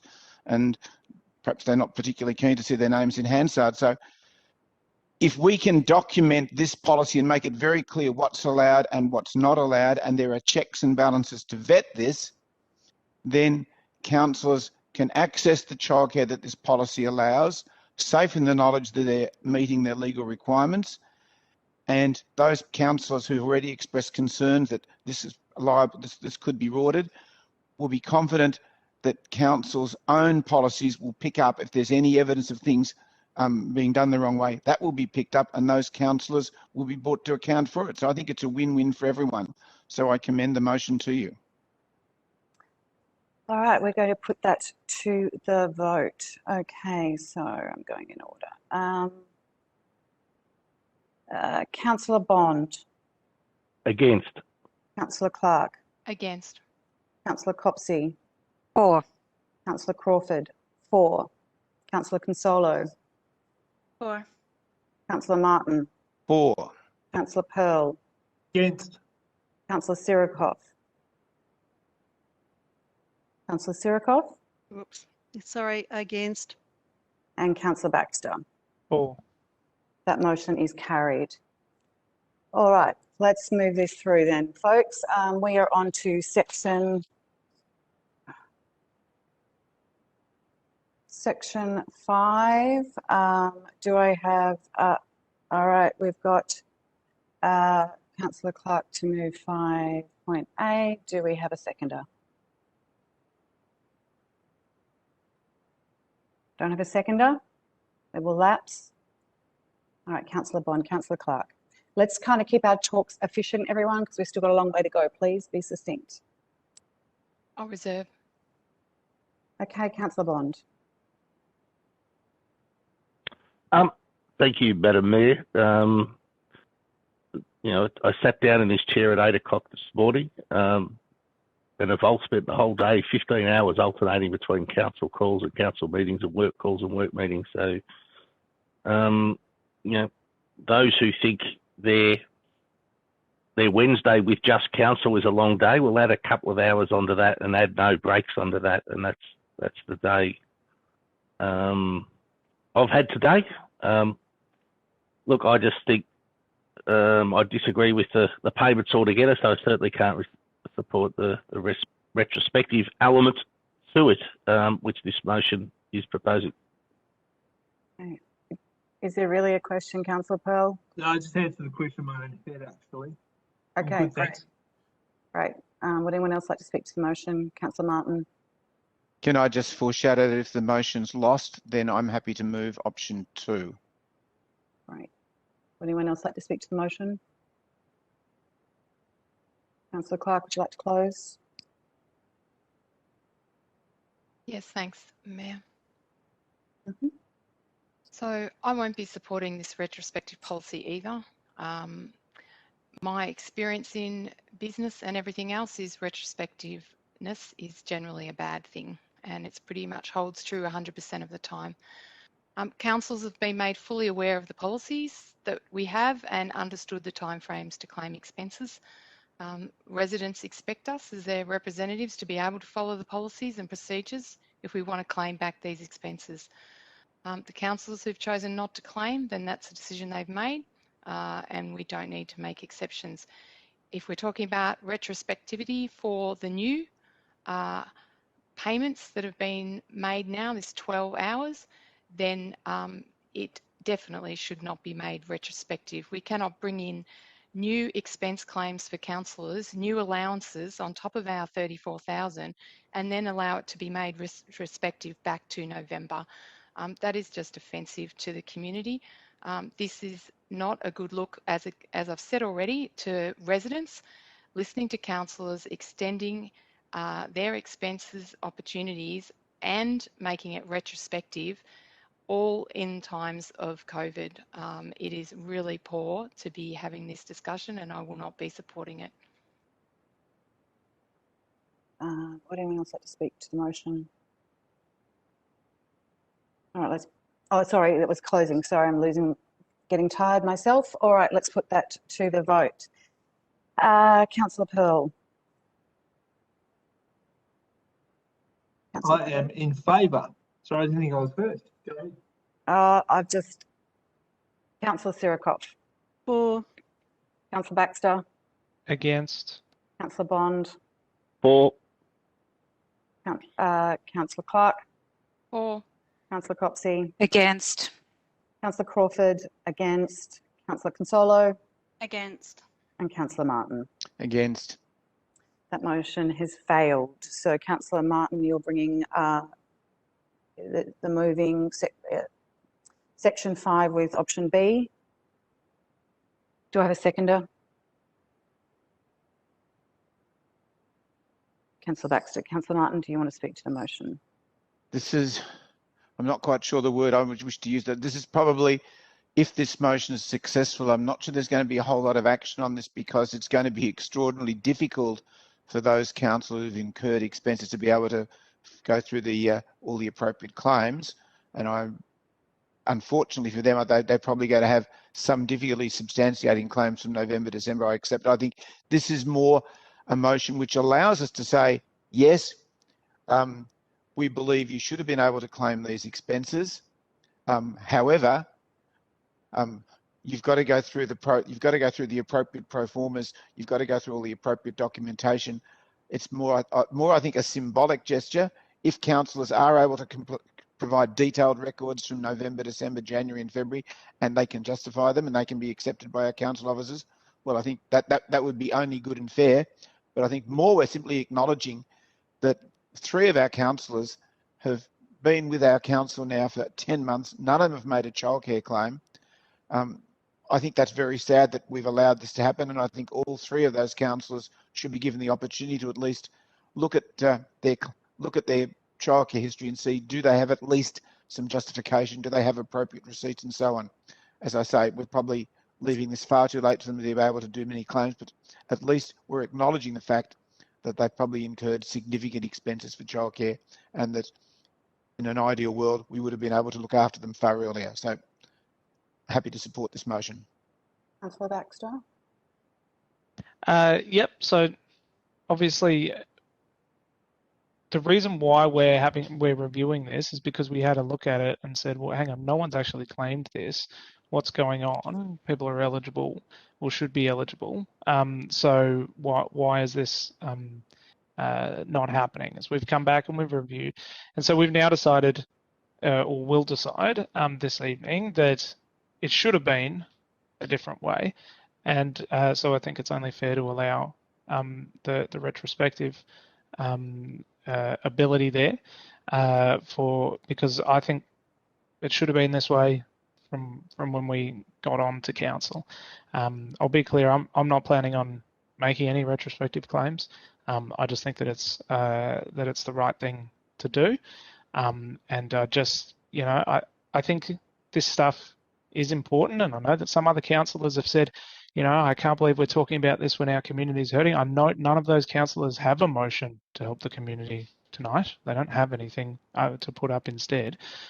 This is what we're talking about, and this is what we're dealing with. So please, councillors, note that if there is anybody still watching this council meeting, it's very late at night. The message that we want to send to our community is that we value parents and people who take care of children and what they can contribute to council. And some of the things that have been said here tonight says that you don't. That's a pretty clear message. Councillor Consolo. Has anybody looked at the expenses and been wondering why no one's claimed childcare? Now, I know there are a few reasons people don't want to go through the harassment and all the craziness that's happened for claiming, and they're staying clear. But I've actually put in some claims. I don't think anybody has taken the time to ask me or even wonder, but I have. And they didn't, you know, it was back and forth. Oh, well, what's this person's ABN? It's on the thing. Oh, what's their working with children thing? Oh, okay. What is their first aid certificate? Honestly, the amount of hoops to jump through to just claim something, and then there's 30 days to do it, it has been a nightmare. And there's been many times that I've just gone ahead and paid a babysitter who didn't qualify for any of the things because, one, it was cheaper because they're only $15 an hour, even though they don't have the qualifications. But, you know, the council policy has someone who's $30 and $35 an hour, depending on what time hours during the day they are doing. And all the questions I've been asking tonight, clearly I was a bit confused about how childcare service works, because I have to rely on childcare service because you go to a childcare center, there's numerous carers. It doesn't matter if someone's sick that cancels on you or not available because they're babysitting someone else. That is a preferred way to go about things as a childcare center because it's reliable. So I have not made a successful claim, it seems, but I have made 4 or 5. So when we're talking about this, would make it where it just feels that I'd have the ability to revisit ones that I was claiming. And it's not everything that I've had babysitting. There are so many babysitting things that I have had to do hit or miss just to make this work. But, you know, the paperwork trail to go about that, to claim $15 here, $30 here, it's not going to happen. So the fear again and the mistrust again is just coming up in this conversation. Councillor Sirikoff. I will ask everyone keeping an eye on time, please. Thanks, Madam Mayor. For parents on this council, I don't think there is any question or saying that any of those parents we mistrust or that they're not doing the right thing. I think that's something that's being bandied around that's just absolutely not true. The fact is that the way the rulings were set, they were done last term because of what had happened in the past, and that does not reflect what's going on with any of the councillors here. So I just want to make it fairly clear that we're not saying that any of you are putting any claims in that are not true and correct, but they were the rules that were set at the time, and this is what we came into council with. So to be accusing some of the councils here of mistrusting you is really disappointing. What we're looking at here is setting up those rules and regulations going forward that that set the right way to be respecting these rules and respecting who's, you know, that the ratepayers are paying for all of this, and we're getting conditions that other people are just not getting out in the workplace. So that, and so I just feel that, that going forward, well, earlier on in this evening, we did vote on approving that if you don't need to have a babysitter that's got an ABN, that you can have receipts of if you've got some babysitter from down the street, as they put it. And we voted that up, which is a great thing. And we want to support people like Heather in the situation that she's faced. So the councillors here have all supported that aspect of tonight. But at the same time, up until tonight, you could claim for any of those childcare services that were you know, under the rules and regulations that were set in place prior to tonight. But going forward and retrospectively, or looking retrospectively, I don't think it's the right thing to do, because we knew what the rules and regulations were then. Thank you. All right, Councillor Pearl. And just to labour the point, I don't support a retrospective look on many things, and particularly this. I don't think an error has been made that would require something to be retrospective. The policy was the policy, therefore make it retrospective doesn't make a huge lot of sense to me. And just to Councillor Consolo's point, I know the Mayor certainly has, and I've certainly done my best to listen to your concerns and take them on board, and we have listened to them, and I know the Mayor has done this, and that's the whole reason we're doing this evening, because we put up an amended motion last month or the month before, I don't recall when exactly it was, to review the policy, to address some of the concerns that exactly you've been bringing up, and we're doing that tonight, which is a good thing. I'm going to quickly speak. The reason that I should think I'll be supporting this is because we got the policy wrong, and we've made it so hard that nothing was able to be claimed. So this is adjusting to make that policy flexible and workable. And because it was so unworkable, I think we should allow for 6 weeks of those claims that should have been able to be claimed legitimately in that this first year to be claimed. We got the policy wrong. That's why we're back here today. That's why we should make it retrospective. Okay, anyone else like to speak to the motion?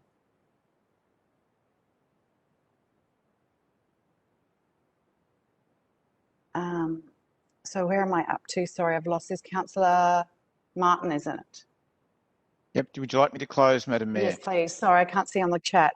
Yes, please. Thanks, Madam Mayor. I said when I moved this motion that I think it's more symbolic rather than it will have any financial impact on our council. Councillor Baxter's already explained to us he doesn't intend to make any childcare claims. Councillor Consola has just mentioned that she's had 4 or 5 claims that haven't been processed, and she really doesn't have the documentation for any of the others. I think we're simply sending a message, as you mentioned earlier, Madam Mayor, that the previous council made a mistake with its childcare claims, and that we need to look after those people. And we've got 3 very hard-working, conscientious councillors who have children. We need to make sure that they feel that their situation is understood by council, that we look after them, and that if they have incurred money for childcare and they're able to document this, that if they wish to make a retrospective claim, they've got the opportunity to. But as we've heard in the course of this debate, I think it's going to be a very little financial impact on our council. This is a symbolic motion. This is just letting those people with children on our council know we care for you, we understand you, we're there for you, we support you, we want you on our council. Okay, let's put that to the vote. Councillor Sirikoff. Against. Councillor Baxter. For. Councillor Bond. Against. Councillor Clark. Against. Councillor Copsey. For. Councillor Crawford. For. Councillor Consolo. For. Councillor Martin. For. Councillor Pearl. Against. That motion is carried. All right, moving on to section 6. Section 6. Okay, so Councillor Copsey is going to move option B. What is that? Is that for how many hours, Councillor Copsey? I would like to move option 2 for at least 4 hours for the day being claimed. I'm happy to second that. Oh, Councillor Martin's already beaten me to it. Councillor second. Okay, Councillor Copsey, would you like to speak? I'll reserve, thank you. Councillor Martin. As I said in the previous debate, 4 hours makes total sense. It fits in with everything that we've said about council meeting days. We have an hour and a half on a Wednesday of COT and ELT. We have a minimum of 3.5 hours of briefings. There's 5 hours. So taken together, 3.8 and 3.10, option 2, allow someone who's got a young child who needs care for at least 4 hours to be able to put their child into care for the day. And as we said, back with 3.8, if they have a couple of spare hours and they choose that to do some other reading or other council work, that's fine. But the main purpose is to free them up to get them into the meetings. Would anyone else like to speak to the motion? I'll just briefly comment. This one is basically to allow childcare to be claimed, a full day's childcare to be claimed under our policy, which it hasn't been in previous times. So it's simply, again, adding flexibility to allow for the different circumstances that councillors who are also parents find themselves needing that flexibility and being able to do a good job as a councillor and also fulfil their parenting obligations. Would anyone else like to speak to Councillor Clark? Thanks, Madam Mayor. Sorry, I did it twice. I won't be supporting this policy either. Understand the perhaps intent is to allow some flexibility, but once again, we have now the situation that a whole day of childcare may be claimed when only a portion of that potentially could relate to council meetings and council work. This is essentially opening the door to residents now to fund council's childcare, irrespective of whether that relates to council meetings and work. If it does relate to council meetings, then I'm fully supportive of that, and that's appropriate under the original council's expense policy. But opening the door on this is counter to what we should be, making sure that our expenses relate only to council work. And it's not about attacking childcare because, as I said, it is the current council policy. It's once again about the balance between what residents should be funding and making sure we're consistent with community expectations. And to seek to claim a whole day of childcare if it's not related to council is excessive and will be seen as Point of order, Madam Mayor. Cash grab by the residents. Yeah, what's the point of order? Do you have the number? Councillor Copsey? I do. It's 49.3E, error of fact. Okay, and what was the error of fact? Trying to state that expenses would be claimed for items that are unrelated to council business. I merely mentioned that Councillor Clark, I'm going to seek advice to take a ruling. Just remind everyone, once you call a point of order, nobody can speak, please, so I can seek advice.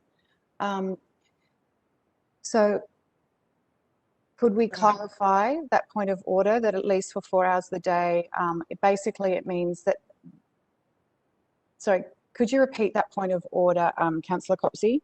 And could I seek advice, Rachel, please? Yes.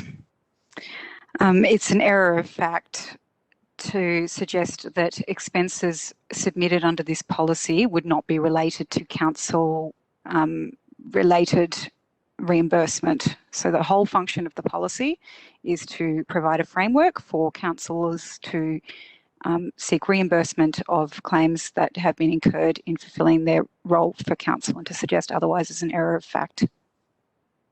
To suggest the policy enables that to be otherwise is an error of fact. Rachel? Through you, Mayor, if it be appropriate, could we just take a brief comfort break, and so I can get that advice for you? Thank you. Okay, everyone, we're going to take a 5-minute break. We are heading towards midnight, so I'll also have a conversation with Rachel offline. So 5-minute break back.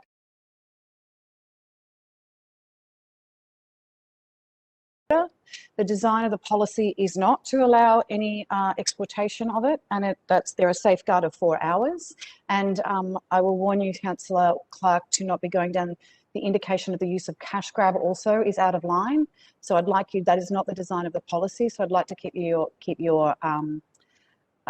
the way you're expressing yourself respectful and in line with actually the design of the policy, if you'd like to continue. I've forgotten where I was now, so there's no point. Okay, great. Councillor Baxter, I will remind everyone to keep this respectful, please. Sure. Councillor Baxter. Yeah, no, just wanted to address, I really feel that those councillors who've not had to deal with childcare, clearly you need to understand some things. So for example, when you put your kid into all-day childcare, you pay the same amount no matter how long they're in there. If they're only in there for a couple of hours and you pull them out, you don't get like less money. Likewise, in terms of paying for all-day childcare, it's often cheaper than if you were to get a babysitter or a carer for a few hours there. So calling this a cash grab doesn't make any sense. Often all-day daycare would actually be cheaper than a lot of the other options that would be there. So I just want to ask all councillors who have never had to deal with childcare expenses to seriously just listen to those of us that actually have. We know this and we understand this, and to have councillors who've never had to deal with that, hold forth and tell us that we're going for a cash grab, it's extremely offensive. Get a clue, learn about how these things work and how these fees work, and then you can give your opinion on this. But for someone saying that putting a kid in all day, full day childcare is some sort of cash grab when it's often cheaper than the other way is clearly a sign of someone who's never had to deal with these sorts of things. Okay, I was going to ask if people refrain and can we vote? Councillor Pearl. Yeah, look, I don't support it on the basis that 4 hours into 12 hours care or 10 hours care, even on sort of the average number, just doing a quick number grab in terms of our local area, say $145 is probably average at the moment down this end of town a day, into 4 hours is $37 an hour.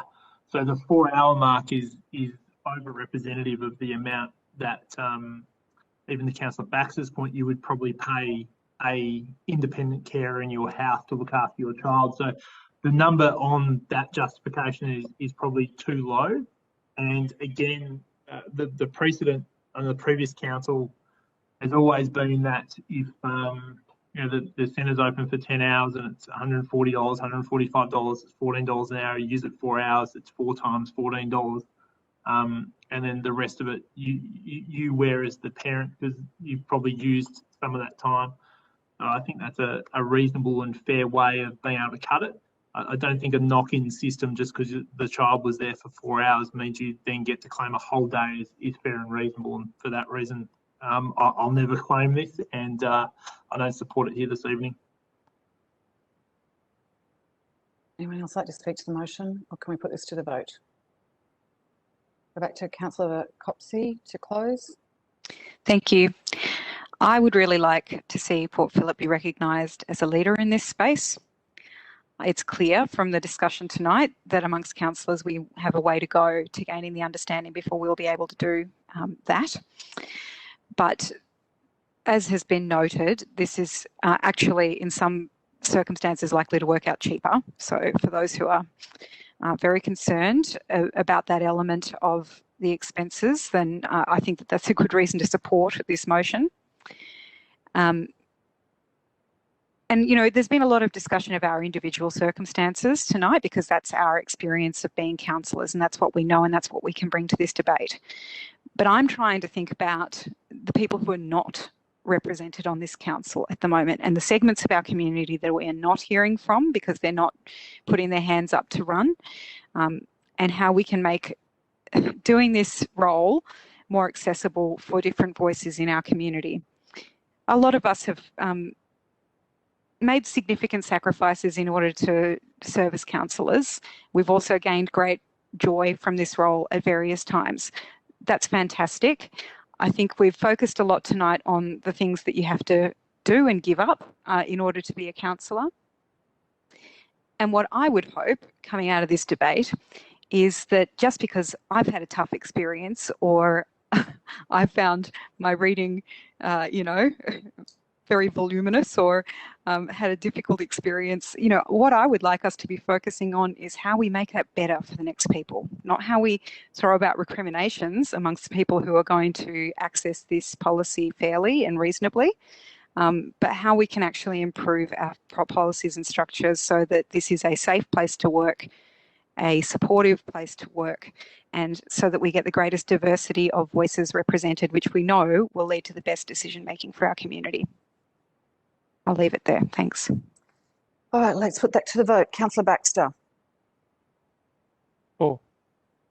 Councillor Bond. Against. Councillor Clark. Against. Councillor Copsey. For. Councillor Crawford. For. Councillor Consolo. For. Councillor Martin. For. Councillor Pearl. Against. Councillor Sirikoff. Against. Councillor Baxter. Already went. Did you? Did I miss someone? Did I miss someone? Sorry, can I check? I'm Say ticking. for again if you like. Through you, Mayor, everyone has voted. Okay, that motion is carried then. I just missed someone. Apologies. Okay, now we've just got the last bit. I am...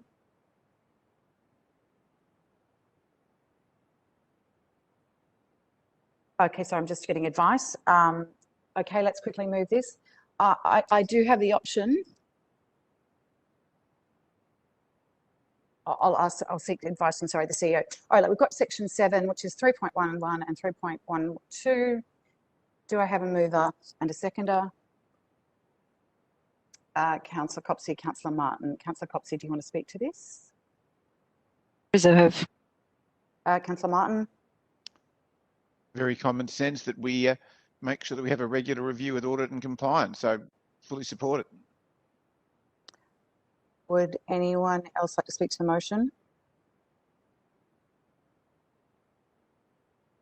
Okay, let's put Councillor Copsey. It's fine, thank you, Mayor. Let's put the vote to the vote. Councillor Clark. For. Councillor Copsey. For. Councillor Crawford. For. Councillor Consolo. For. Councillor Martin. For.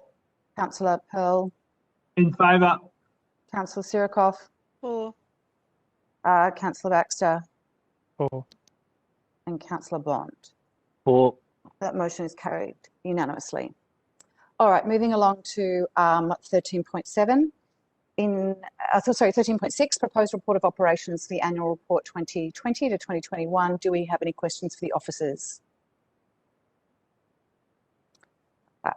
I've got a mover. Do I have a seconder? Councillor Martin to move, Councillor Copsey to second. Would you like to speak to the motion, Councillor Martin? Yes, please, Madam Mayor. I found this one of the most important reads that I've had all year because it's a really good overview of what we've achieved as a council and the things that we haven't achieved. And I don't propose to go into details now, but I urge all councillors, council officers, anyone who's in this Zoom and anybody else to have a really good look and see what have we accomplished in the City of Port Phillip and where are the gaps. And I looked at things, for example, the section that talks about under challenges our city faces, a city of economic and social contrast. I had a look at all the social contrasts and what we are doing for those people who may be seen as perhaps the less privileged in our society, and perhaps are there more things that we could do. I had a really good look at the section that talked about climate change and the environment, and there are some wonderful achievements. We've achieved 0 carbon emissions, but there are also lots of gaps. There's lots to learn out of this report. The sooner we get it out there and we can get the final version published and everyone can read it, the better, so that we can A, celebrate our achievements, and B, move on from here and do better. Councillor Copsey. Very well put, Councillor Martin. And I just wanted to note that honestly, this has been a year like absolutely no other. The challenges that we've faced as, you know, as a community broadly, but also as an organisation have been significant. The agility needed and the time that's had to go into responding to urgent need and reprioritising, and all of that hard work is detailed in this report. I really want to thank the officers for their effort over what has truly been a year like no other. This is a fantastic read for those who would like to see what we've achieved in the community. And I really urge people to look at this. It's just, when you look back over the year, like Councillor Baxter said before, I'm having trouble telling what day it is at this point in lockdown, and it's absolutely staggering to read some of the achievements that have come through that time. So thank you so much to the officers for all your hard work, and to the community for contributing so many of the ideas that then become realised through this vision. Would anyone else like to speak to the motion? I'm going to assume, Peter Martin, that you don't want to close, and I'm just going to go to the vote. Well, give me 30 seconds, please, Madam Mayor. Oh, okay. Can I echo Councillor Copsey's congratulations and thanks to our council officers? Can I also thank all the councillors from the previous council who were in office until November this last year, and our current councillors. Despite our various differences, we've had a number of really, really important debates, and many of the successes wouldn't have been achieved. So I think we can actually take a small amount of credit as councillors. 99% of it may be with our council officers, but we and the previous council own some of this as well. So we're allowed to celebrate our achievements. All right, Councillor Pearl. I'm going back to this where I'm up to. Councillor Pearl. In favour. Councillor Sirikoff. In favour. Councillor Baxter. For. Councillor Bond. For. Councillor Clark. For. Councillor Copsey. For. Councillor Crawford. For. Councillor Consolo. For. Councillor Martin. For. That motion is carried unanimously. 13.7 is the in principle approval of the annual financial statements 2020 to 2021 and the performance statement for the same years. Do we have any questions for the officers? We've got a mover with Councillor Martin and a seconder with Councillor Pearl. Councillor Martin. Again, can I thank the Chief Financial Officer and his team for preparing the set of statements? And can I note that it's quite a difficult document to interpret? And I also note that over the course of the last 12 months, some of us, even on our council, in our community, have come up with different interpretations over the same figures. We probably need to make sure that we get our head around this financial statement so that we can all be on the same page. And when we go to the community, we're all in agreement about what the statement means. Councillor Pearl. No, thank you, Madam Mayor. Would anyone else like to speak to the motion? No. Councillor Martin, did you want to? Oh, sorry, let's get on with the vote, Madam Mayor. Yep. Councillor Sirikoff. For. Councillor Baxter. For. Councillor Bond. For. Councillor Clark. For. Councillor Copsey. For. Councillor Crawford. For. Councillor Consolo. For. Councillor Martin. For. Councillor Pearl. In favour. The motion is carried.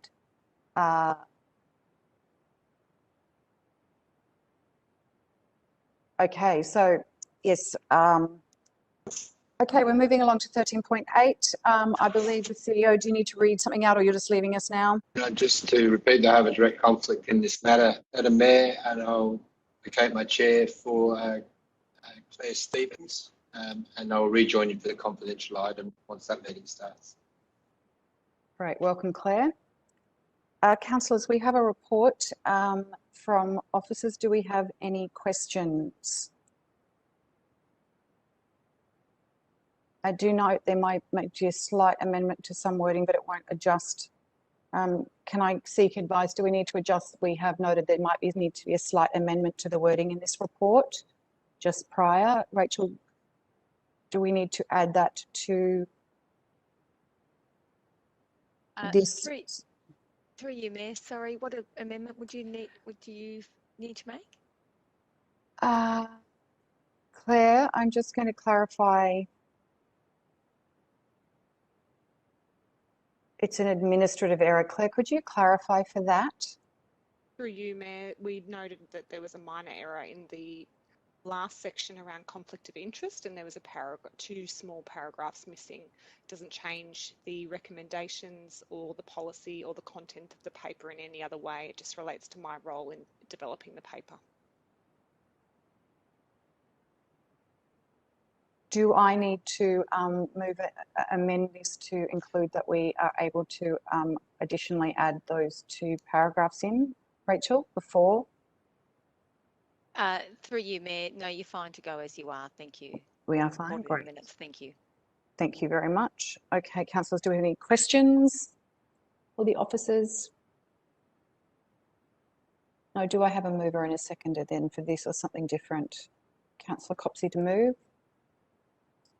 Who's going to second for me? Councillor Baxter. Councillor Copsey. Serve. Councillor Baxter. Yeah, look, just to note that we've worked hard on developing this policy. This is under the new Local Government Act. This is going to be best practice going forward. There's been some stuff in here that we're quite familiar with and some new territory. But I think this will be the start of the best way forward for how we manage our relationship with the CEO regarding his employment and remuneration. Great. Anyone else like to speak to the motion? Okay, Councillor Copsey. I don't have anything to add to that. Great. Let's put that to the vote. Councillor Baxter. For. Councillor Bond. For. Councillor Clark. For. Councillor Copsey. For. Councillor Crawford. For. Councillor Consolo. For. Councillor Martin. For. Councillor Pearl. For. Councillor Sirikoff. For. The motion is carried unanimously. 15 is reports by councillor delegates. Do we have any reports from councillor delegates? You sure you want any? No, I'd like to say at this late hour, does anyone have a council? But if you do, something urgent, please let me know right now. Great, moving along. 16 is urgent business. Councillors, we have one item of urgent business on tonight's agenda, being a confidential parking administrative matter. As this matter is confidential, it will be considered in the confidential section of the agenda. So I now call on a councillor to move, confidential matters, which is 17. So I now call on a councillor to move that the meeting be closed to members of the public to consider a confidential urgent business item. Thank you. Councillor Pearl has moved and Councillor Martin has seconded. So I will now put the motion under division to close it to the public. Councillor Bond. For. Councillor Clark. For.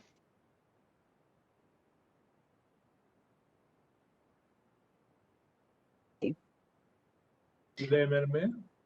You just dropped out a bit, did you say? Oh, it was me that time. Councillor Clark did it. You're back now. Okay, Councillor Clark. I did vote for. Sorry, I couldn't hear you then. I froze. Councillor Copsey. For. Councillor Crawford, 4. Councillor Consolo. 4. Councillor Martin. 4. Councillor Pearl. In favour. Councillor Sirikoff. 4. And Councillor Baxter. 4. Okay, that motion is carried. So, councillors, we now conclude the open part of this meeting in Webex and we'll move to Microsoft Teams to consider the confidential item. I advise members of the public that as there are no further open items to be discussed, this will be the conclusion of the public meeting if you're still with us. Thank you for joining us tonight and thank you to all the officers that have helped out tonight.